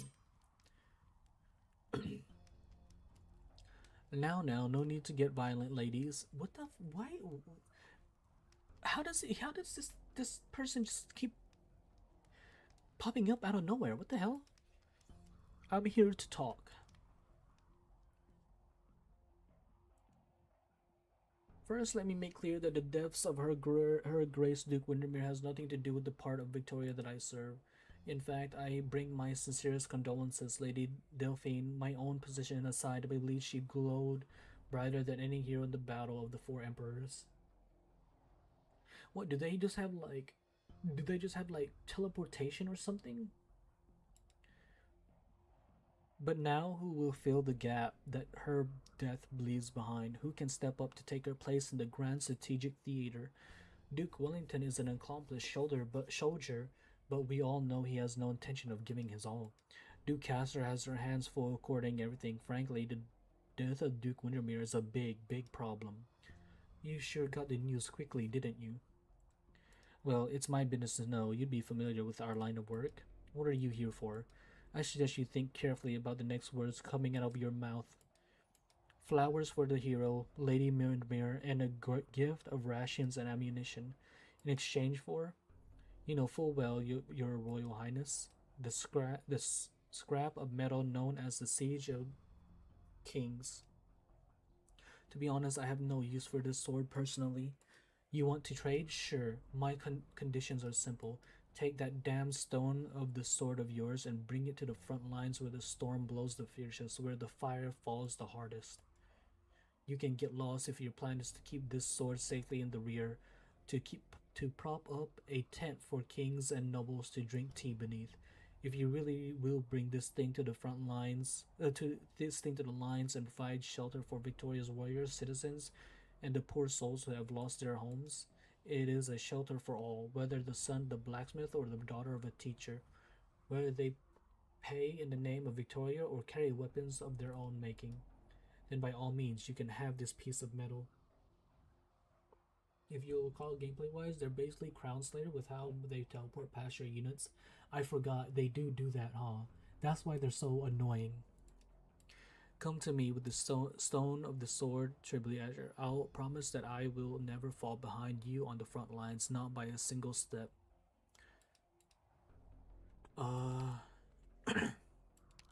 This is beyond my discretion. I'm just an envoy, after all. Her Grace of the Duke of Castor has the final decision. Then go to your master. Come back to me once you have an answer for my dear aunt. I'll do my best, Your Royal Highness Alexandrina. But this is just a promise on a personal level. What follows now is off the record. Some personal opinion, not of the Tribly Azure, but of Sir Suffolk Bellingham. I thought this dude died earlier. A new voice is not necessarily a big thing.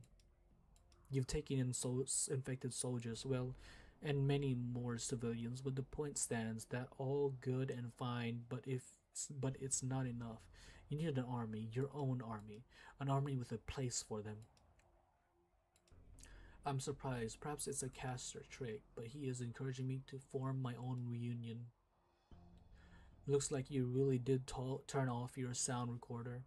Can't do it for too long, colleagues start getting suspicious, you know. My grandmother was for getting infected in the War of the Four Nations. When she left, she told me with a laugh that there was a less than a 3% chance of getting Orpithy in battle. It was only when I inherited the title and looked through the records in the archives that I learned the 3% figures have been in use for centuries. It has never changed, even though we're using more GM machines and more complex original arts in modern warfare. Perhaps you haven't noticed because all you can see is a small corner of the battlefield. Certainly the Dukes haven't noticed because they have their sights set way too far away, but I have. The infected problem of the Victorian army is serious. Serious on an unprecedented scale. I mean, it's not just Castor, right? Don't the others have like trilby ashers like this? Just they have different colors in their uniform. Everyone exercise restraint in a conflict between civilized nations. No one wants their camp to be filled with ticking living time bombs or sees a dirty city covered in ungenium dust. But now our enemy is the Sarkaz. If you really mean to do this siege, then it has the potential to be a good thing for your reputation, for my career, perhaps even for our country. Thank you for your concern. But my friends and I know that infected better than you do. We'll be fine. Very well. Oh, by the way, I have some scrap equipment here that nobody wants or cares about. Leftovers, you know. You can have them. It's all trash after all. Very well then. How much do you believe him? I would rather believe that even someone like him could not stay out of this conflict. What did he leave behind? A recording and coordinates? This sound. Needs support. Chitley. Surrounded Tempest platoon. Requesting aid. Baird? Is it Baird?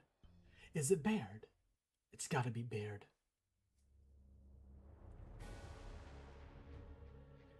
Our Duke Castor's personal lead, obviously, but I'm sure the other Dukes have their own versions. Right. I thought the Traily Ashers were just a branch of like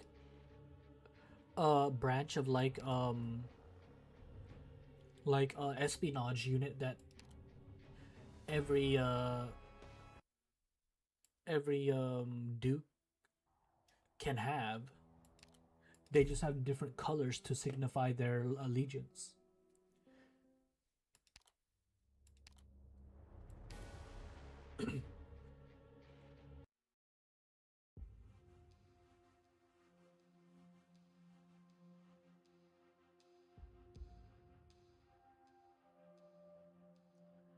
I was the first to see the scout. While I scouted the silent government building next to the plaza on the other banks, his dead body drifting in the water, still grabbing the reeds by the bank. It seemed he never gave up trying to survive. Not far from him, his journey lay quietly in a waterproof pouch, the last entry written just before his departure. I volunteered for this mission to deliver the SOS. I won't come back, whether I succeed or fail. No one will survive.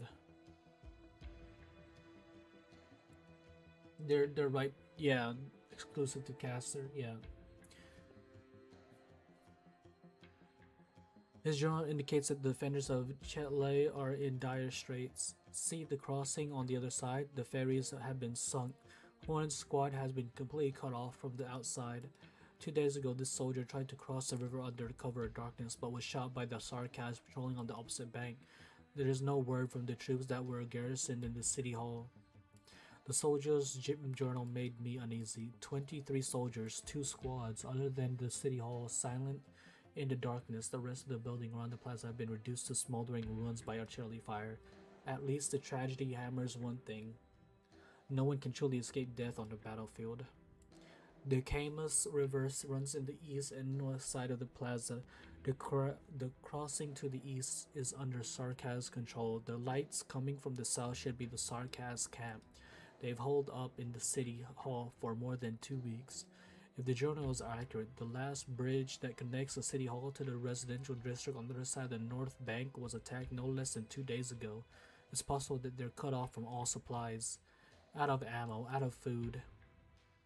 What do we do? If we have the time to worry about that here, we might as well just cross the river and see for ourselves. We can't just cross without plan, Hannah, if we're discovered. Actually, Hannah's words made me think. We've been unable to reach Horn Squad by radio. Restoring communications is our first priority. Me, Hannah, Morgan, and Dogda will swim across the river and see what the situation is inside the city hall. That's too dangerous, Vina. You notice that we're the best people for this job, the only people for this job. We're Rhodes Island operators. Small squad spec ops is our game, and we're Norport gangsters who know how to get into a place. Know how to get into a place and get back out unnoticed. We have a few volunteer soldiers and civilians who want to offer their support for the legendary Tempest platoon, but there are only so many people we can bring. We need people to stay behind for defense, and Lieutenant Shearer is gone. I hardly hear what Vina is saying. Is this a bad joke by Truly Esho, or is this how the battlefield is? The call for help, deciding whether to answer, and the sacrifice that must be made to help. The laws of the battlefield.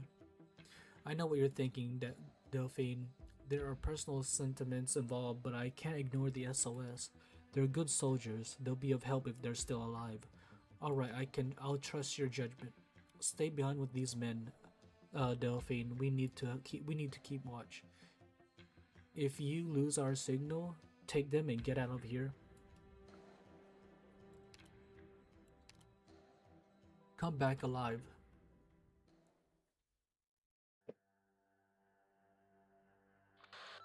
Who was the for chapter 12? What was Delphine the welfare? Okay, we're on the bank. Keep your eyes out for any patrols.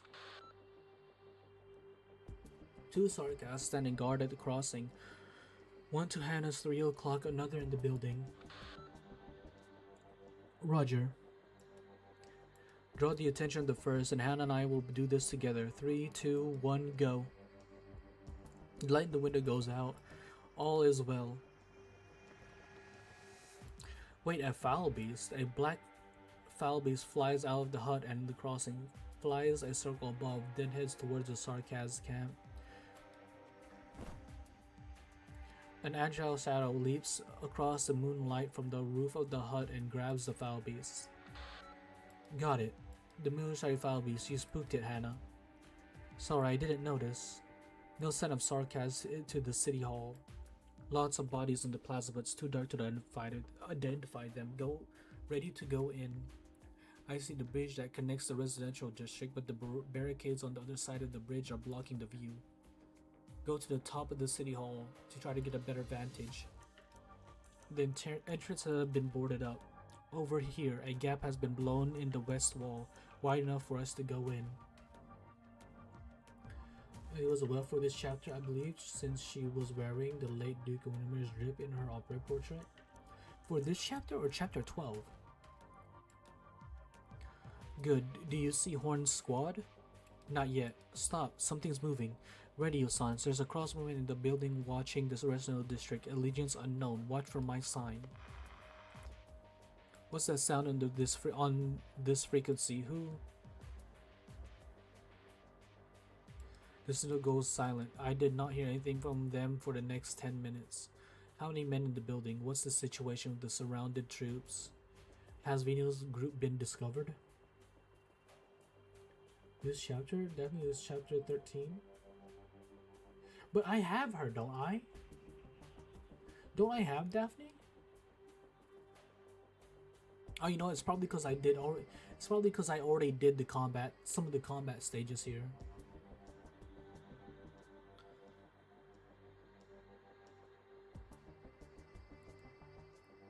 Crouch in the dirt on the banks. I feel my heart beat harder with every throb.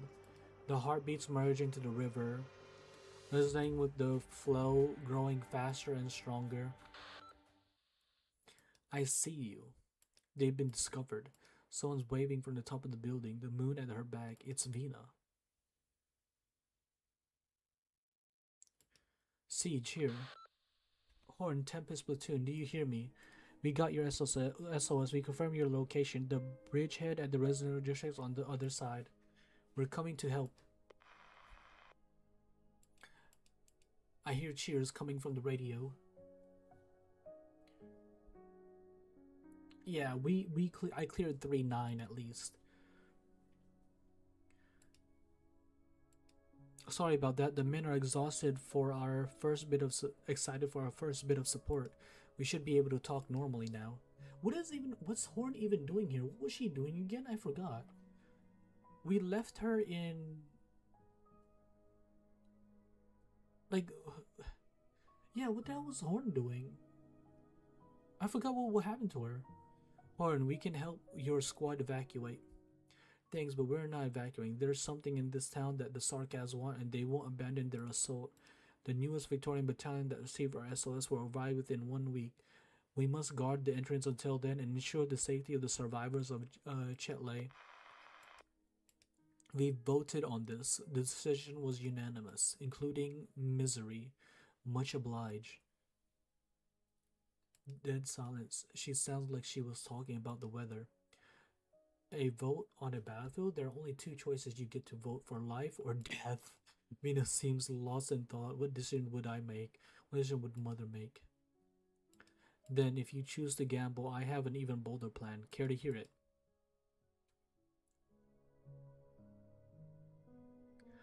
I don't support Vina because she is the heir to the throne. She's brave, competitive, hates losing. Some would call her reckless, but I count on her to get us there, to find a way out of hell. I have to believe in her. I have to believe to get out of this hell. I can't even bring myself to think about what happened that day. Focus, Daphne. Delphine. Focus. The Overwatch mission has ended. Time to meet up with them. I call her Daphne for so long now, it's just second nature. It's almost dawn. How go the preparation? The windows and doors are being reinforced. Misery's been clearing up enemy sentries. Oh, what the fuck is Misery doing here? What even happened? I'll continue to keep a watch on the outskirts. I'll get in touch if there are any changes at the camp. Everybody's just so scattered. Thank you, Misery. We were supposed to meet up at Brentwood when we split up at London. That's right. That's right. They split up in Londinium. Why are you here at Chetley? Misery noticed something unusual when we passed by. We got here in time to see a massacre and we couldn't just walk away. Are you sure you want to be in charge? The professional soldier Horn and Delphine had elite military training. I know what you guys did at the Mausoleum of Kings. You brought back that sword for us. Just a piece of metal. It's Victoria's realm blade. Stop thinking about the Sign of Kings. This might disappoint you, but it won't bring any miracles. We're the only ones we can count on, and it's enough. You're right. You've proven as much. We don't have the personnel condition or resources to implement complex tactics, but what we need for the coming fight is courage and determination. In the face of disaster, the human spirit is much more important than any legend or artifact. Prove it, Siege. Alright.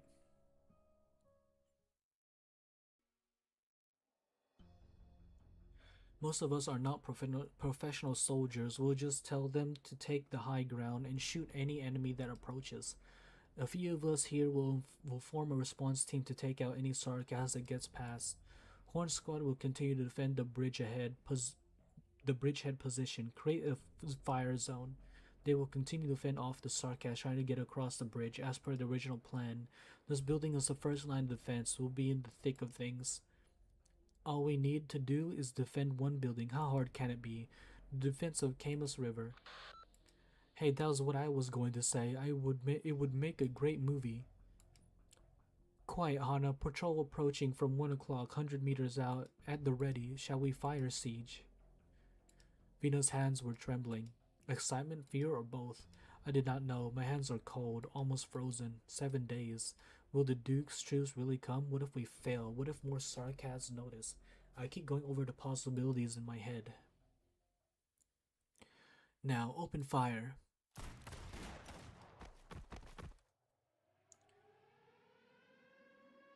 The sirens start blaring the Sarkas camp the moment the patrols go down.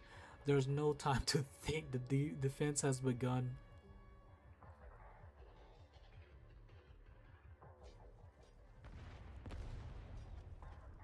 Man, this awfully looks similar to Kasdale. My brothers will tear you apart standing on my corpse. I prefer to be the one doing the tearing if that's alright with you. Sarkas, once again I think back to what happened that day. No, I can't. It's almost 90 seconds Delphine, ready to pull back. Roger, Bentley's down. I'll fill the gap in the minefield. Mines are too precious to just leave out there. Yeah, fire support from the 3rd floor. Man, it'd be nice if like W or someone got here. The underground passage that connects the city hall's basement to the bridge has been cleared. Now the wounded have some space. You took a nick, Morgan. Are you okay? Not good enough to hold a knife, but I can coordinate things in the back. What about your side, Hannah? You're asking the expert of destruction? I could smash a hole in the ceiling without any extra equipment and have wooden ladders set up so that we can move quickly between the floors. Good, we can't have another situation like yesterday when we couldn't get to Dogda in time. I filled the gap in the minefield. Bentley's still breathing, so I'm taking him into the basement for treatment. Is Dogda awake? Awake, but she can't move yet. She can't be moved yet. She's been trying too hard. I'll do my best to care for her. Is there any news from the Sarkaz camp? They may be planning something else after the assault on the building failed. Can you find any more mines to expand the minefield? I'm afraid not. Our Sarkaz friends' mercenaries band isn't so easy to find. We'll have to count on my witchcraft signal. Something's disrupting the signal. Huh? I hear a long howl in the distance. A strong sense of unease suddenly come over me. The air has been filled with malice.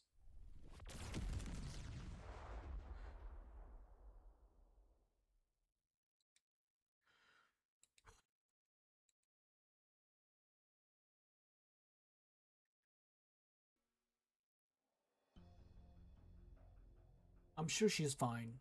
You're finally up. Oh, she's here with Dogda now. Delphine is now. I'm sure Delphine is now laying next to Dogda. You didn't pull out in time while rescuing the wounded yesterday and got caught by the blast of them test firing the war altar. Yesterday? Well, war altar. Where's Ben?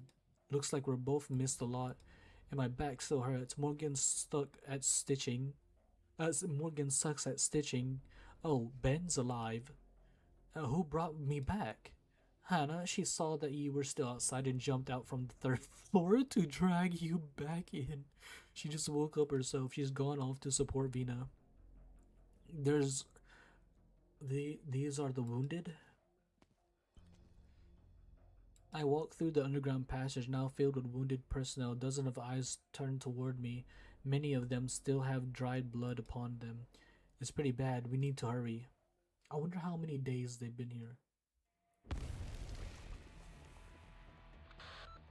The mines are pulling their weight. 2 of the war altars have had their undercarriages disabled, and the rest have stopped. They've stopped their advance. We can bombard the position you marked at any time. Careful, the war altars are still charging. They haven't abandoned the assault yet. Alright, listen up, you Burks. The next round of bombardment is about to begin. Anyone still on the 1st and 2nd floors, get your RSS up to the 3rd floor. That thing can only shoot so high. I believe that its witchcraft core is powered by its operator, the altar itself acting only as a medium. So it'll blow itself up if its witchcraft core is destroyed when fully charged. In theory, I've never seen it in action personally. I can't guarantee that's good enough. I'll go up to the floor to look for an opportunity. The only way to approach the core is from above. Can you distract the operator for a while when the altar is activated? Every second helps. Will do. Vina. I stand at the staircase to the 2nd floor, dumbfounded. It takes me some time to realize that the pile of rubble without the left side wall in the city hall that we've been defending for the better part of the week.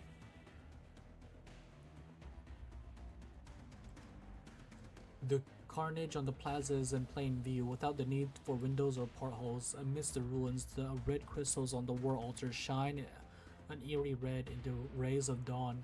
The metal skeleton reflects an ominous light. It seems to whisper, gaze upon blood, gaze upon decay, gaze upon death. This is what Mother had done for so long. This is the first time I've thought of her in days.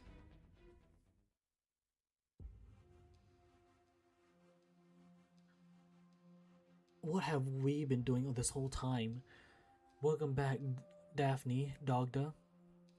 The Sarkaz have deployed these weapons in masses. I don't think so. I believe it was developed by the military commission in Victoria. The design is still very rough around the edges. Daphne, you look reasonably well for someone who just woke up from being knocked unconscious. Morgan has been taking care of you two with one hand. Hannah. Thanks, Morgan and Hannah. Sorry about the trouble. It was a piece of cake. Alright everybody, listen, I want rid of those altars, and for that I need help. I need bait, someone to stay here and keep those things firing. Sounds like a job for me. I can do it too. There is no time to be acting tough. I know better than anyone else here how terrifying those things are. Your hand's still injured, Morgan. I'll be the one to work with Hannah. I need someone else on standby to take over the attack if I don't succeed. Misery can only buy so much time for us. I'll do it. What about me, Vina? Morgan, keep an eye on everyone. Morgan must feel like useless right now. Vina's plan is a simple one. Wait for the altars to fire, smash the core, cause a chain reaction. All we need is an opportunity. The opportunity has come. They've taken aim. The malice is sickening. They could fire at any time. Not exactly a great feeling to be in that thing's crosshairs. Misery. Whenever you're ready, do it.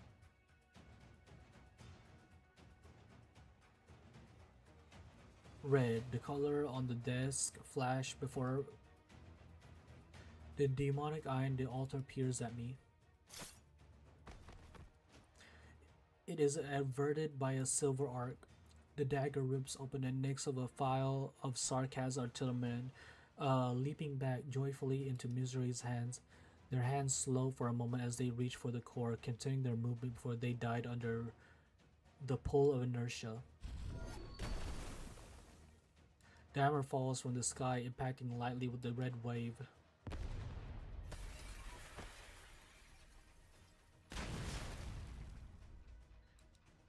Vina is knocked back into the building like a comet. Ooh.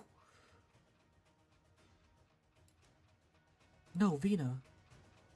Half a second, the altar activates faster than anyone expected. The hammer embeds itself in the broken wall. I can't see anything in the dust smoke. Watch out, they replaced the artillerymen and are preparing to fire again. The hammer is gone by the time I wipe the gravel from my eyes. The figure climbs the other wall swiftly, the hammer pulling her up like a pickaxe. The building trembles under every blow. Dogda. Dogda grabs the hand that stretches out from within the light. The brick and stone crack and break under Vina's heels. She leaps into the sky. The red wave has begun to build.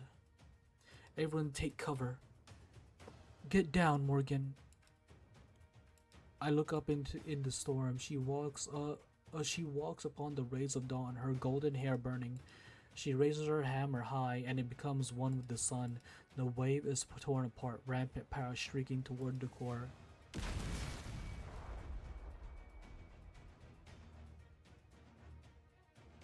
I lose my voice. All that remains is a light that stabs at my eyes. Vina, the altars are still exploding. Look out! She's fainted. Damn, the metal shards got into her chest. Someone help me out. Bring her back. Don't let the rugidium dust into the wounds. The Sarkaz are retreating. Hannah, look, over there. Battleships, reinforcements. Really? This is the standard of Duke Godidin. It's over. It's over. We're bloody made it. We did. Ben, look, we're saved. Ben! Those damn devils are trying to run after them. Could Ben not last that long? Did Ben die? I should add another entry to the Scout's journal. We survived. In memory of 7 fallen heroes. Abigail of Norport. Civilian. Alexandra Ochetle, civilian.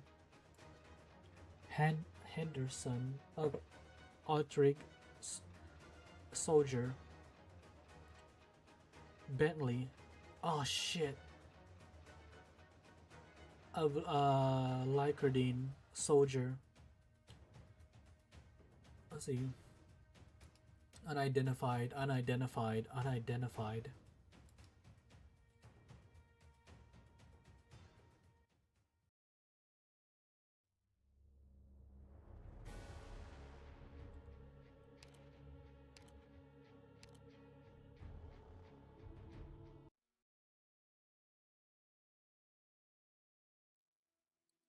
No one can be told what a battlefield is. You have to see it for yourself. Man, we went from 13-2 to 13-6 in about 5 hours, chat. We had I might continue reading, I don't know. We will see. My friends and I spent a lot of time in Northport Video Shop watching old movies away. Many of them war movies. There were stories of heroes, but also stories of terror depicted by directors with a sadistic streak. I remember that the four of us all had nightmares that night. Even now, I seem to be drifting in a dream.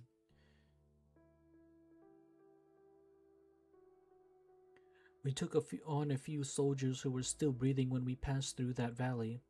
Oh, and survivors have caught up to our column. They're all infected, as they should be, after spending a night in a corpse-filled crater. You did disinfect properly, didn't you? You could have gotten active Virginium dust on you.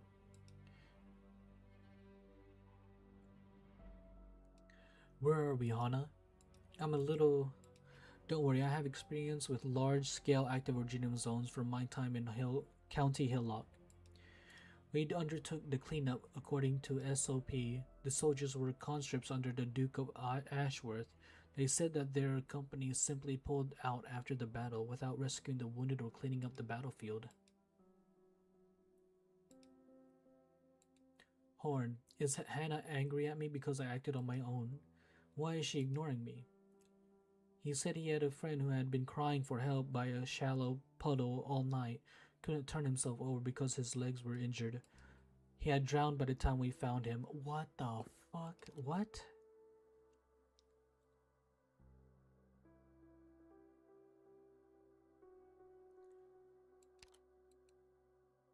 The puddle was ankle deep. He could have survived if someone had just flipped him over. That is fucked.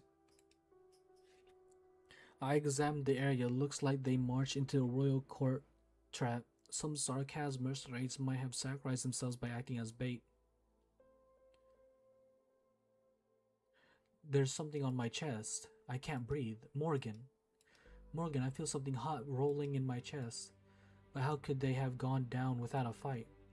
That's not surprising. Other than the strongest dukes, professional soldiers make up only a quarter of the armies of the other ducal armies, at best. Most Victorian soldiers are conscripted into battle after only a few months of basic training on how to use a crossbow or arts unit. Frankly, it's not for this war. The officers and soldiers may never have spoken to each other for their entire lives. Vina wouldn't like to hear it. I hate this. How could you trust your back to someone whom you didn't trust? Why does nobody hear me? I feel like the taste of iron in my mouth, something boiling, rushing up my throat. Mother never answered my question. She said I would find the answer someday.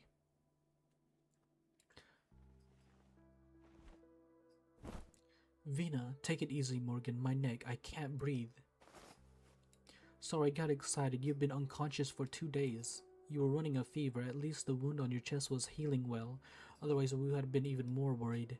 Where are we? We aren't in Chetle anymore, are we? They are silent. What happened? Maybe I should explain. We pulled out 2 days ago. We're back to our original encampment. At Horn's advice, we pulled out as quickly as possible for the Duke of Golden's fleet entered Chetle, avoiding direct contact with the reinforcements. Horn, we have a lot of complicated circumstances. It's going to cause a lot of complication if we establish official communication with the Duke's troops. I've talked about this with Misery and the others support what we're doing. While we still have troops formally under the command of Duke Windermere, their military ID has expired and they're at a high risk of friendly fire. Well, not so much expired as no longer recognized. No need to mince words about the nobles' dirty deeds. It's the same deal as the gangs fighting for territory. Indra's right. Since when did the war become like this? We could give help to where we can see, but what about the places beyond? What's the situation? Some have chosen to join Duke Godin's forces and continue to fight. Godin's officers didn't even say anything about the infected. The majority have chosen to stay with us, however. They trust us, or should I say, they trust you. We won. Morale is really high right now. They're even joking about the old conflicts now. We did it. Your plan worked. We made it. It's very plausible that no one will ever know the sacrifices we made. It's just one small victory in a greater war. I look at Daphne's tired face. A great burden has weighed upon her heart ever since she was left behind by the battleship. But now I see a rare smile on her face. But we saved Chetley, Vina. Yes, we did. My brain tells me that I should be relieved or happy, but I can't do it. I'm afraid to know how many stayed behind in that building, never to leave it. Everything that happened there seems like a dream. Is this what victory feels like? It's so weighty. Would things have gotten so bad if everyone was fully committed to fighting for Victoria from the very beginning? No, they all firmly believe that they are fighting for Victoria. It's the other way around. Things have already spiraled out of control. Therefore, we're fighting for ourselves now. Siege, one of the survivors from Chetley has brought us a surprise. His family collected Gaulish artifacts, and his father once picked up a little Victorian object from Lingona's former route. It wasn't anything valuable, so it has been sitting in a warehouse for a long time. He gave it to us before we left as a gift of gratitude, and Horn recognized it immediately. Here.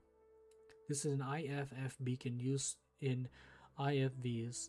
It emits a signal that allows Victorian armies to identify the bearer's affiliation. It contains a military identification code. Yes, this black box belongs to the Victorian army. I'm familiar with the symbol on it.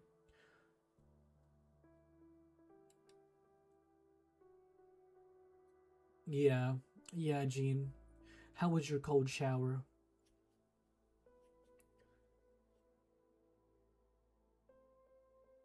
But I thought that the unit that it once belonged to no longer exists, lost in the ruins of Gaul.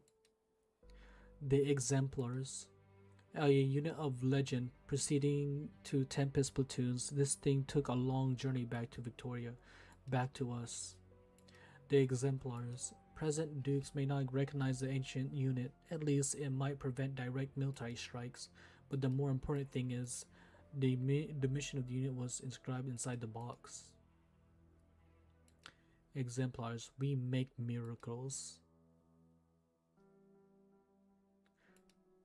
Consider it a gift from fate. What's this? The beacon that Lieutenant Shearer left us has picked up a signal. Lady Daphne, there has been a change of circumstance at Ironclad. We are supporting your position now. ETA in 1 hour. Be prepared for unhappy news and a guest who insists on seeing you.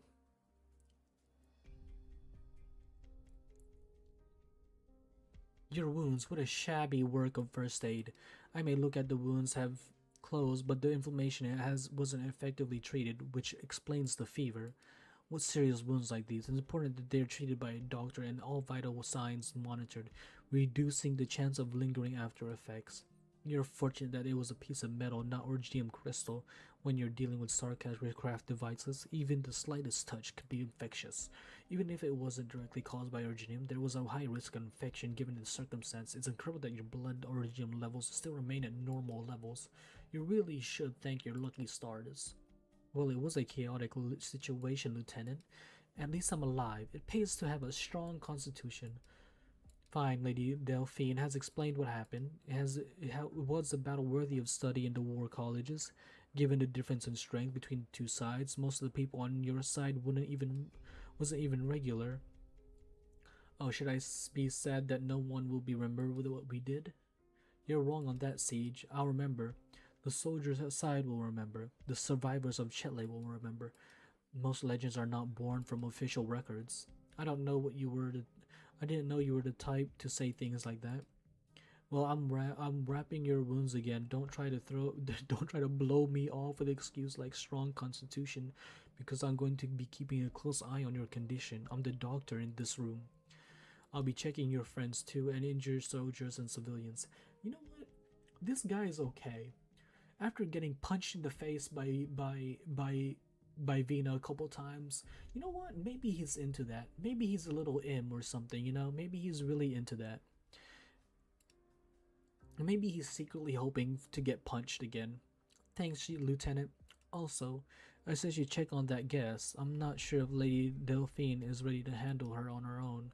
I sincerely apologize for my behavior before and my misplaced assessment about you. There's one thing on which I won't budge ever. You're too impulsive and emotional. You shouldn't be trying to solve every problem on your own. Turn around once in a while and you'll find plenty of people ready to help.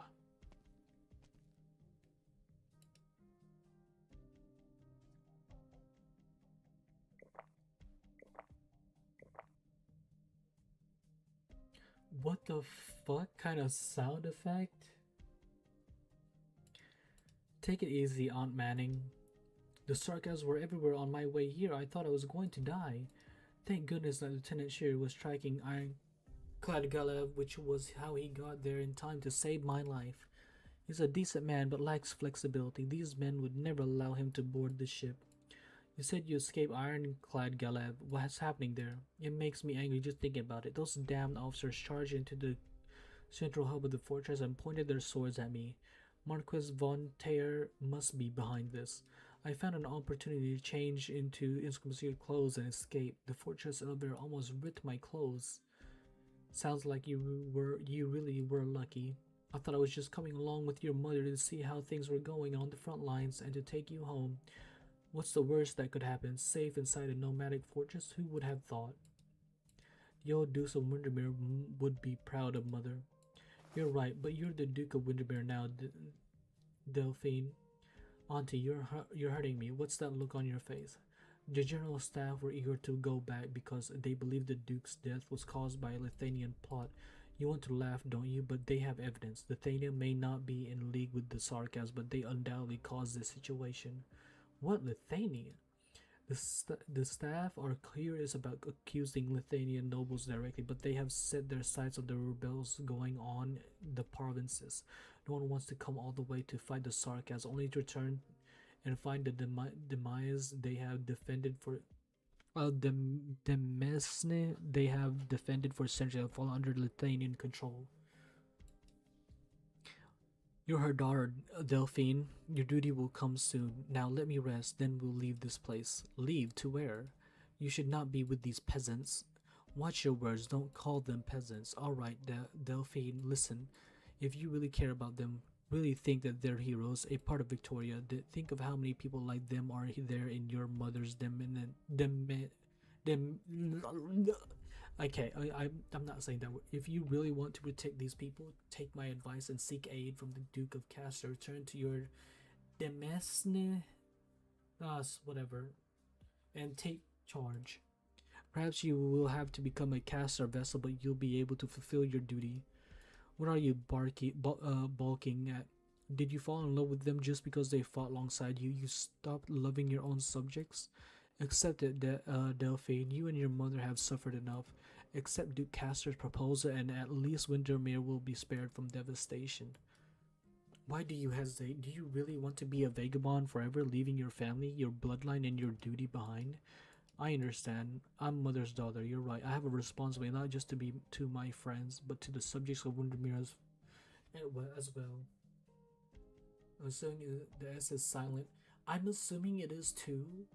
But like, I'm taking it as is. But why did the sword gods leave me behind when I still had such a duty? If this was a duty glorious beyond all doubt, why did you come to me in such a condition? You're right. If Windermere has fallen under control of conspiracy, then I feel both the obligation and desire to do something about it. But we're with you, Delphine. Say what you want to say. Sorry, I couldn't hold back anymore. Do you know what we just went through, madam? And you are? I'm not going with you. You have a duty, and I'm my mother's daughter, comrade to these warriors and nothing else. Even if I once was, I don't believe it anymore. I stood here for them so that their lives would no longer be the playthings of people like you, and I'm not going anywhere until I bled my last. Leave. I hope the Sarkas don't take you. His face is a spectacle of color, but that Delphine gives her no further chance to speak.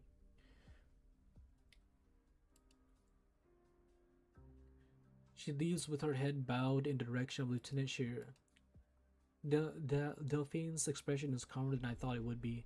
What she said, what she went through, it made me think of an old friend. Delphine did not make the same mistake. Tragedy will not strike again. But what was the price? The death of a loved one, a swift betrayal. Apparently, I was rather concerned how Delphine would react to these things. Delphine smiles at me. It seems she has settled down. I'm fine, let's go. I'm definitely building Delphine after this. The same thing can't happen again. Allerdale. Head west once you leave the camp. If you're lucky enough, you should be able to reach the kind Duke of Casser. Now, the same as Domanic is an O, is an E, and so domain. Wait, domain. What the fuck? That doesn't even look like the domain. Domain. Do you think you can survive without the Duke's protection? We can, and we will. Alright, I'm going to Duke Castor. I'll take a leisurely pace. This is your last chance. Come with me and we'll all live. I won't stop you, but the work of Delphine and her mother. No, I'm not the one who's wrong. You naive, stupid, foolishly believing that you're right. So be it. I steer off on a vehicle not meant for rough terrain, leaving under the cover of darkness with a small escort. I turn around to look at our group. Hundreds of thousands of eyes converge upon a single spot. Some are soldiers laughing with each other, others are civilians celebrating. The camp falls silent. They are waiting for an answer. Mine. Domain. You heard her. You heard her. It was undoubtedly an unattractive proposal for many people. We survived the worst of times together, Vina. But what now? What happens when the morale and spirit that burns so brightly now is worn away by hardship and suffering? Who will tell them where to go? I do not answer, not yet. He's here. A creature with golden mane walks amongst the crowd. He looks at me. I wanted to see the answer in his eyes, hear a word of advice of these fleeting moments. But he gives no answer. All he does is look at me, waiting for me to find the answer. Perhaps he is not even here.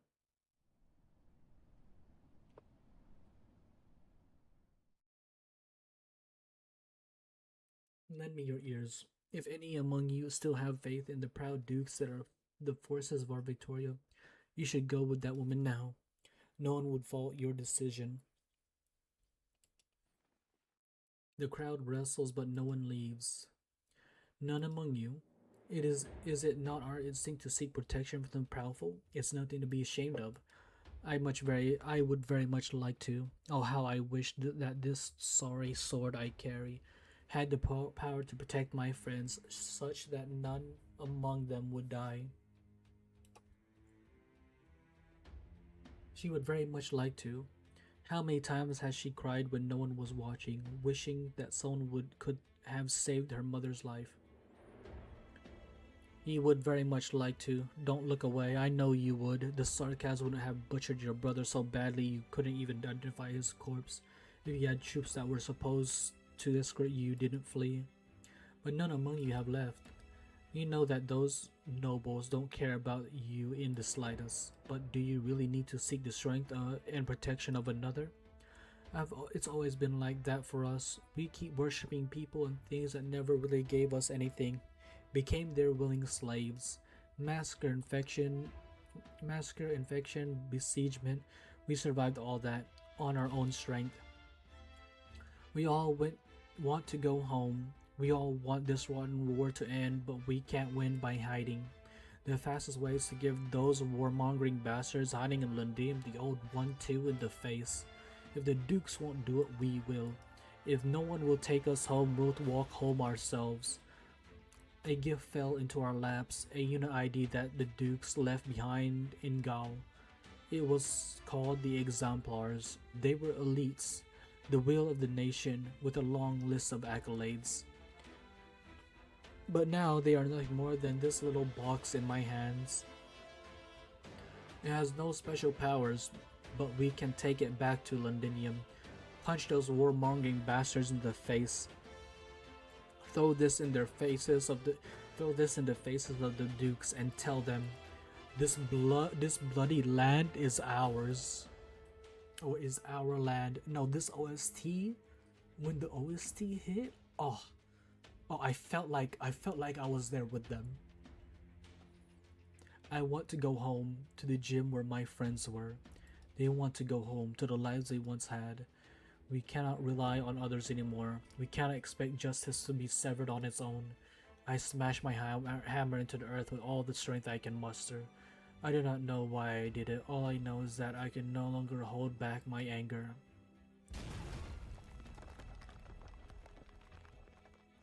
Oh my god. Oh. Oh yes. Oh, this, oh. The hammer silences all other sounds. Oh. Oh, that pose. The Exemplars. It's the Glasgow gang that first breaks the silence. The Exemplars. Then they are joined by Delphine. The Exemplars. Oh man, I want to shout with them, but I can't.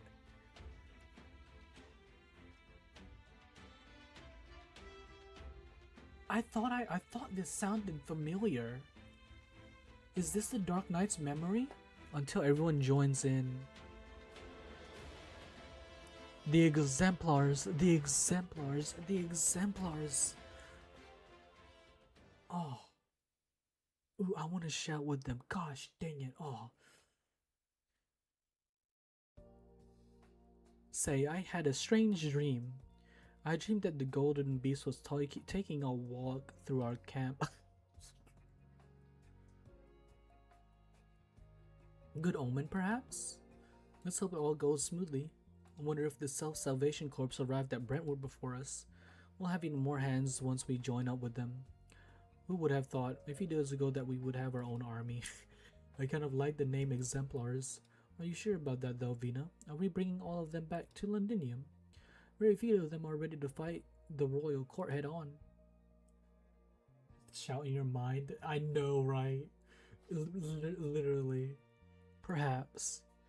There will be more sacrifices along the way.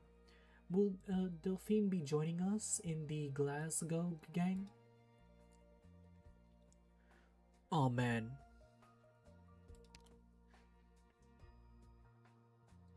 I don't know why, but like, Indra is looking very majestic in this picture.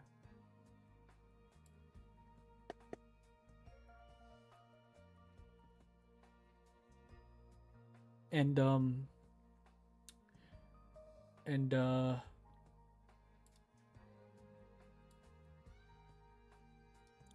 me take that. And let me take that. Let me take that. Let me take that.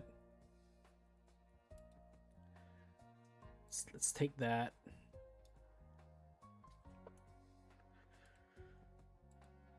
I'll protect them.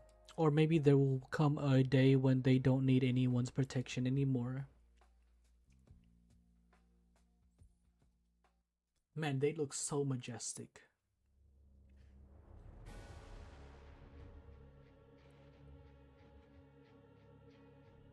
Ah.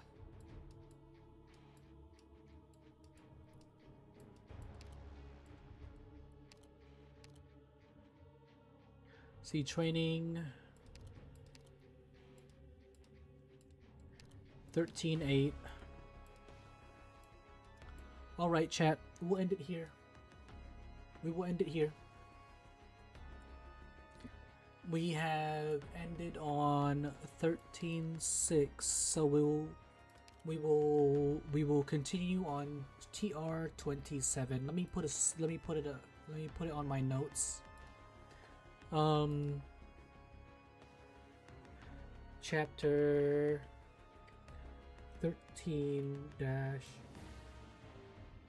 Let's do 7.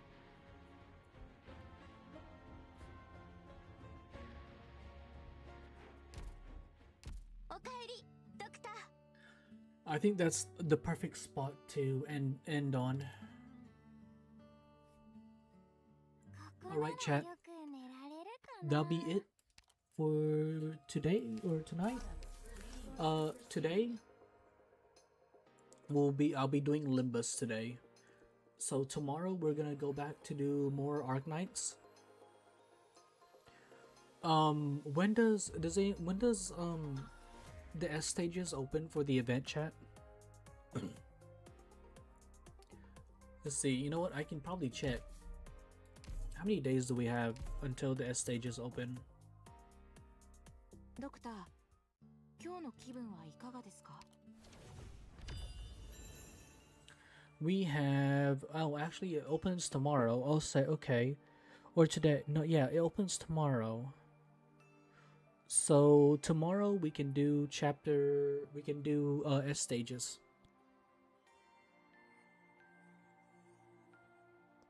Yeah, Tuesday. So that's what we'll do. But alright. That'll be it for today. You guys have a good one. Peace, everybody. If anyone is new coming here, joining us in story, if anybody is new, please do consider like and subscribing, and I'll see you guys in the next one.